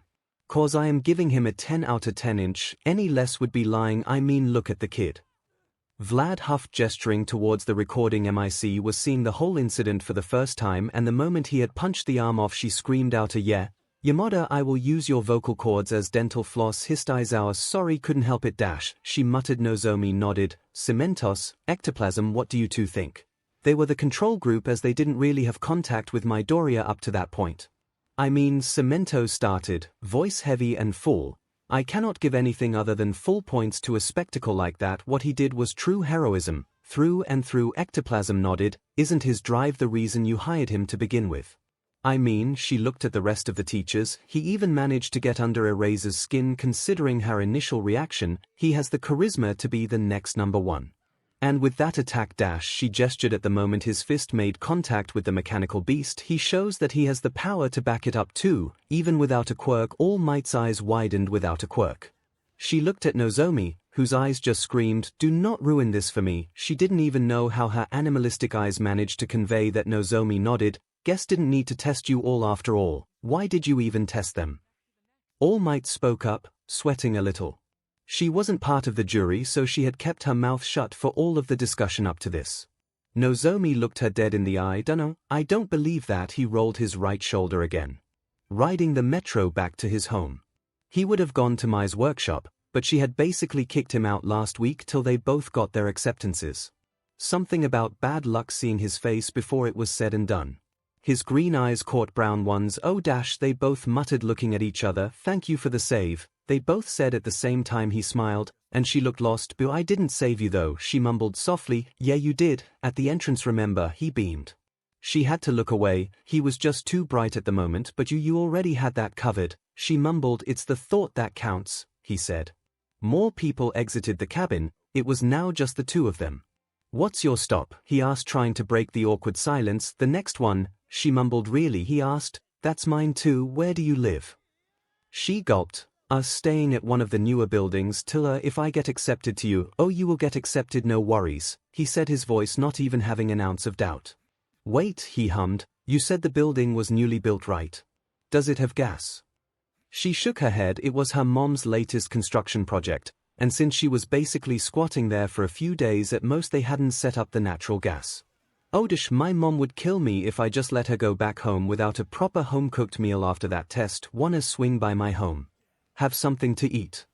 She looked at him like he had grown a second head. I mean, if you are offering. She wasn't one to refuse free meals. Oh my god, muttered 𝐒𝐭 under her breath when she opened the door, looking at Izuku and a young woman the same age as him, looking around shyly. Oh my god, she muttered again, causing the mysterious woman to look distressed. Hey mom, I met her at the exam, her son muttered, looking kinda worried his companion was about to bolt. Sorry for the intrusion, she mumbled in a small voice. 𝐒𝐭's maternal senses flared. Oh, it's none at all. Get in, she said, inviting them in with her hand. Sorry for staring, I'm just not used to Izuku inviting friends over. Well, any his own age, not since her sorry for coming uninvited, she mumbled, following his mom, shocked by the sudden maternal aura filling the small house. She stepped out of her shoes and walked behind 𝐒𝐭 into the main hallway, Izuku hanging behind and giving her some breathing space. Her eyes landed on an All Might-themed nameplate. Her muted bubbliness rose throughout her and couldn't help but giggle at the sight. It sounded appealing to both Midoriyas. So your favorite hero is 13? Izuku breathed after swallowing his bite. Yeah, she hummed. Seeing the nameplate on the door had made him somehow more approachable. It reminded her of the one she used to have, one stylized like a widened-out spacesuit helmet. Suddenly he turned from this unapproachable being that was nigh a legend, a man, to just another person. A very attractive person with firm muscle. No bad 𝐒𝐿, she was the one with the spacesuit, right? 𝐒𝐭 hummed from her side. Having her around also somehow helped. Having another woman interact with him and provide a reference calmed her even more. Yeah, it helps her use her quirk, black hole, effectively, she said chippily, then got embarrassed a bit. Sorry, I am gushing, 𝐒𝐭 chuckled. Sweetie, you should see Izuku. He can has filled books about other people's quirks. I am used to it. Izuku had dropped his chopsticks and was hiding his head in his arms in embarrassment. Oh no, he is adorable, she blushed a bit. What? They are amazing, hun. Come on, bring one of them out. He was about decline, or at least that's what she thought, seeing his expression. But then his eyes caught his mother's pout and he nodded softly, getting up to grab the book. Remember, he has a weak spot for puppy dog eyes, 𝐒𝐭 whispered when he entered his room, out of their earshot. 𝐒𝐿 mumbled. When you want him to do something he is unsure of, just hit him with the good old puppy eyes, she clarified. Works like a charm. She gave the girl a thumbs up. Oh, 𝐒𝐿 will remember this. I got one. Izuku huffed, bringing out his notebook. Heroics for the future. Hero analysis number 20. He passed the book to his mother. She questioned, flipping through the pages. 𝐒𝐿's eyes widened. Is that 𝐒𝐭 smiled and passed the book to the girl. Izuku on the other side of the table, blushing madly and looking away. She gazed at the pictures of 13, analysis of her powers and how she had used it in different situations. Through analysis was one thing, what Izuku did was something else. Through didn't even get close to describing how much data was written down on the 7 pages he had given the space hero. She is one of my favorites too, he mumbled, looking to the side, scratching his cheek. I always liked rescue heroes. He was walking her back home after the dinner. A quiet engulfed them, but not uncomfortable like in the metro. Still can't believe you managed to eat that much, she mumbled absent-mindedly. He chuckled shyly. My quirk kinda burns through nutrients and calories like kindling. Yeah, what is your quirk? He looked at her in shock, then realized that he had slipped it out. She flinched at that, looking around and making sure no one was around. He let out a sigh of relief. It's supposed to be a secret dash, he huffed. Then again, she was in close quarters when he had let it loose. She looked at him like a confused puppy. So dash. He walked a little closer. This stays between us, okay? He asked. She nodded lightly, trying to ignore her pitter-pattering heart. It's called total command. It lets me control everything about my body, like overclocking my muscles and metabolism. To punch like I did during the test, he whispered. Whoa, that's an amazing quirk, she mumbled back. So what's yours? He asked after a few seconds of silence. Why gonna make a page about me? She teased. Wait, would he actually? She started blushing. Definitely, he said chippily, making her blush even harder. This boy was gonna kill her. 𝐒𝐻𝐽𝐽, she rapid-fired, accent slipping back to her Kansai dialect, running up to the building and through the lobby. Good night, he called out, shocked by the sudden dialect change, but it's cute. 𝐶P, I didn't get her name. His phone ringed 2 days later, Saturday morning. Midoriya, came a squeaky voice. Yes, Principal Nozomi. You got accepted. He fell down to his seat in shock. Yes, his mind screamed. Shouldn't this go through more official means? His other rational side asked, overpowering the fanboy side momentarily. Yeah, the letter is on its way with your official grade, but you are still employed, and we need extra hands moving some supplies to the dorms, so bring your stuff and get over here. Okay, Principal, he said and ended the call. Then he slammed his head to his pillow and screamed. This is the dorm? He asked, looking at the building, suitcases behind him. That was definitely not there the last time. It is, someone with a deep voice said, smacking her hands together to get the dust off them. His gaze landed on the geometric head of the source, a being of harsh corners as opposed to the curves he was used to, yet still discerningly feminine with her slimmer waist and larger thighs. Kei Ishiyama, otherwise known as Cementos. Just rebuilt it. You rebuilt it. Was it destroyed? She nodded. Since we didn't have a 1A last year, Nozomi asked it to be knocked down. A little dramatic if you ask me. Missing 1A again. Aizawa expelled all of them, Cementos answered his unwillingly mumbled question. You should probably stop mumbling. God damn it. Working on it. Sorry dash, he breathed. So where is my room? Suddenly, something became very real to him. She had called this 1A's dorm, newly rebuilt. It was one connected building. Oh no, you are on the 3rd floor, room 303, Cementos grunted. The 1st floor is the common area, baths and washing machines, main kitchen. The rest are living quarters. He looked back at the complex. Cementos huffed. Look, it wasn't my decision to not separate you from the rest, but that would have opened a rift between you and the rest of your classmates. No. Dish. Nozomi ordered for this, didn't she?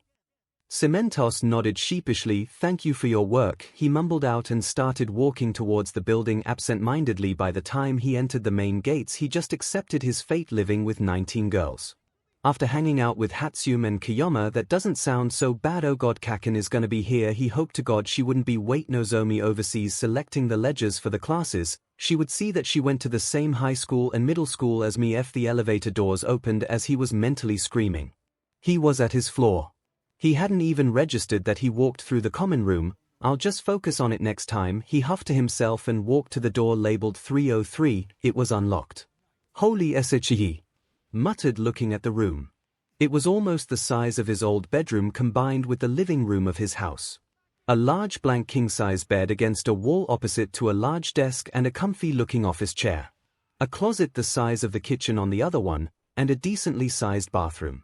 I guess when you have a person that can summon buildings you can afford to get this big, he mumbled, pushing his suitcases in and starting to unpack. He exclaimed. Having unpacked, the walls of his room were now adorned with pictures of multiple heroes, figurines at the large desk with his drawing utensils and sketchbooks to the side. Maybe shouldn't have gone so HD on the merch, he chuckled meekly to himself. His phone pinged. Nozomi, if you have moved in, relax for a bit. Shipment caught in traffic, might be 4 hours late. For hours, he mumbled. Guess I can take a nap. Setting his alarm up for 2 hours, he let his head hit the soft pillow of the bed, the soft material lulling him into a deep slumber. He woke up to his beeping phone, rolled over and looked at the unfamiliar ceiling.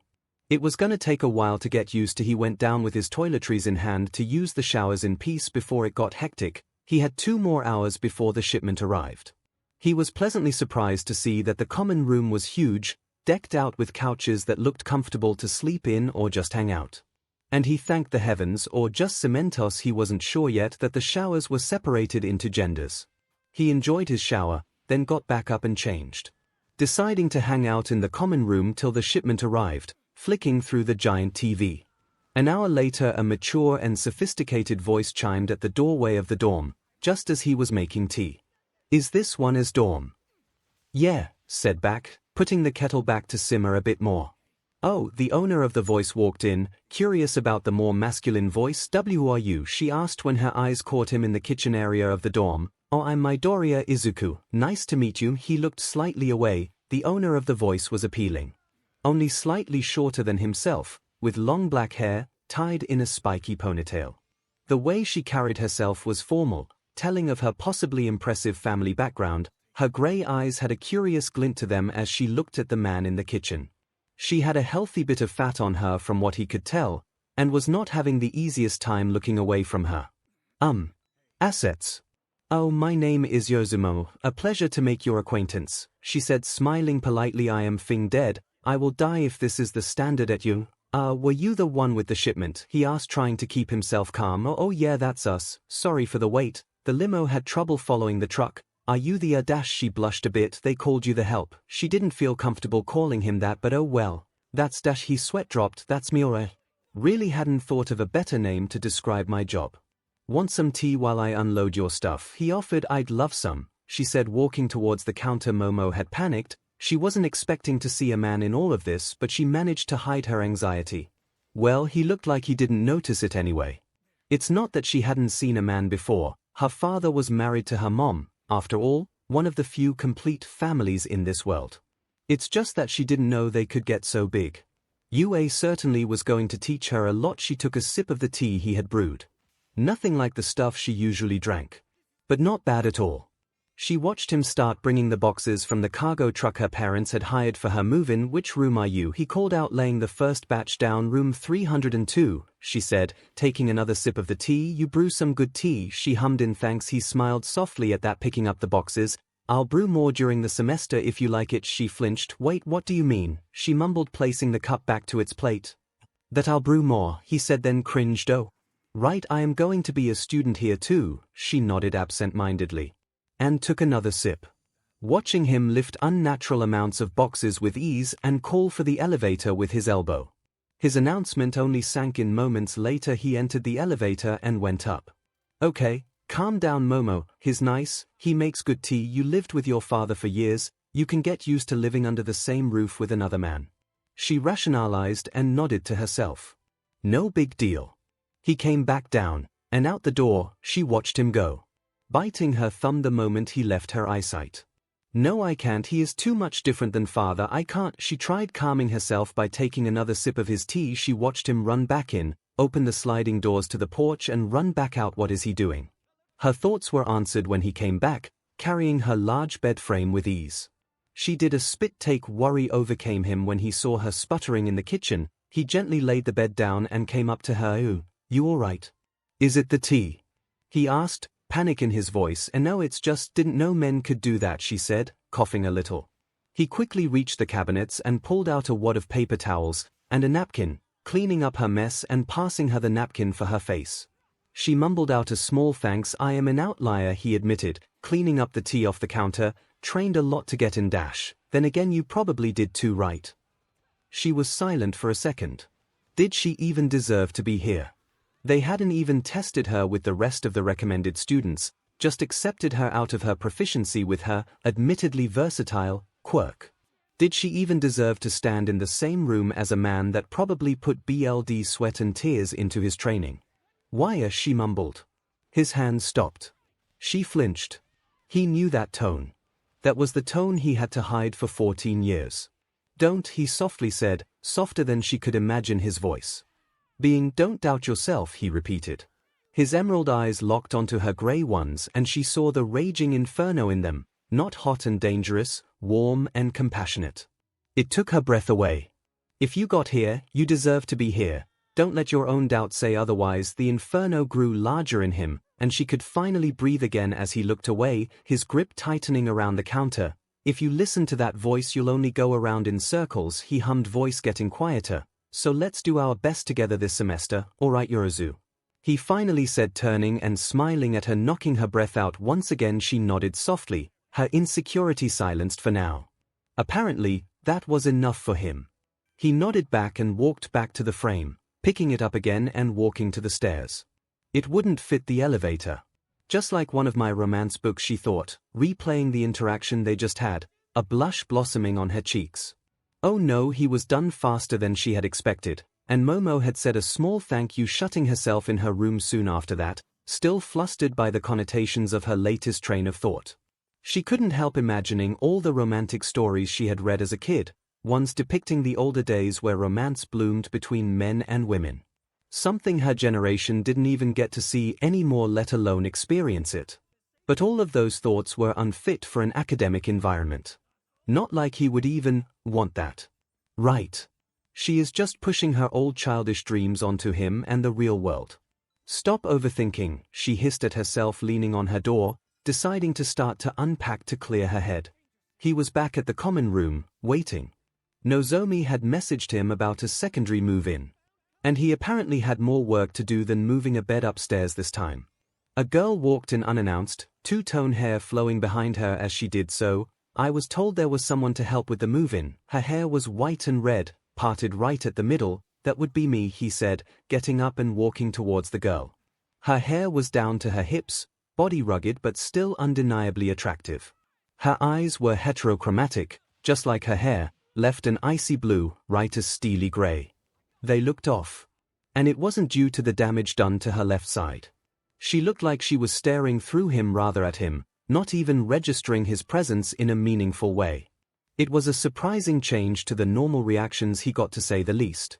Okay, my stuff is outside, I'll be at my room 305, she said, voice icy. She then promptly moved upstairs. He moved out seeing a pile of tatami. First, a woman that he could relate with self-confidence issues, and now one that looked to have walled herself off from the planet. Both on his floor, both his neighbors. Nozomi, what are you planning? To her credit, by the time he had hauled all of the materials upstairs, the girl had managed to strp the room of its flooring. Singed floorboards littered the hallway in front of her room. Sorry, I'll clean it up after, she mumbled, still no emotion in her voice. She looked out of breath and the look in her eyes was slightly strained. Maybe using her quirk hurts her emotionally. It's fine, I got it, he hummed, dropping the new flooring to the floor and picking up the old floorboards, pushing them to the side. She was about to pull the stuff in and start constructing that he coughed, finally getting some of her attention. I kinda got some experience in building stuff and construction, he mumbled, rubbing the back of his head. I can help you refloor this place, if you want it. She looked at him, really looked at him once. It wasn't pity nor was it patronization that came out of his mouth. Just an offer of help from one person to another. Her mother hadn't ever said something like that to her, nor did she allow anyone else to. Sure, she said, opening the door a little wider for him to get in too. Anything Endeavor said, she would do all in her power to do the opposite. Including accepting help. She had to admit, having someone that actually knew a little about tatami installation actually helped, and they were done in an hour. Thank you. She hesitated for a second. I never got his name, didn't even ask it, did I? Midoriya Izuku, he said, seemingly not hurt by the late introduction. Thank you, Midoriya, she said stoically, but the sheer cold of her voice was gone. We students need to help out each other, shouldn't we? She didn't agree with that. She wasn't here to make friends. But that's the way she thinks. She nodded after a little deliberation. He was kinda confused why she kept stopping and staring for a while. But didn't speak up about it. Move-out day is usually hard for people, and she is probably getting lost in thought, he concluded. Well, see you later, he hummed, stepping out of the newly refurbished room. She didn't respond. It was 2 p.m. And he was getting kinda hungry. Time to see how the kitchen works, he hummed to himself, walking out of his room to the kitchen area to find it looking like a war zone. With Momo in the middle of it, whimpering softly. I just tried making rice, let's clean this up. I'll cook some food for us all, he said, walking through spilled water and rice, trying to calm her down slightly. Raising his hand for her to hold. Still slightly dazed by the mess she had just made, she nodded and grabbed his hand, letting him lead her to the couch and give her a towel to wipe off all the water on her. How did she get it all over her? Can you make soba? Both of them flinched. When did she get here? Sure. What do you want, Yorozu? He asked, getting up and out of her space now that she seemed a little calmer. Anything really dash, she mumbled. I'll have soba too. He nodded and looked to the kitchen. I am no lunch rush, but I'll cook up something good. Somewhere. 𝐭𝐸𝐽 sneezed. Oh, my child is becoming a man. I think we haven't met yet, Momo said, eyes dragging from the cooking form of Izuku to the mystery girl that just kinda appeared. Shoko, she said simply. Shoko? Momo asked, head tilting to the side. Call me Shoko, she repeated. Nice to meet you, Shoko. My name is Yorozumomo. She introduced herself with trained elegance. She nodded, eyes still slightly glazed as she watched Izuku cook soba. Wait. If all women have quirks and All Might was given one for all, shouldn't that mean she has another quirk? Izuku thought suddenly while cooking the soba, head shooting up as the thought passed his head. He had zoned out. He didn't even know how that thought made its way into his head. Questions for another time. He drained the noodles in cold water, ready to serve. Seeing that the kitchen and the counter was still unclean due to Momo's little accident, he brought the noodles to coffee table of the common room. Shoko dug in immediately. He and Momo looked at her for a second. Guess she likes her soba. Saying a small thank you to him, Momo followed suit, enjoying the flavor of the noodles. She could get used to this. He tasted the noodles. Not bad after the meal and the cleanup. Thankfully Momo had helped him out with that. He moved back to his room. Don't I have anything else to do? He texted Nozomi. The reply was instantaneous. Nope, the only reason you were here was to help the recommended students move in. The teachers are too busy preparing for the introduction ceremony to relax and need your help. Then why did you reply to me so fast? He placed his phone on his All Might themed charging pad, rolling to his side. The girls he had met today were eccentric but lovable as hell. He blushed. He had too many girls like that in his life. What am I going to do? He woke up with a start. Looking at the time, 6 p.m. He had slept through another 3 hours.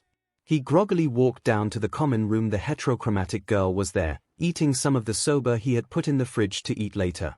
Their gazes locked. She continued slurping the noodles without breaking eye contact. I can make more later, he mumbled groggily. She nodded slowly, still slurping. Have you seen Yorozu? He asked. Before she could answer, Momo walked out from behind the fridge. Right here. You alright, my Doria? Worry in her eyes. He rubbed his eyes trying to get the sleep out of them. Just tired for some reason, he yawned. Well, it's probably the move-in, she said. He nodded. Probably. How are you two? Amazing, Shoko said, swallowing all the noodles she had in her mouth finally away from her. Momo started. I am very excited about all of this. It's so new to me, she admitted, getting a little embarrassed about admitting it. Me too, Izuku mumbled. So what do you want for dinner? Soba, Shoko said immediately. Shoko, no, Momo said, sounding slightly maternal. Shoko looked unaffected. He seems to be getting along with them fine. Nozomi said, looking at the common room feed. Why are we watching the new students interact again? Aizawa huffed. Cause they are your class, and he is a variable we had never dealt with. Nozomi answered simply. Okay, we both know that is bullshit. Aizawa deadpanned. Nozomi ate another popcorn kernel. I don't know what you mean, Eraser. This chaotic goodie is getting old, she hissed in her head. The next day was the move-in for the rest of the class. Izuku hadn't been ordered to help them, so he hadn't set up an alarm to wake himself up, meaning that his recent narcolepsy caused him to oversleep. A knock on the door woke him up. He looked at the clock. Midday. What the F is going on with me right now? He questioned, getting up to check the door. Not noticing that he had slept shirtless. Are you sure this is a good idea? Toru asked her new, pink-skinned friend, Mina. They had gotten along fast after learning they were room neighbors. Don't you think everyone should meet in the common room? Mina said with excitement, which was mirrored in her best friend from high school, Kirishima Eiko. Yeah.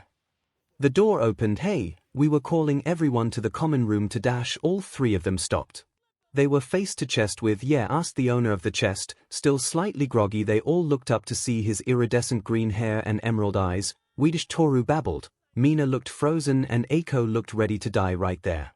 He looked down at the three. Suddenly realization hit him and looked down to his own body. Blushing a deep red that made him look like a tama. Sorry dash, he barked, slamming the door and running in to change. Eiko shook Mina's shoulder. We just, oh my god, it's a man. The pinkette mumbled, still stunned. The redhead looked like she was having the time of her life. Do you think he is like in those movies? Chivalrous and stuff. Toru looked at her new friends, geeking out over the guy they just met. What are you on about? They both shared a glance. How many old movies have you seen? When Izuku walked back out after finding a shirt and breathes the trio was still on his doorway. Sorry about that, I hadn't woken up fully yet, he mumbled. It's no problem, both the pink-skinned girl and the redhead announced. Eyes sparkling, he gazed at the duo, one muscular to a fault, chiseled to the point that her shoulders looked angular, with a small chest, with red spiky hair and red eyes. The other pink-skinned and black scleroid, irises a gold color. Her pink hair in a bushy mess similar to his own with yellow horns sticking out from the mop. She was less muscular with her body having a bit more mass around her chest and thighs. Why does it always have to be appealing women? Nice to meet you, Midoriya Izu. He introduced himself. Kirishima Eiko, said the redhead, absolutely beaming. Ashido Mina, said the pinkette. Hakagyo Toru, said the air. He did a double take, noticing the floating clothes now. And based on them another curvy, invisible, woman was standing next to Ashido. Sorry, he said looking at where he assumed her face was. Didn't say dash. He noticed the pun that was about to form and coughed in his hand dispelling it. Did you need me for something? All three nodded. Well, he thinks Toru nodded. It's hard to discern without seeing ahead. Yeah, we were collecting everyone for a dorm meeting. I think you are the last one, Mina said. Dorm meeting? Oh no, his eyes landed on the crowd when the elevator doors opened. 16 people looked at the doors as the elevator beeped announcing it had arrived. Oh no, Katsumi seethed and grabbed him by the collar, a hard thing to do when she was so much shorter than him, and pulled him down to her eye level. What are you doing here, Deku? I got in just like you, he mumbled, his brows sweating. The rest of the students started to panic. Release him at once, exclaimed the interrupter from the orientation she had got into. Midoriya, panicked Momo, not knowing what to do. Bakugo please, Eiko mumbled, stuck inside the elevator as the confrontation was blocking the doors. The machine started to beep as the doors were kept open for too long. What a mad banquet of darkness, someone mumbled in the crowd. Hey, is that a guy? Whispered a small and squeaky voice. A guy? How did he get in? Someone else mumbled, wasn't he in our testing center? Asked a tall woman with multiple connected arms. Why, I think so. I remember seeing him dash in first. What are you two talking about? Katsumi hissed, pushing Izuku back into the elevator. It stopped beeping as its doors closed. Well, that was something, Mina mumbled. Not the best first day, Izuku admitted, pressing the open door. But wait, you are going back out? Toru asked. I need to explain things to her, he mumbled back, determination in his eyes. Manly. Eiko thought, a fist over her heart. So you are telling me that dash, she pointed at Izuku who had just walked back into the common room, beat up enough villains to make it in? Yes, he did, said the glasses-wearing girl. A brown-haired girl was silent during all of this chaos. Thing. How? He is just Deku. She seethed. The girl shook her head. I was suspicious at first too, but seeing him in action for a glimpse, he has the body of a hero, even if he doesn't have a quirk. No. Katsumi flinched. She had forgotten how much he had changed. She gritted her teeth. What do you know? Who are you anyway? She hissed. Ida Tomoyo. A pleasure to meet you, said Tomoyo, reaching her hand out mechanically to shake hers. Katsumi didn't clasp her hand. From the Ida family. Like Ingenium, Ida family? He asked with stars in his eyes. Katsumi looked at Izuku. He had gone into hero nerd mode. She huffed and walked off to her room. Yes, that's the one, Tomoyo said, chest bubbling in pride. Also, sorry about my rudeness at the test area. It's really no PR. Wait, they all looked at the source of the voice. Someone short with purple ball forming twin tails on their head. Are we just gonna? She was drooling. Ignore that, such a fine piece of dash. She was cut off as a long tongue smacked the side of her face, shutting her up. A girl with large hands ribbited. I am Asu. Please call me Tsu. She introduced herself. Nice to meet you, Asu. She caught himself. I mean Tsu. She ribbited with happiness. He turned back to Tomoyo, eyes glancing over brown, degravitized hair. Sorry, Ida, can I have a moment? He walked past Tomoyo to his target. Told you you'd make it. She blushed a bit. Sorry for not stepping up. He shook his head. Kaken can get a little intense, I understand, though she isn't that bad when you get to know her. Someone snorted. That I find hard to believe, said someone with dark purple hair and auxiliary cords hanging in the underside of her ears, body slim and petite. Kyoka Jiru, she said, nodding towards him. Hey. Midoriya wouldn't lie like that. Okako defended her friend. Oh, Okako Yuraka. Jiru nodded in greeting. What's her deal with you anyway, Deku? The punk girl asked. He flinched a bit. We were childhood friends. Kinda had a falling out. He mumbled. Tomoyo was behind him. Don't call him that. Didn't you notice that was a derogatory nickname? Okako was the one to be surprised. didn't she call him Deku? As in Dekyuru. As in you can do it. Tomoyo looked at her stunned. No, not with that tone of voice, she mumbled and rubbed her chin in thought. Maybe. You can call me that if you want, he said smiling. I got used to it, plus when you say it like that it sounds sweet. Tomoyo looked at him stunned, just like that. By that time Momo had managed to walk through the crowd up to them. Midoriya, are you alright? He nodded. It takes a lot more than that to do me in, he chuckled, trying to ease everyone that seemed to worry for him. What do you mean by that? If you don't mind me asking, Tsuyu croaked. When did she get so close to the group? He defeated a 0-pointer, Okuko said. Everyone stopped. He what? They all echoed. He stopped a 0-pointer from crushing me, and punched its arm off. It was, she trailed off. That was him? Asked Jiru, eyes widening. Momo looked around. What's a 0-pointer? You mean to say, Tsuyu ribbited, he punched the arm off of one of those building-sized robots. Building-sized? Everyone in test area B looked at Tsu. Well, wasn't it big? She croaked, face still neutral. Yeah, but wasn't it more like a skyscraper? Everyone not in test area B looked confused. Wait, someone with blonde hair, with a black lightning bolt on it, cut in. Are we not talking about the giant machine with 2 tank legs that trudged around slowly and destroyed buildings in the area? 2 legs. Izuku looked at the girl. What are you talking about? The 0-pointer had 3 legs and dashed around the area with ease. Tomoyo mumbled, getting more and more confused. Momo looked up in thought. So they had a different 0-pointer in a test area B, was it? Even if that's the case, why would they dash? Izuku stiffened, realization hitting him. Gurmit Nozomi, he mumbled, facepalming. Midoriya. They all looked at him. It was me. They changed the test because I was in the test area, he mumbled. Why would they dash? Tomoyo questioned. Why would she? I am certain the principal did this. Unsure if it was to force me to show off my quirk or for something else. He stopped everyone. Stopped. You're what? They all asked in unison, all except Uraka. That was fast, Nozomi mumbled, looking at the screen. Which part? Him admitting having a quirk or the girls deciphering? We meddled with the test parameters.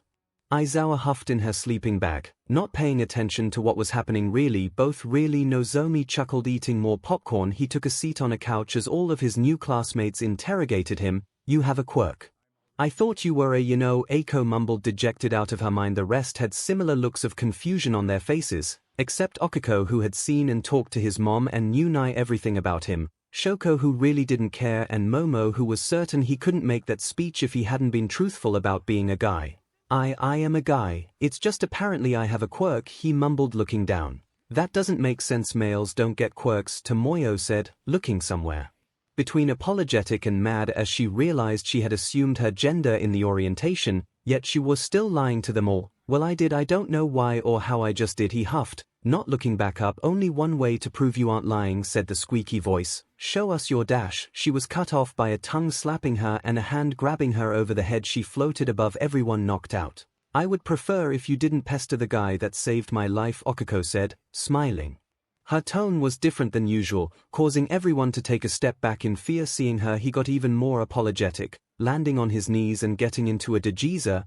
I'm so sorry, Uraka. The mess you got in was all my fault. If I wasn't in the same testing area with you, then you wouldn't have gotten hurt. She finished for him. If you hadn't jumped in, I would have died. You were the only one there that even attempted that, and from what it sounds like, no one else would have done anything. If a normal 0-pointer was the one that attacked me, he still didn't look up. She crouched in front of him. Hey, chin up. What you did doesn't change. You still saved my life. Everyone around felt like they were watching something that was supposed to be private. I was the reason you were caught up in that anyway. Did you ask me to enter the exam? No. Did you ask me to be in the same test area as you? No. Did you ask the principal to change out the 0-pointers? No. Then how was any of this your fault? He didn't respond. She petted his head, causing him to go weightless and float up. Hey, if you won't get up, I'll force you up, she giggled. Momo looked at the scene with a pit in her stomach she couldn't explain.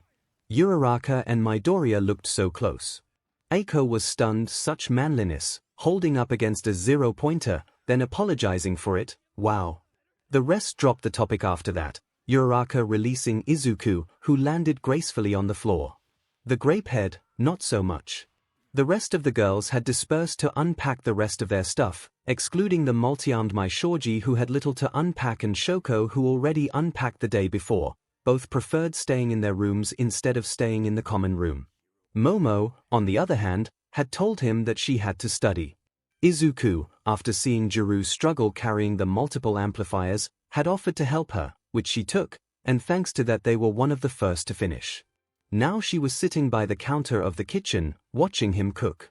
So green, he looked at Jiru, away from the pan he was cooking in. "You have a quirk, you can cook, like helping people, and you look like this," she said, gesturing to his body. He asked, flipping the steak on the pan. The bald-haired girl, Mineta Minerva, and Tsuyu walked out of the elevator. "Are you still single?" she asked teasingly. He coughed, dropping the spatula. He blushed deeply as he mumbled softly. "How?" she asked, grin still teasing. "Doesn't matter, calling the Minerva was struck by a tongue again. "Thanks to I was busy training to pass the entrance exam," he mumbled, looking at the sizzling steak. "So now that's over, you are on the prowl?" she asked, leaning in a bit, enjoying how red he was getting. "Why are you asking me these things, Jiru?" he asked back, trying to change topics. She might be interested. Tsuyu croaked. It was Kyoka's turn to turn red. "And no, I was just teasing him." "Well, it looks like so many are already that I just assumed it was us all." Izuku looked ready to go. "Supernova, what are you talking about, Tsuyu?"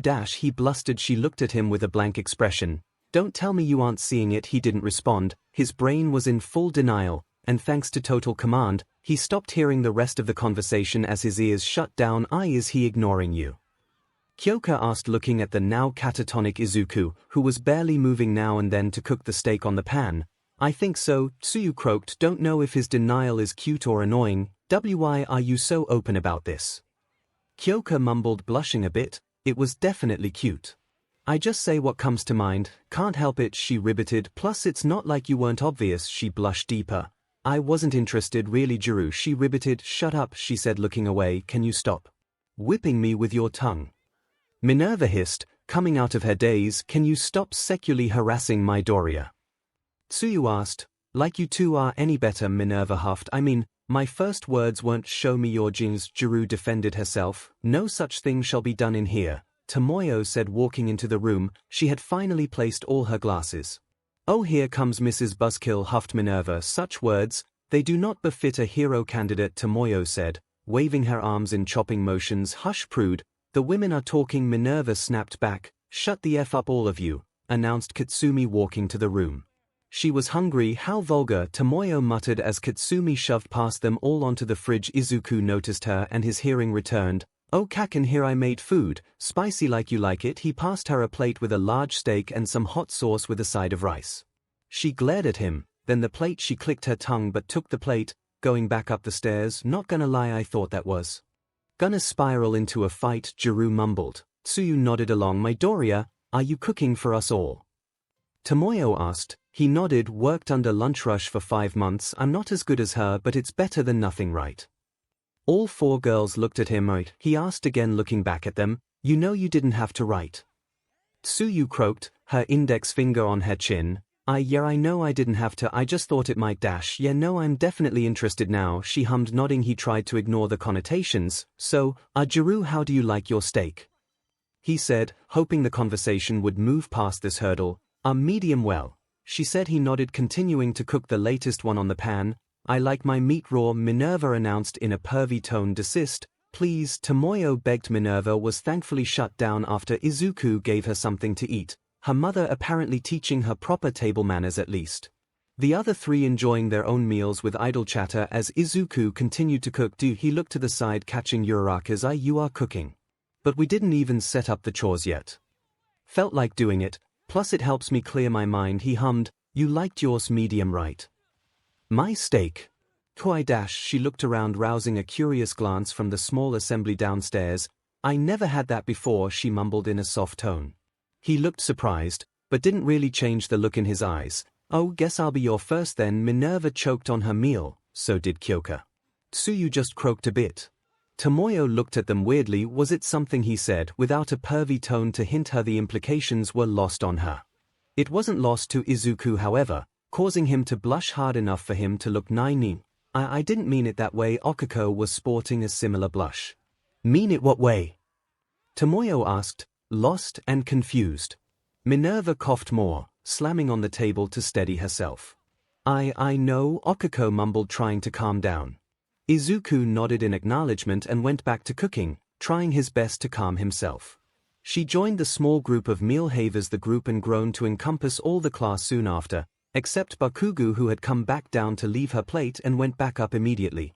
Shoko was kinda vocal about preferring soba but had come into terms with the meal after Momo insisted on eating a balanced diet, which was echoed by Tomoyo. Sorry for just having steak, girls, it was the fastest to prepare, Izuku said, taking his apron off and sitting down between Momo and Okiko after passing the last steak to Eiko, who was the last to arrive due to her setting up something in her room. Thank you for the meal, they replied in unison, Momo assuring him that it was fine on his side. Okiko still blushing about the earlier implications. Don't worry about it, Midori, Ashido said, digging into her meal. It tastes amazing. He looked down, rubbing his head in embarrassment. Is he trying to woo them all? Aizawa thought, looking at the screen. Nozomi had stepped out to get some tea. Wait a minute, the interrogation before this went through her head, like she had heard something interesting. Would have noticed it if it was important, she rationalized, turning on her sleeping bag and trying to get some more shut-eye. After finishing his own meal, he bid his classmates a quick goodbye and headed out to talk with her. She needed an explanation. I like him, said Tsuyu moments after he left earshot, causing most to look at her with confusion. Asui again with this. Jiru asked, what are you guys talking about? Asked my Shorge's handmouth. The girls were gonna have trouble adjusting to that. She wants to hop him, Minerva said, casually. Why are you so thirsty? Asked Doi Kaminari, being one of the crasser of the group mating season. Tsuyu simply said, eliciting asks from the rest of the class. Wait, does that affect you too, Tokoyami? Doi asked, Fumiko's plumage ruffled in embarrassment. Just because I have an Ave's head doesn't mean I have the instincts of one, she huffed. Dark shadow rose up from within her to say something, only to be silenced by Fumiko grasping the shadow beast's beak before any embarrassing stuff could be said. Aves? Asked Mina, trying to decipher the newly resident bird-headed girl. The scientific name for a bird, Tomoyo said. It's their taxonomic class, Momo said at the same time. Their eyes met. They nodded once at each other, exchanging approving looks. The rest looked at the interaction with raised eyebrows, starting to get lost in it all. Is this what smart people talk like? Will you please open the door? He said, waiting outside Katsumi's door. Now F off, I just want to talk. What is there to talk about? Just leave me alone. Do his head sagged, and he huffed. What could I even say to her anyway? It's been too long since we had an actual conversation. Giving up, for now, he headed back to his own room. He needed more sleep. He didn't have the mental clarity to question why. He woke up refreshed. He really wasn't sure why, but he did. Whatever was causing his need for extra sleep seemed to have subsided. He checked his clock.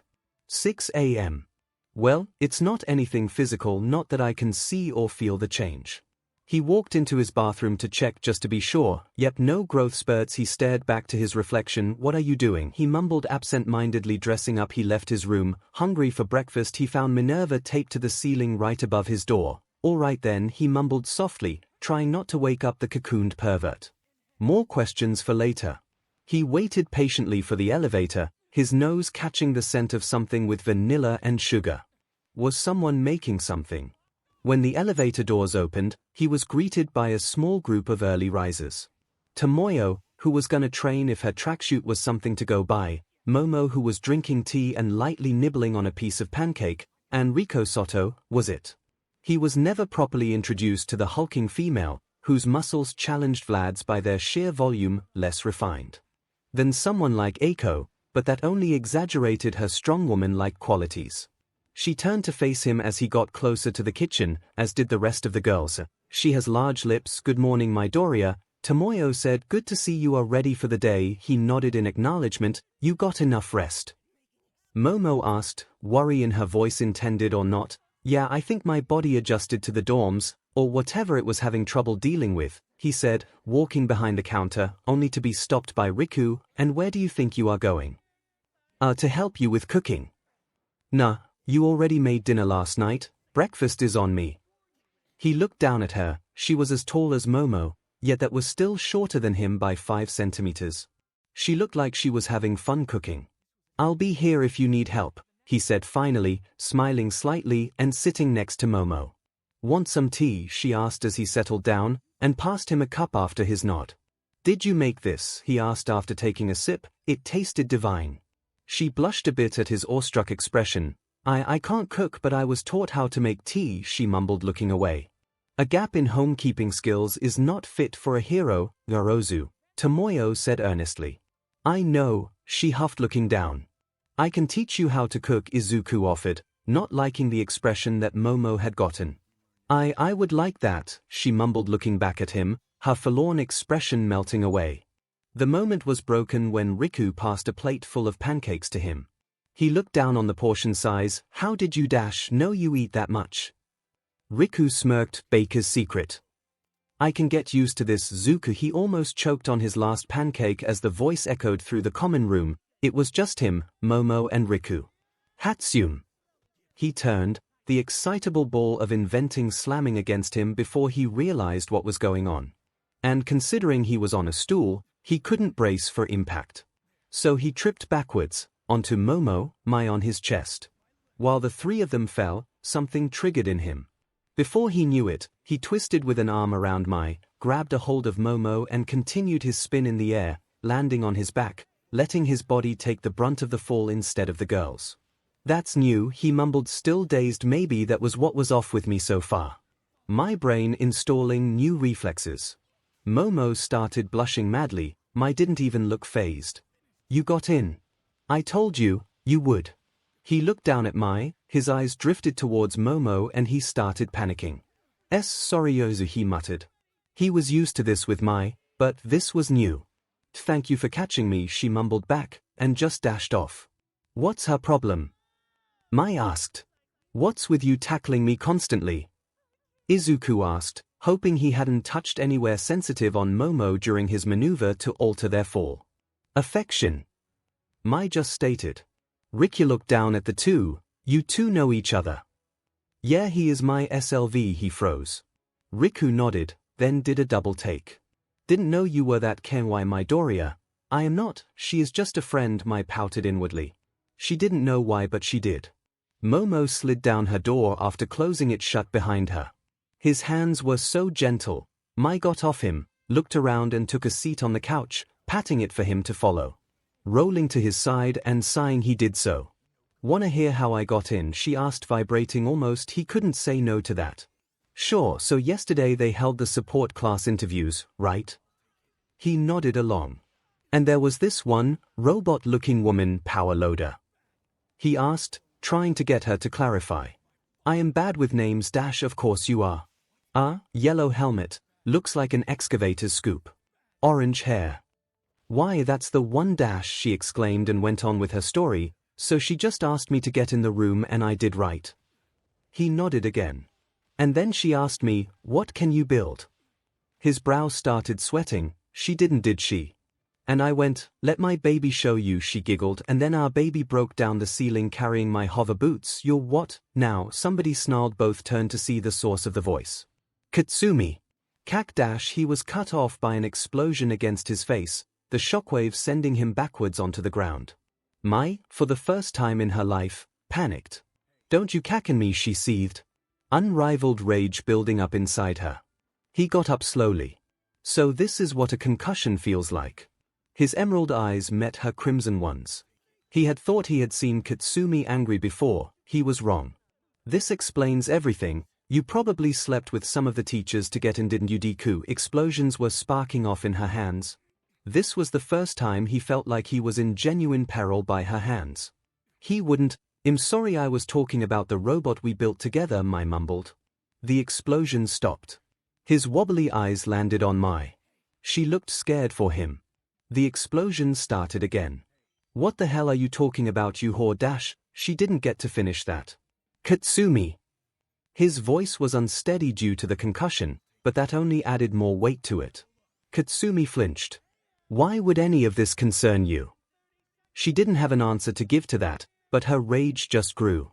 Then it broke.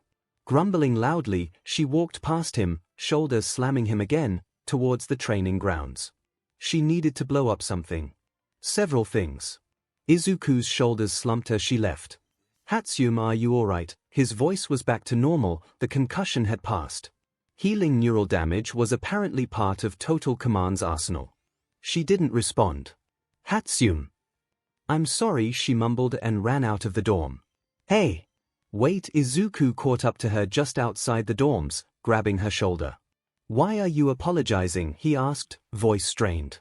Why got hurt cause I didn't cause how I dash? He looked at her dumbfounded.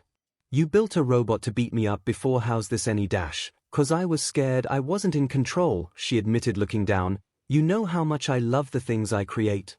How much I trust them, they would never hurt you, not like she could have. And it was all because of me dash, her shoulders were shaking. Me and my stupid mouth, I should just build and never speed a shmice. She stopped. He had never used her first name before. Do you know what you are? An inventor, she sniffled, voice small and frail. No, you are my best friend. Who is the best inventor? His other hand landed on her shoulder. She looked up to him, his heart sank at seeing her watery eyes. These tears were nothing like those she shed when he had gifted her the goggles he built, which were still on her head. He pulled her into a hug. The first one he had ever initiated with her. Her hands wrapped around his back softly, none of the usual hyperness in her. Feeling his warmth encompass her calmed her down. Thank you, Izuku, she mumbled. Stupid beach, Katsumi huffed, exploding a training dummy. Getting close with him, but she stopped herself. No, he doesn't have the ball to do that. The image was getting in her head now, that pink-haired bimbo pulling him to a corner, and she clenched her teeth, hands sparked, and she released a massive explosion to the heavens. Why? She let out another explosion. Why is this bothering me so much? Another. I already knew this would have happened sooner or later. She sniffled, remembering his voice and eyes when he stood up to her, protecting that woman. Why did his eyes look like that again? Her arms fell to her sides. Well, that was something, Riku mumbled, looking at the now empty common room. Hope this isn't the norm here. It was gonna get much worse from here. It was midday by the time she got back. Izuku and the frog girl were making lunch. We are making curry, making yours a separate batch with ghost peppers added in, he said simply, the usual friendliness in his voice gone. She huffed and walked up to her room. Tsuyu turned to the man next to her. Did something happen between you and Bakugo? He turned to her. Nothing I am willing to talk about, sorry, she nodded. I am here if you need someone to vent to. Thanks, Tsu, but this is something personal. Did she poke holes in the condom or something? Minerva asked, making him jump. How the F did she sneak up on me? More importantly, Minerva, what are you talking about? Did she sabotage the contraceptives? You sound plenty mad, Minerva continued.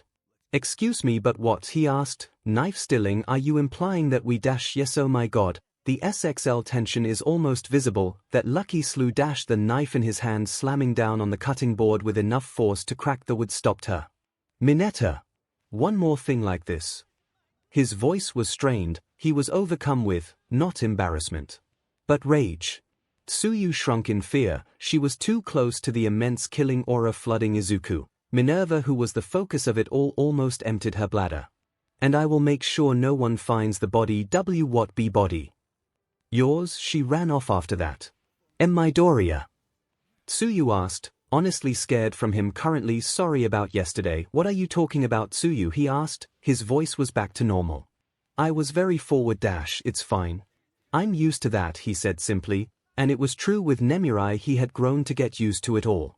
But dash, look, it's fine, okay? She croaked, I guess frustrated. He mumbled, her stoic face making him open up. Something about her large eyes and how worried they looked. Bakugo and I always had a rocky relationship, and today just. He looked to the side. Today was one of the worst days. Don't even know what's wrong with her. She got more violent after hearing Hatsum chat with me, he mumbled, voice low just enough for her to hear. And who is Hatsum? My best friend, she is in the support department. Maybe Bakugo was just jealous. He looked at her dumbstruck. Are you serious? I mean, you have nicknames for each other. I thought those are our childhood nicknames, useless Deku, me, and Kaken for her, cause I couldn't pronounce her name at the time, he explained. Oh, seriously, you thought? No, she would never like me. Not after. He trailed off. You don't have to tell, thanks, but why were you so mad at Mineta for her suggestion then? You sound like you might harbor dash. Her voice died in her throat. Why do I keep saying everything that comes to my head? I might have. He said simply, I don't think I can anymore. At least not until she apologizes to Mai. They were both silent for the rest of the meal preparation. Cooking had helped him clear his head, but this time, it wasn't enough. Neither was talking about it with Tsuyu apparently. "Tsu, mind if I leave and do some training?" he asked as the curry simmered, basically done. "Sure, how should I reach you when we are having lunch?" He shook his head, "Not hungry." She just nodded in response. He heaved the bar up, holding it there, feeling his muscles ache. He didn't need to do this. With total command, his body would retain his muscle mass no matter what he did. But that didn't mean that he wasn't deriving some pleasure out of it. He let the bar drop back to his chest and lifted it back up again, letting his joints creak under the weight of it all. "I know that sound." The bar on his hand lost all its weight. He turned to see Okiko standing above his head, a plate in her hand. "Uraraka," he mumbled, still holding onto the thing. "Give its weight back, I still want to work out." "After lunch, okay." He grunted and sat up, not looking at her. "Did Tsuyu send you?" "No," she said, simply sitting next to him and passing him a plate of curry and rice. "I got worried when I didn't see you at the table. Is something wrong?" He accepted the plate. He wasn't hungry, but he knew his body needed the nutrients after the morning's ordeal. "You could say that, want to talk about it." He shook his head. "I don't want to, exercise hadn't helped." He raised his head to look at her. "It didn't help when I talked with Tsuyu. That's cheating." She was giving him puppy eyes. He sighed. "All right. So, she just attacked you?" He nodded slightly while taking another spoonful of food. "I wanna beat her up even worse now." He choked on his meal, brain registering her SWSH back to her Kansai dialect. "Uraraka." "What?" "She's mean." She huffed, puffing her cheeks out with a small pout. He sighed, placing the empty plate to the side. "She wasn't always like that." "Don't defend her, Deku." "I am serious, she just he slumped. She never wanted me to be a hero. Seeing me here is probably seeing her off. She gave you a concussion over your friend's word choice, said you slept your way in, and we both know that's a lie. Why do you keep trying to give her excuses?" "I'm not mad about any of that," he admitted. "I can take a concussion or two. It's just what she was about to say to Hatsume," she completed. "That's so him. I guess." You're too selfless for your own good," she said, flicking him in the forehead, ignoring the slight pit in her stomach. He needed a friend right now, not someone that would get jealous over this. "I really am not," he smiled. "I can get stubborn and selfish." Her playful nature was helping him move past his slump. "I can see stubborn, Mr. I'll punch a 0-pointer into SBMSN, but selfish. Can't see that." She giggled. "Hey, what's that supposed to mean?" "Why would give your arm up for someone, Deku? Come on." "I mean, if it saved their life." She couldn't help it and started to laugh. He followed suit. Her eyes landed on his laughing form between giggles. Now that his tension was gone, she could relax too, her brain finally registering what they were doing, sitting side by side, him sweaty in his workout clothes, and her breaking into her accent, neither caring as they laughed about what he had admitted. She blushed. "I like seeing him laugh." They walked back to the dorms after that. "I'm telling you, men are terrifying." Minerva's voice echoed out of the common room just as they entered. "I mean, you were pushing it, Mineta." Tsuyu croaked. "Oh, I need to apologize to her." Izuku said absent-mindedly. "You don't need to," Okiko said, voice a strange tone. "She deserves to be scared after what she tried to do last night." What did she try to do?" "Nothing you need to know about." He sweat dropped. "Maybe I should ask for Mechamite to stand guard at my room." Tsuyu sighed a breath of relief when the two entered the dorm. She was sitting next to Minerva, watching Eiko and Mina and two others playing a multiplayer video game on the TV. Let's see, Doi Kaminari is the one with the blonde hair with the lightning bolt, and Hanashiro is the one with the large elbows. Wonder if that's due to her quirk. You're muttering," Okiko whispered. Thankfully his voice was drowned out by the sounds of the game. Thanks for stopping me," he mumbled, blushing. Minerva's eyes landed on him. "I'm sorry." Minerva screamed as took a step back and then dashed off. The commotion got the four players' attention. "Oh, Midori's here," Mina said, smile in her voice. You alright, man? You weren't here for lunch, Doi asked, eyes drifting down to his get-up. Oh, were you working out? Nice. He gave him a thumbs up. Hey, we should work out together sometime. 𝐒𝐿 chimed in. Hey, I wanna join too. Mina huffed, looking at her friend. Wait, weren't you going to teach me how to break dance to help out with my move set? Hana muttered to the pinkette. We all can work out together, right, Midori? Sure, I don't mind. Izuku mumbled, not used to the friendliness the four were showing him. His eyes landed on Uraraka and he noticed she was a little stiff. Want to join, too? She looked away, but nodded. Never worked out with someone before. I haven't either. Tsuyu looked at them all. I was right. Here. Nothing. Did we have to get up this early? They all hissed in union in the elevator. Izuku's sweat dropped again. It's better to work out early and then shower to ease the muscles, he explained. Oh. Tomoyo looked to see Izuku, Okako, Mina, Hana, and 𝐒𝐿 get out of the elevator. Good to see you all up so early, she said from Momo's side, who started to grow flustered the moment Izuku came into view.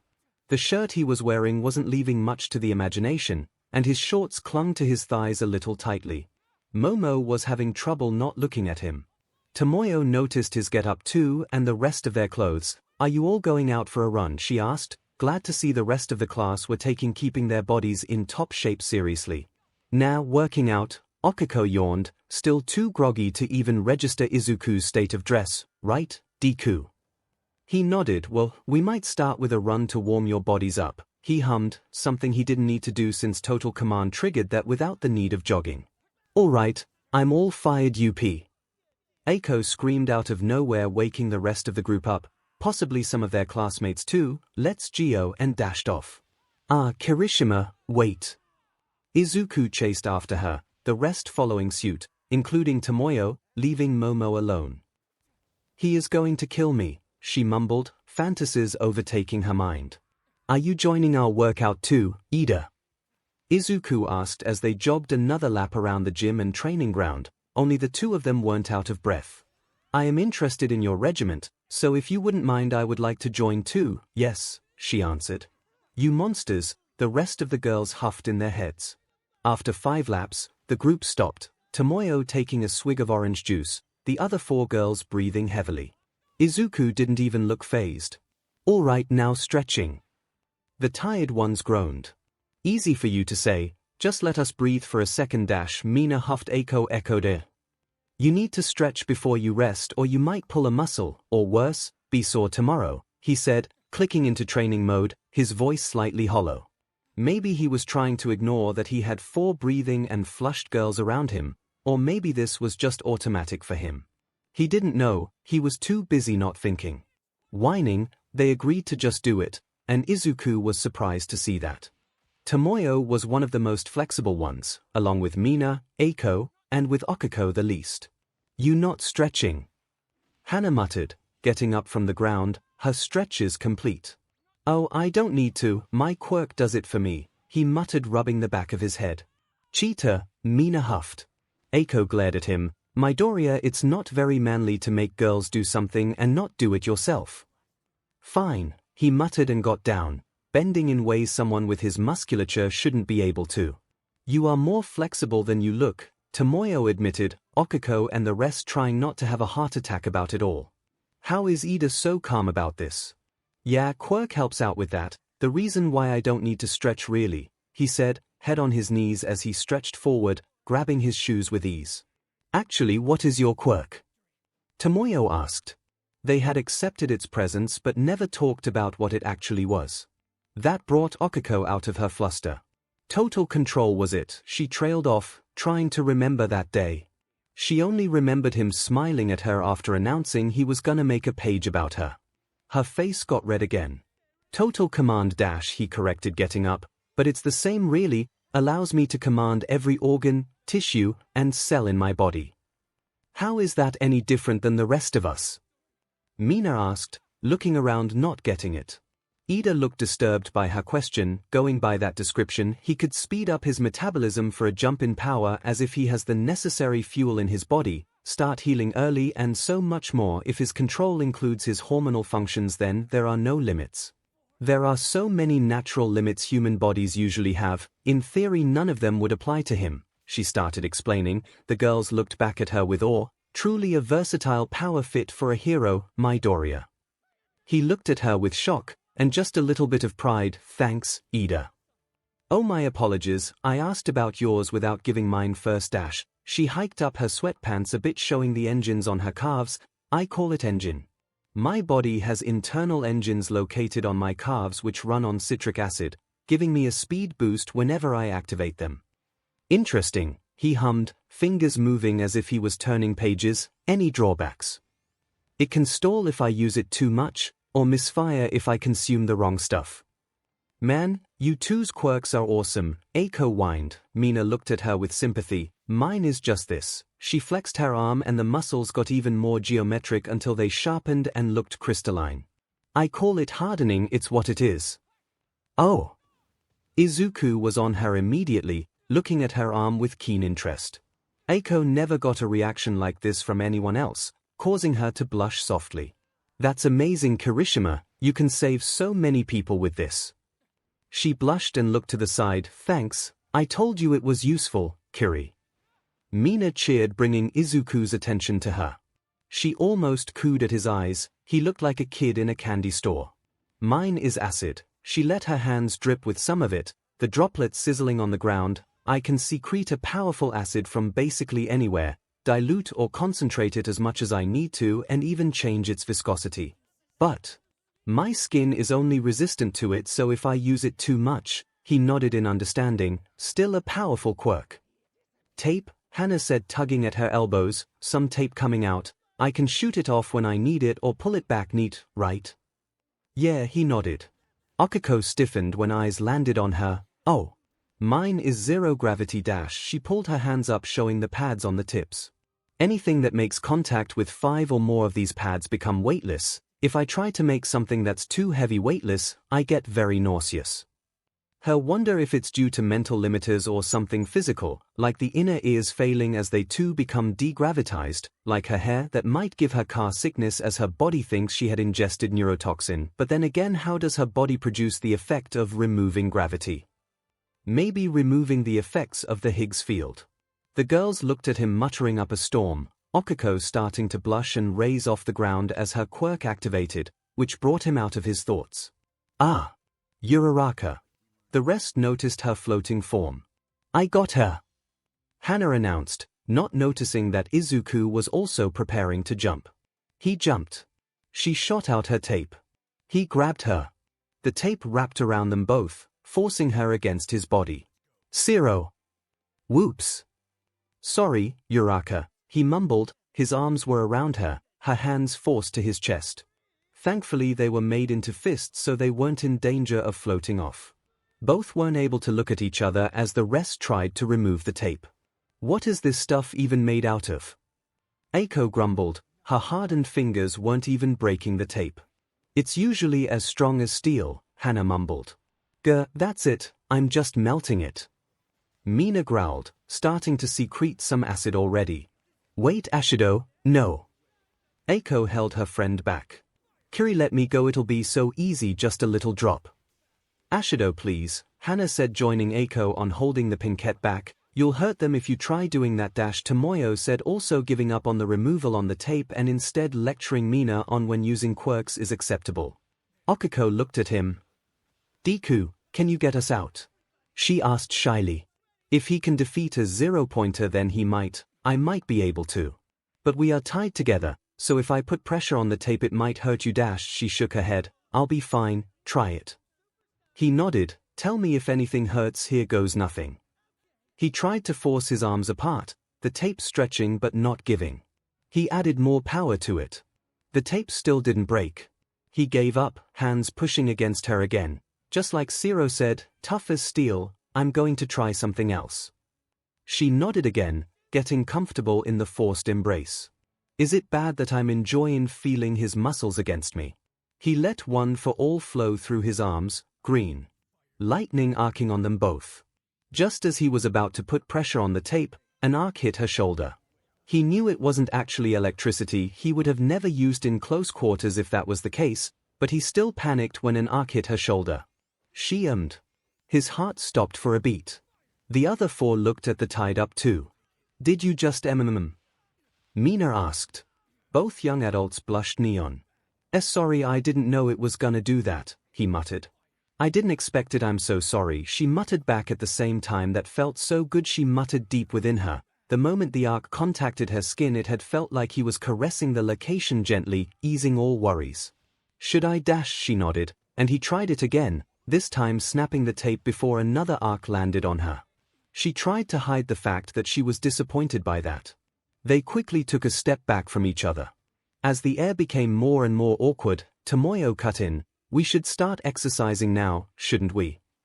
They all nodded, and went in the gym. After the workout, they were all sore. Izuku had basically commanded them to take a hot shower to ease their muscles after training, in an attempt to mitigate soreness tomorrow, and 𝐼𝐻𝐼𝐻 supported it. So, how did that feel? Mina asked, leaning on the dividers between the shower cubicles. What? Okiko mumbled back while rubbing some soap on herself. Come on, you 𝐵𝐺, don't hold out on us now, she pestered. You shouldn't push her if she doesn't want to disclose, 𝐼𝐻𝐼𝐻 said, her glasses foggy. But I am also curious, she added, adjusting them. Why are you wearing those in here? Hana muttered.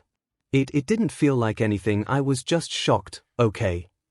Okiko mumbled, trying to wriggle her way out of this conversation. Yeah right, that was 𝐴𝐻𝐼𝐻. Just tell us how it felt, Mina sing-songed. It's not really manly to pester, Ashido, Eiko stated, scrubbing her hair. Don't tell me you aren't curious about it, too. She shot back. She couldn't deny that, lying wasn't manly either. Come on girl, spill that, Okiko huffed. Like a gentle touch of a hero dash, she mumbled under her breath, blushing even more. Or, you made it sound romantic, Mina giggled. Hana swore she could see steam coming out of the brunette's ears. He had walked to the support department after lunch. They still had a day and a half before classes started, so it was supposed to be in lockdown, but Mai had told him that Power Loader gave her permission to enter the lab to work on her project, after the brief hug they shared yesterday. And told him to swing by the next day. Well, it was the next day now and he was at the door, knocking on it gently. He didn't want to get caught up in an explosion as they were a staple in her work environment. Were you expecting someone, Hatsune? Came the voice of Power Loader from the other side and the giant steel door slid open. Midoriya. She looked up at the young man's face. Hello, Majima-sensei, he greeted, bowing a little. It's been a while. That it has. How was the move-in? She asked, moving out of the way and letting him get in. It was something alright, but my classmates seem nice. Power Loader nodded. Izuku, is that you? Mai asked, popping out from the side, hands holding one iridescent green gauntlet. It looked heavier than before, yet she was lugging it around with ease. You know him? Hitomu asked, confusion echoing out along with her voice from under her helmet. Yeah, we are best friends, Izuku answered as Mai made her way to the two. Try it on, she chanted, practically forcing the gauntlet over his right arm. He couldn't help but to smile at her enthusiasm. Okay, start up. Still the same? He asked as the support gear clicked around his right arm. He tensed his fingers in order again, and the device hummed softly. Booting up, the screen above his wrist made itself known as a dot appeared, then drew a circle, the UI blinking to life. User input accepted. Good afternoon, Izuku, it hummed. It keeps track of time. He asked, laughing. He couldn't help it. This was just amazing. Mai nodded her head fast enough to make him worry that she was giving herself a concussion. With your parameters I could add so much more stuff. Tense your pinky 3 times to open up the help menu. Power Loader looked at the two. Nemirai, you got some competition. Where is Mechamite, by the way? Oh, still carrying the stuff from my old workshop to here and my room. Meanwhile in Mai's room, whyaitihari so mny picturess of 𝐒𝐻𝐼𝐻. He tensed his index and ring finger in sequence. Biosona, the machine announced, the fingers of the gauntlet splitting in half and folding away, revealing his fingertips. Hatsune, how did you even fit that amount of moving parts there? He mumbled, flexing his fingers with ease. The machine was a work of art. He knew Mai was talented, but this was something completely different. Even Power Loader looked impressed. Biosona.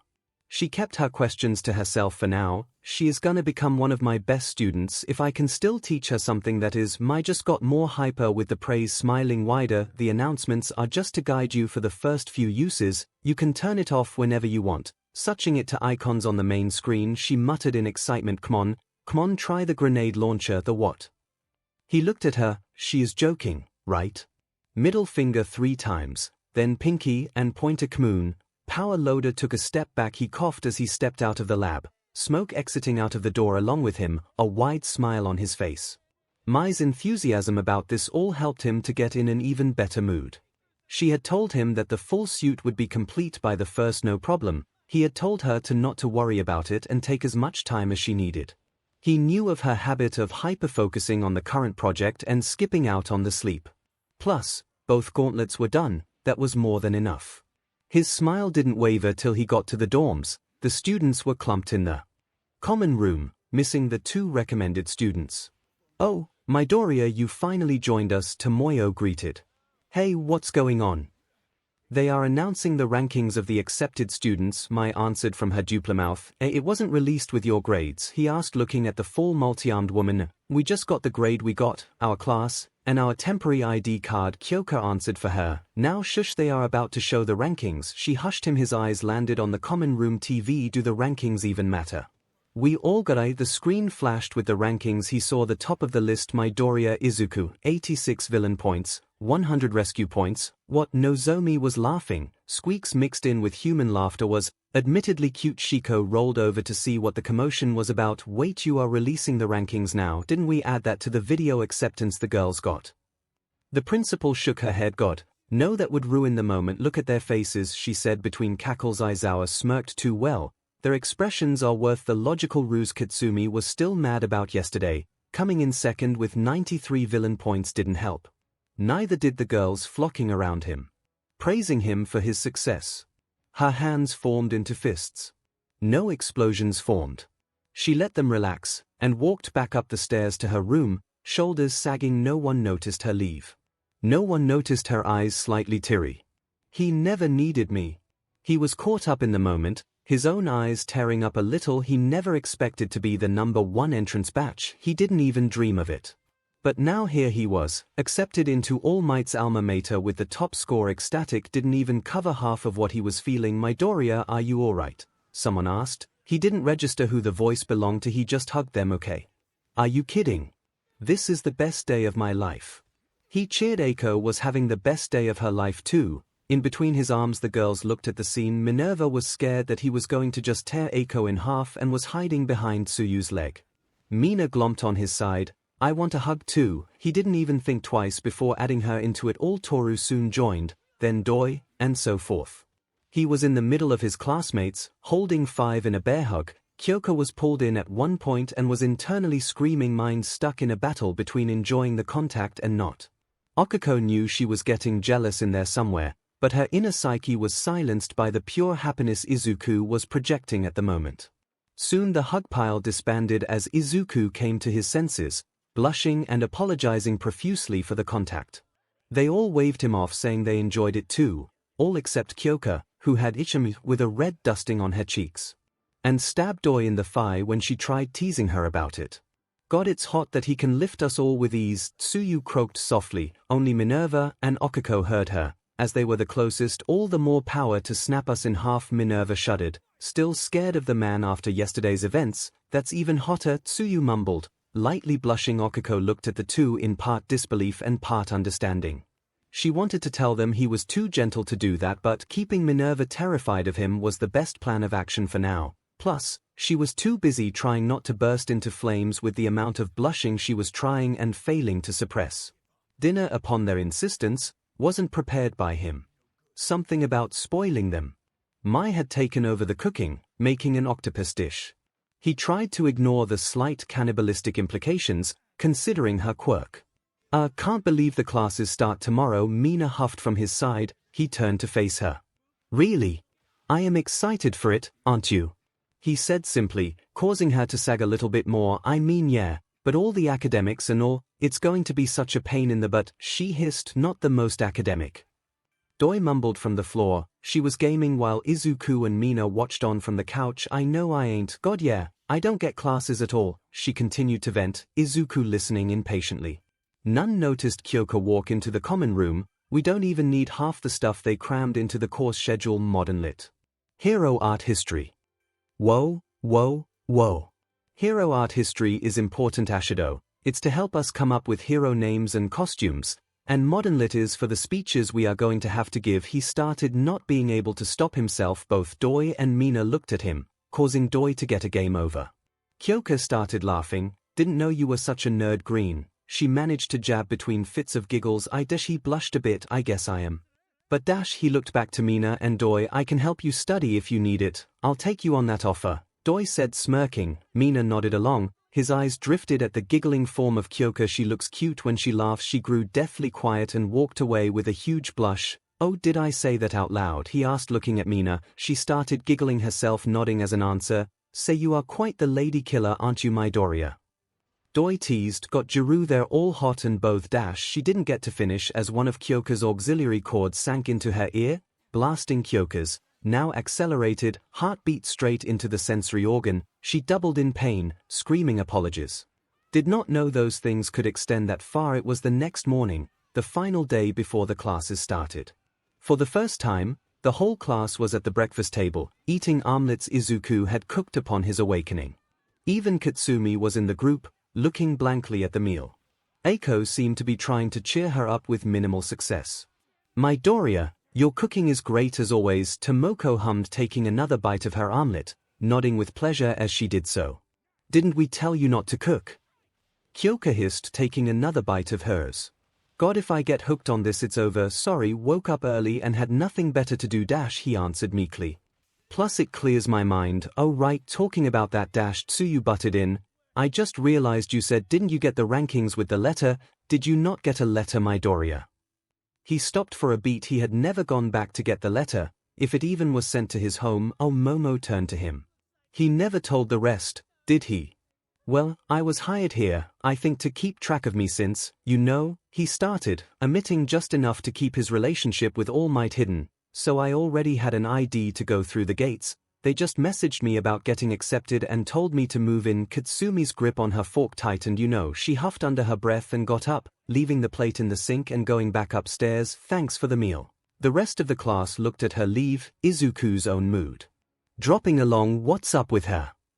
Doi muttered. Neither Izuku, Okiko or Tsuyu made a peep. Minerva would have spilled it all if Izuku wasn't at the table. God knows what he would have done if she did. His phone pinged. All Might had messaged him after weeks of radio silence. Sorry for not replying. Was busy with paperwork. His eyebrow twitched. What paperwork? I'll tell you about it later. I am proud that you got first place in the listings. A warm smile graced his face. He woke up groggily. Total command or not, his anxiety had kept him awake for most of the night. He yawned, tugging at his tie. He hadn't managed to tie it properly, the mane not being disproportionately huge. He couldn't bring himself to care. Morning, Midoriya, Momo greeted, getting out of her own room, getting a faint blush at the sight of his form. Are those breathes allowed in class? She asked, looking away from him. It's what they gave me, so I am guessing it's part of the male uniform, he responded, energy slowly filling his body as his brain woke up more. These breathes are really tight now that I think about it. Nozomi had adjusted the male uniform to have slim jeans. The rest of the faculty didn't question it. Now fully aware, he looked at her and actually saw her. The female uniform looked great on her. Wait a minute, his eyes got caught on something shiny on her. Is that a pin-on tie? His intense stare was making her blush even more. She was cut off when another door opened. It was Shoko. She nodded to the both of them in greeting and walked past them. Izuku was broken out of his trance and said a soft good morning to her. We should probably get down to class starts in 20 minutes. He hummed, then as if he forgot something he stopped and knocked on 304's door. 5 more minutes. Someone from the other side of the door groaned, Kirishima, you'll be late to class. Idle chatter covered the class, everyone either sitting in their spots or, in Fumiko's case on the desk, Tomoyo was busy lecturing her from her seat next to the avian-headed student. You know the teachers, right? Who do you think is going to be our homeroom teacher? Okiko said, excitement evident in her voice. Hope she's going to be someone fun. Oh, it's either going to be Vlad Queen or Aizawa Sensei. Aizawa. Who's that? Tsuyu asked from behind him. Oh, eraser he dash, the door to the class slid open suddenly. And everyone stopped the chatter, staring at the giant yellow caterpillar that was inching in. It took you 0.1 seconds to quiet down, the caterpillar spoke, raising up and shedding its cover. The class saw 𝐒𝐭𝐻𝐲 in her full glory for the first time, very rational. Time is limited. That being said, she produced a gym uniform from her sleeping bag. Get into your gym uniforms and go down to the training grounds. She looked at them blankly when none moved. Did you not hear me? She questioned, the edge in her voice making everyone suddenly switch into action. Izuku was thankful that at least the gym uniform was not tight on his body as he walked out of the male changing room. He was also glad that Nozomi had ordered for that room to be built. Then again, what would they have done? Ask me to change with the girls.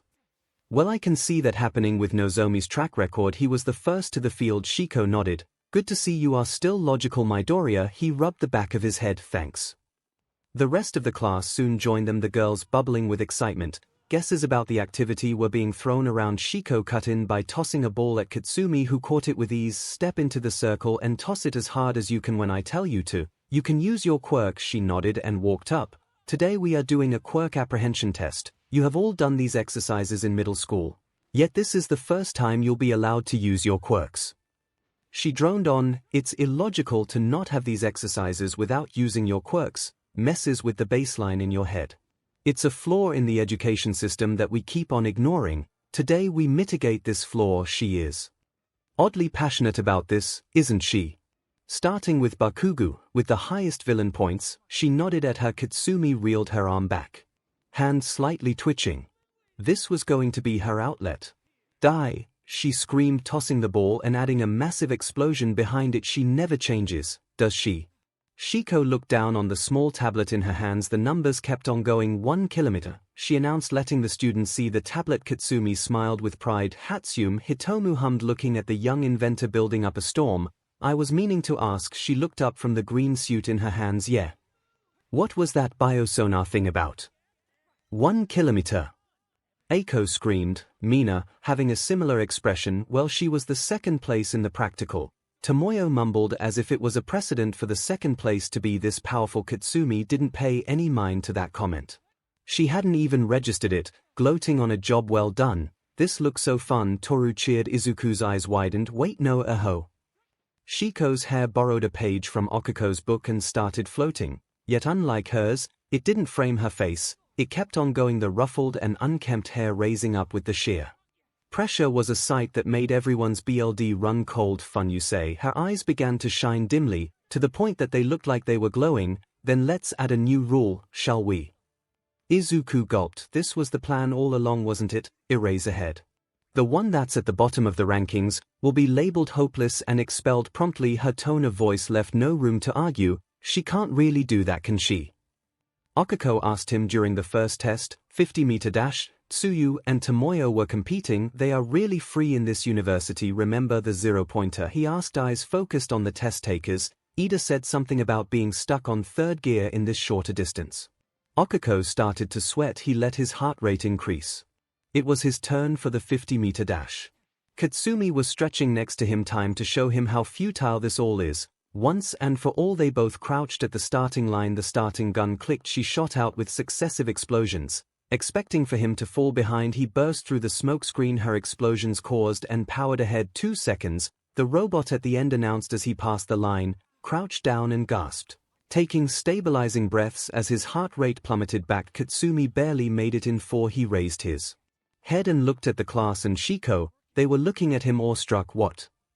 Mina understood how much difference Total Command made now. She had thought true speed would have looked like what Tomoyo had. Balanced, measured strides with power behind each swing, calculated and precise. Engineered for speed.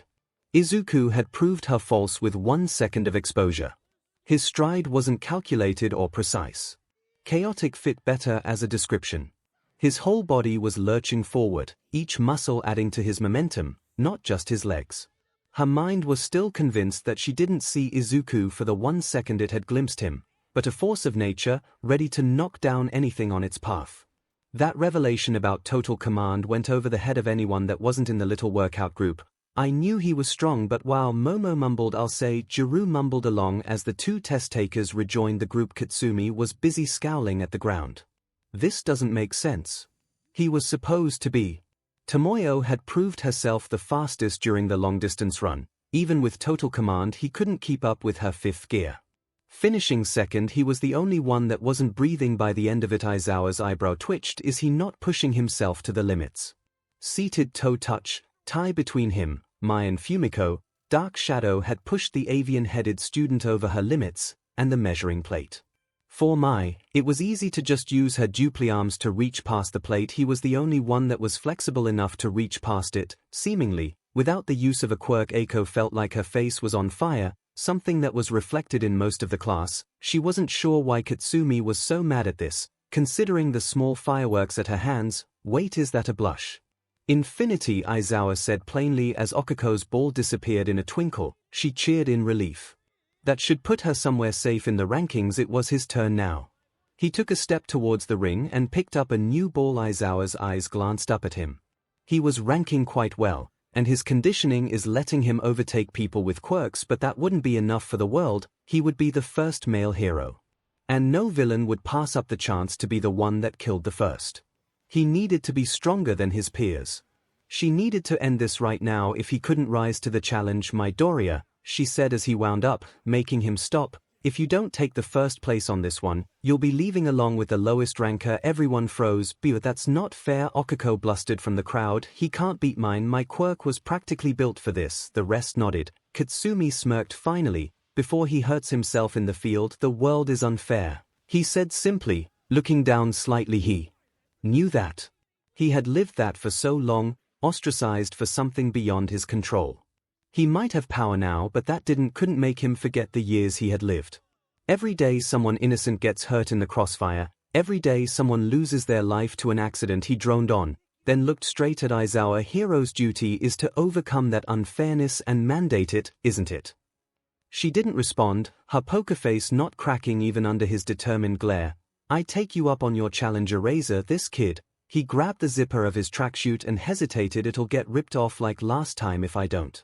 He unzipped it and shrugged it off, blushing slightly as he did, revealing his toned torso for all to see. Some of his classmates like Shoko and Mai didn't react. Some turned away to give him privacy, others blushed and stared, unable to tear their eyes off of his sculpted from. What are you doing?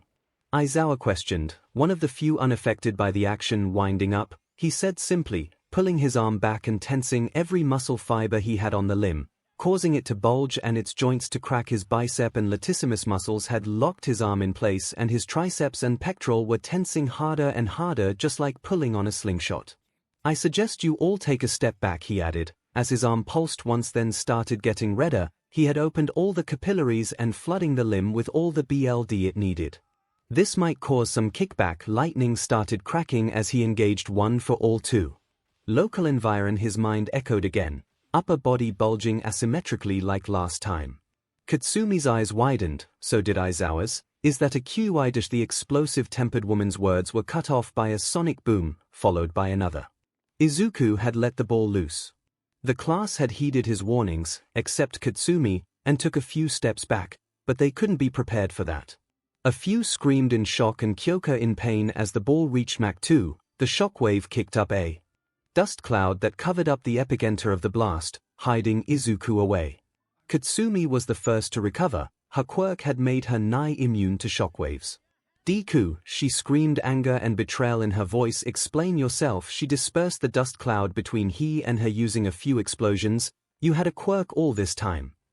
She stopped dead in her tracks when she saw the state he was in, right arm hanging loosely by his side, shoulder slumped unnaturally. His arm had dislocated. Her expression went from anger to horror, to uncontrolled rage. He hadn't even registered her. The shockwave from the ball had hit him straight on and his senses were still coming back to him. He shook his head and turned to look at her. What? She wasn't sure if she was terrified or even angrier that he seemed to be okay about having dislocated his shoulder. She took a few more steps, hands exploding with each step. You've heard me, you sack of s. She was silenced. The dust cloud had settled, and as soon as she was visible, capture tape encompassed her face and pulled her away from him, her hands failing her as her quirk was shut down. Bakugu, Behave, Aizawa hissed, eyes glowing red. She fought against the bindings for a while as Izuku took a few steps back, raising his one functional arm in an effort to show that he was a non-threat. Midoriya, explain, the teacher commanded, and Katsumi stopped resisting. Explain what? He asked, honestly confused. How you did that, you moron? Katsumi screamed through the bindings, coming through muffled and warped. He got even more confused. I used my quirk to push my body further beyond. Plus Ultra. Toru and Mina mumbled, not being able to help themselves, causing some of the girls to giggle. Well, it's what I did. I pushed my arm and shoulder muscles to their limits using total command, my quirk, he said as he grabbed his right shoulder and plugged it back in like it was second nature. I was using it this whole time. Wait, did Nozomi not tell you? I'm going to kill that mouse, Shiko screamed in her head. That explains why he wasn't out of breath. His heart rate can drop suddenly, not to mention that lightning was from him and not the 4th gen in the test. How was I so blind? In her moment of realization, she had blinked, letting Katsumi regain her powers. She took the chance to blow up again, releasing her from the capture tape and dashed onto Izuku. She would have grabbed him by the collar, but considering he was shirtless she couldn't do that. Instead, she opted for kicking him behind the knees and grabbing his face as he fell, staring down at him like she used to when they were kids. Like when he got his quirk and lied to her about it. Lied to her face.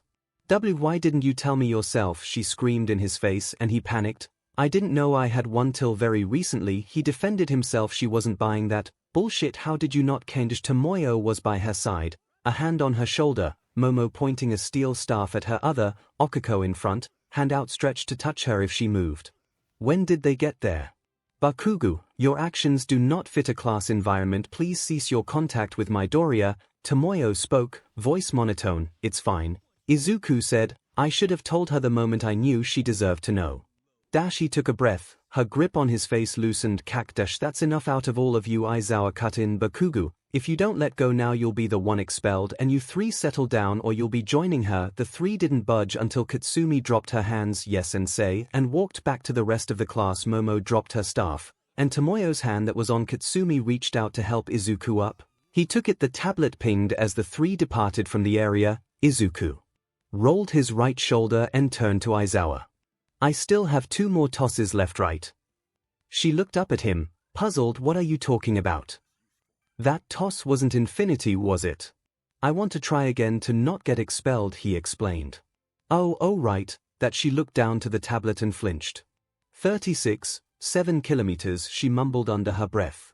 The highest one in the class barring Okako. Kyoka grabbed onto Momo. Please give me ear protection. She was about to comply as Aizawa just shrugged. No need, you have proven yourself, you aren't getting expelled. He looked at her, UN impressed, but more relaxed. It was just a logical ruse to push you to your limits. My arm got dislocated, Eraser, but you pushed yourself past your limits, she smirked. You rational dash, he grumbled and picked up his tracksuit, zipping it back up. The rest of the class looked shell-shocked by Izuku's outburst and the teacher's lazy reply to it all. Oh right, the expelling the lowest ranked one part was just another logical ruse. I mean yeah, she wouldn't expel anyone in the first day, right? Momo tried to explain it all away for herself. Today was a mentally taxing day. Oh my god, you are worse than Nozomi. Why are you lying to them? Everyone stared at Izuku. Please no, we can handle only so much. She didn't answer and walked away with a creepy smile on her face. Your syllabuses are on your desks. Class dismissed, see you tomorrow. Midoriya, what are you talking about? Momo mumbled, fearing his answer slightly. She expelled the last class, every single member, because they didn't hold any potential. If no one got expelled, that means she sees enough potential in us to teach us. They all took a sigh of relief, some jumping in celebration. Why did you give her that much sass? Tsuyu asked, it being the first thing that came to her mind after relief hit her. He rubbed the back of his head. She seemed to enjoy that type of banter on the teacher's lounge. Kinda stuck with me. They all stared at him. It's the first day of classes and you managed to become the teacher's pet. Kyoka mumbled, deadpan. I mean, with the stress of the test gone, and the sheer absurdness of the meek boy giving the homeroom teacher lip broke them and the class started to chuckle that grew to an outburst of laughter. You seem to be in a better mood. Eiko hummed in the changing room. Next to Katsumi, she just grunted a, shut up shitty hair. He was going to call me that again. But he still lied to me. She shook her head, getting a scowl. Not going to forgive him that easily. Please do not assault any other classmates, 𝐒𝐿 lectured from her other side. Yeah, whatever glasses, we never got our rankings, did we? Tsuyu asked to 𝐒𝐿 at the side. She'll probably give them out tomorrow or something. You know how they like to make us anticipate, Momo answered for the gravity-nullifying woman. Hey guys, everyone turn to Minerva. Midoriya is on the other side of this wall, right? Momo had a bad feeling about this. There is a hole on here, she was drooling. No, that's a gross invasion of his privacy and shut the F up, prude she said, wiping away the drool and moving down to stare through. If you don't want to see, then don't look. I was just sharing cause I know some want to, she explained. She's not wrong, Hana, and Tsuyu thought before she could actually look at it. Killing aura filled the room. From both 𝐒𝐿 and Katsumi. Don't you dish. 𝐒𝐿's threat died midway through as Katsumi was on the small woman in an instant, hand blowing up to her side towards the wall in a threatening manner. Try it, Grape E, and I will leave just a stain where you stand. Minerva was a coward, that was true. But her cowardice paled next to her perverseness. Oh shut up, you only talk big cause you saw it already, haven't you? You childhood friend types always have that subplot. Katsumi blew up, both figuratively and literally, in anger, or embarrassment, even she didn't know. It didn't even matter anyway, the end result was the same. Minerva was knocked out cold by the shockwave and fear. And the wall between the changing rooms crumbled away. Izuku had just removed his tracksuit briefs and was in his boxers, picking up his school-issued briefs when he heard the sound and looked at the source. Only to see his classmates in stages of undress staring back at him. He blinked, they blinked. Holy, I want him to crush me with his thighs, Tsuyu said aloud. Then the screaming started. Nozomi was having the best thing day of her life. Didn't even have to lower the wall with the controls, she gasped between fits of laughter. God, humans are fun to mess with. Izuku's hands twitched in panic and the breathes shred between his grip. He sputtered out several apologies in rapid fire and promptly dashed out of the room. Forgetting that he was just wearing boxers. God, his butt is shapely too. Asui, while I understand it is your mating season and you can't really control it, but please, Tomoyo begged. Nemuri rubbed her face. The introduction ceremony had taken ages and she wanted to just lay out on the couch in the teacher's lounge. She didn't even notice the green blur dashing down the hall. Something fast and hard crashed onto her and they tumbled down, the object twisting her midair to make sure she wasn't the one to hit the floor. She looked down to see a shirtless Izuku under her, the only thing separating them, the flimsy fabric of his boxers, and her leather corset. He looked up at her, blushing violently, her face heated up too, and she liked her lips. Must have fallen asleep in the lounge already, must be having another good dream, she mumbled, leaning down, hand ghosting over the firm body under her, scraping against every valley his toned muscles created. She had wet dreams every once in a while, where she could act out everything she wouldn't dare to in real life, the only time she could be with him. So, what do you want to do first? She purred, voice heavy and eyes glazed with lust. He blushed even harder, tongue-tied and mumbling in speeds humans were not equipped to understand. In Midoriya, do I need to give you detention? Came a tired voice from the side. He cheered in his head. He was saved. Oh, it's a KNY1. I should enjoy it while I can. Nemuri reached down and groped his PP. He eeped, not getting paid enough for this. Aizawa's capture tape wrapped around midnight and pulled her off of the panicking man. Get these on, it's cold out, she mumbled, walking away, tossing him the gym clothes she had in her sleeping bag. With Nemuri struggling against the cloth binding her ears. Stop cock-blocking me in my dreams, she screamed as both the teachers entered the lounge, its door slamming shut. He looked down on the tracksuit and put it on and breathed a sigh of relief. Well, that was a wild first day. The moment the door slid shut, Shiko let go of the tape and Nemuri pouted at the floor. Why did you stop me? Isn't this my drew? Shiko had just pinched her. She rubbed her cheek. Why do this? Her face paled. It's not a dream, Shiko grunted and went to her sleeping bag. Oh God, it's not a dream, she grabbed her face, blushing madly. Oh God, it's not a dream. Tomorrow's hero art history class just got a hell of lot awkwarder. Izuku, not comfortable going back to the dorms and facing his classmates, opted to go to Mai's workshop and stay there till he could forget everything he saw. The trouble was, even with total command he couldn't erase memories. Some part of his mind refused to let the images be purged. He did not know what to feel about that. His mind flashed with the scene he had just seen. Katsumi in her sports bra staring at him, eyes widened in shock, 𝐒𝐿 with her cute top and flushed face, 𝐒𝐿 with her bandage-bound chest, Momo changing out of her sports bra to her keisu. He slammed his head against the steel of the support course workshop door. Mai is mecha. Might in there. I need him to punch me in the head till I get a concussion. Little did he know the girls were having the same dilemma, failing to forget his state when the wall crumbled.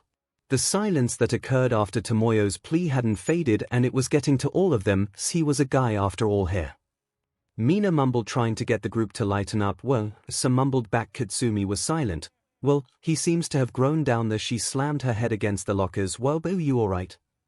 Eiko asked. Peachy, she hissed. I can't believe he saw us. Kyoka mumbled, a heavy blush on her face. It's not like he had a choice, Momo mumbled back, sporting a similar look. Tsuyu was right about him, Doi mumbled, getting a nod from the frog girl. I know, right? Wonder if he'd go out with me. Doi wondered aloud, causing some of the girls to lock onto her with a ping of rivalry. He seems like the type that couldn't say no, Tsuyu admitted, finger on her chin. Then again, he might just tune you out if you tried doing it. God, I need that power, Juru whispered to herself, causing Okiko to start giggling. Minerva woke up groggily. What happened? Oh right, she was knocked out, Okiko mumbled, smiling inwardly. Where's the wall? The small woman screamed, looking at the debris. And where is Midoriya's st? Finish that sentence and the wall won't be the only thing broken, the rest of the class hissed, the unanimous mixture of voices causing the resident grapehead to shrink in fear with an undignified whimper. Come on Hatsune, let me in. Does she whined at the support course door? No peeks before the suit's done, she responded from the other side of the door. Fine, he huffed, sliding down the metal plate. Now what? In the end, he decided to go back to the dorms. Not like he could go to the teacher's lounge with Midnight there. That situation needed more time to even think about, let alone talk to her about. He quickly looked around the common room when he got into the dorms, hoping he could just sneak by to his room. Luck wasn't on his side. Green, he gulped. Sorry Juru. Sorry for what? Kyoka asked, trying to act cool through it. The image didn't even start to work as her stutter and flaming blush made themselves apparent. He just stood there trying to figure out the best plan of action. Play along. Or just apologize. He shook his head. I'm sorry, he repeated. Kyoka looked ready to explode right there and now. Okay, we're doing this dash, she mumbled under her breath, her jacks fiddling with each other anxiously. It's really no problem, I saw you two right. It's only fair. Okiko had rounded the corner and saw Izuku in his constant apology mode. He took a sharp inhale, something between relief and even more guilt settling over him. Oh, I'm sorry, I saw something I showed. Don't apologize. She cut in, blushing even more than the two others combined, fingers touching against each other with anxiety. It's not like you knocked the wall down, it was not your fault. Well, what she said. Kyoka added in, even so I saw something I shouldn't. Doi walked in. What the F is my luck? Oh hey Midoriya, wanna go out? He shut down right then and there. I must go, and again I am sorry, he said, bowing down, not hearing any of their reactions as he climbed up the stairs to his room. Tsuyu was right, Doi mumbled, watching him go. Good going, Morin. Kyoka huffed, turning away. It's like you have no common sense. Hey, I'm not the one. Not accepting his apology and making it even more awkward, she argued back, only to get stabbed in the ear as a retort. Okiko looked at where Izuku had disappeared from their sight. Tsuyu is right about a lot of things, including his boo. Her quirk activated. He huffed and slid down his door. God, I am a failure as a human being. Aren't you exaggerating? Came a stoic voice. He flinched. Shoko? He asked, looking at the intruder in his room. She stared back. Hello, W, what are you doing in here? He muttered, face flushing. His brain was completing what was under her casual wear, and that is not appreciated. You useless sack of grey matter, stop it. I came to apologize, sorry to intrude, she mumbled. His eyes averted from her by sheer power of will and gravitated towards what was in her hand, his sketchbook. Oh God, no. Seeing his apparent alarm, she shrugged. Sorry, couldn't help myself. Your stuff is good. He wasn't sure if that was a genuine compliment or just her way of trying to damage control or lure him into a false sense of security. But you really made me look prettier than I am, she mumbled, closing the book. Okay, that's definitely a trick question. What to say? I just drew what I saw. He winced. God. Thing. Damn it. Deku. Oh, does she, actually, blushed slightly, looking at the sketchbook's cover. She what now? He blinked, trying to dispel this sorcery caused by his panicking brain. I got to go. Again, sorry for seeing you in your underwear. With that, she pushed past him and out of the door. He actually felt the heat radiate from her left side as she did so. What just happened?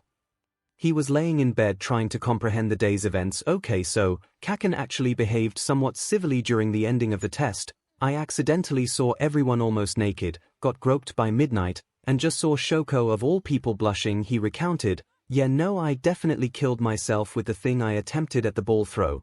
probably my clavicle dislocated and stabbed me in the trachea. And this is the last stuff my mind processed. A knock on the door made him stop. Midoriya, could I come in?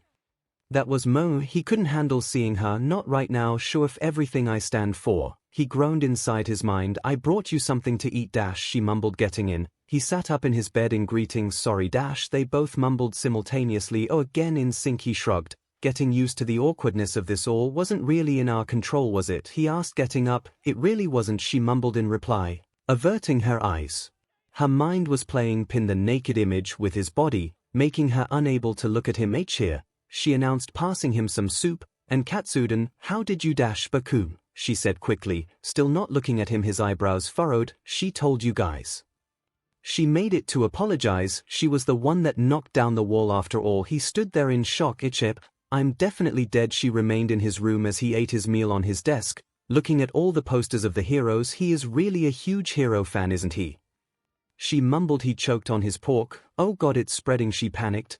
Oh, I'm sorry, did I say that out loud? He waved his hand, the other punching his chest. No, it's fine. I do that all the time too. He took a steadying breath and looked down to the half-full bowl. And yeah, I kinda am, always was. Got really lucky manifesting a quirk, getting to my dream school, meeting you all. He smiled softly, along with a slight blush. Momo could feel herself start actually falling for him. It was terrifying, yet she couldn't move. I see. She looked around more. A comfortable silence formed, and he continued eating his meal. Midoriya, may I ask you something? She finally said, just as he finished his rice. Sure, how does your quirk work? That wasn't what she wanted to ask, but it would do. It's basic really, just controlling my bodily processes. Yours is more impressive. What do you call it? And what's the process behind it? She flinched. She wasn't expecting the conversation to lead to there. I call it creation. It lets me create anything from my lipid stores. It has to be non-living however, and I can only create something if I know its molecular makeup. She made the mistake of looking back at him, her heart clenched at his awestruck expression. That needs to be illegal. Anything? He asked, almost vibrating, the awkwardness of the changing room forgotten for now. Wait, he stalled. Then why do you keep using the materials you do in your creations? Okay, that got her attention, and she too forgot the awkwardness. What do you mean? Like, I saw you create a cannon during the softball toss, right? Why did you use steel for the barrel instead of like a carbon structure, like a diamond? Can't you generate crystal structures in specific shapes? She looked at him blankly. Wait, what? I need a minute. She stood there just thinking what he said was true. She could use rarer materials in her constructs. She just had never thought about using unconventional materials until now. Why haven't I? She slumped a bit. Wait, can I even? She tried doing it, and to her surprise, a diamond staff started to form out of her arm, faster than the steel one, as the lattice structure almost built itself without much thought from her. He watched the creation process with keen interest, eyes wide and full of awe. She had a shocked expression herself. Suddenly a lot of new doors had opened. The staff dropped off of her with a crystalline ting on the floor. He reached down and picked it up. Passing it to her, she held the staff with unsteady hands. It was lighter than the steel one, however more durable. Now she could add more weight to the tips to add more power to her swing. Oh God, she had used less mass to create this. Less lipids, meaning she could create more stuff if she started changing out the materials to less conventional ones that were lighter and stronger. Ones that were not the standard due to how hard they were to machine or obtain. She didn't have those limitations. She was building matter from its molecules up. She could theoretically, now proven practically, create materials that had been theorized for years but never had the technology to fabricate. For 14 years of having this quirk, she had never thought of this. In a minute of knowing about it, Izuku had improved its effectiveness nearly tenfold. She didn't know if she was about to smack herself in the head for her idiocy or hug the daylights out of him cause of his ingenuity. I don't know what to say, she mumbled, looking down at the staff. He looked at her, then the staff, eyes smiling. You really are amazing. I just suggested it, and you did something you never even attempted before in a single try. She looked to him. Told you deserve to be here, he said, voice full of certainty, smile wide and from the heart. Oh God, it happened. She looked away, blushing. You are the amazing one here. She mumbled, grip tightening around the staff. I fell for him. She had basically ran out of the room after that, not letting him reply, nor looking back, dropping the staff on her way out with the plates. He stared at the door she slammed shut on her way out. Was it something I said? He mumbled, then looked down to the dropped weapon. Picking it up gently, it really was appealing, the symmetrical crystal acting like a prism, casting a rainbow down on the floor as it refracted the light of the fluorescent lighting of his room. He sighed looking down at it. Creation like creator. He started blushing, remembering her determined face during the creation process of the staff he was holding in his hands now. It was an ethereal sight, her forging something into existence, bending the molecules to her will. He shook his head, trying to dispel the thought. No, stop that. He placed the staff on his desk, leaning back and enjoying its beauty. He ruffled his own hair. Someone knocked on his door as he was sketching out a bust of Momo, creating a pole with the same ethereal expression she had, along with a blushing Shoko. Who is it? He asked, not paying attention. He was in the zone. It's Mina. Well, that took him out of it as he slammed his sketchbook shut and went to answer the door. Ashido, how can I help you? He asked politely, trying to suppress the blush already forming, his mind immediately recalling the events at the changing rooms. Do not think about her leopard print br and pantif. Hey Midori, mind if I come in? She asked, as hyper as ever, seemingly unaffected by the events of today, keeping her hands behind her. He took a step to his right. She practically burst in after that, running up and down his room, checking every poster she could. Which was a lot. Whoa, you really decked it out, Midori, she teased. It was hard to tell with how happy she sounded. Thanks Ashido, he mumbled, looking away. Geez, you already saw me almost naked. Just call me Mina and I'll call you Izuku, she said, spinning on her heel and staring at him with half-lidded eyes and a happy smile. Oh okay, he mumbled, looking to the side and blushing. Apparently, she shared Mai's passion of disrespecting personal space. Then what she said registered. Wait, what? She didn't let him continue and started laughing. Oh, you took the bait, your face dash, she continued laughing. Doubling over, dropping something on the floor. Izuku, you are the best, she managed to add between fits of laughter. His blush was nearing neon, and he should have been mad, but she looked too happy, so he just huffed and looked to the side, causing her to laugh more. Then his attention turned to the dropped object, his school uniform, what he had left in the lockers when he was fleeing. You brought it back? He asked, crouching down and picking up the garment. Well yeah, she mumbled. Now she was blushing. Oh, she blushes slightly purple. That's adorable. Someone had to, but most were either too flustered or too. That's his personal locker. I can't go there about it, she mumbled, looking away. Ida was gonna, but she had to go and tell a teacher about it, she finished, still looking away. Sorry for going through your stuff. She was guilty about this. Ashido, seriously, thank you, I had forgotten all about this. Cause you were too busy thinking about our hot bodies, weren't you? She shot back, a sly smile erupting from her previous forlorn expression. His face flushed hard enough that he started hearing his heart in his ears. I mean, I can't blame you, but it's not that gentlemanly, is it? She started walking towards him, adding a sway to her hips and liking her lips. And it's not like she reached up and hugged his neck. I wouldn't have shown you if you just asked. Her gold irises met his emerald. He was suddenly very grateful. Total command had eliminated the possibility of getting Erktons without his will. Ashido, he mumbled and looked away. She started laughing. Oh God, you fell for it again. Your face Oh, that is it. He picked her up easily and she struggled against him, still laughing like crazy. No, wait, I want to tease you, Mo. He placed her outside of his room and smiled an empty smile at her. Thanks for bringing my stuff back. She pouted at him. You're no fun. Oh, I think you had your fun, he replied, waiting for her to start walking away. You know, I know something else that's very foolish. He slammed his door shut. Meanie, he huffed after the door closed. It had been a long day. I hope tomorrow isn't as bad.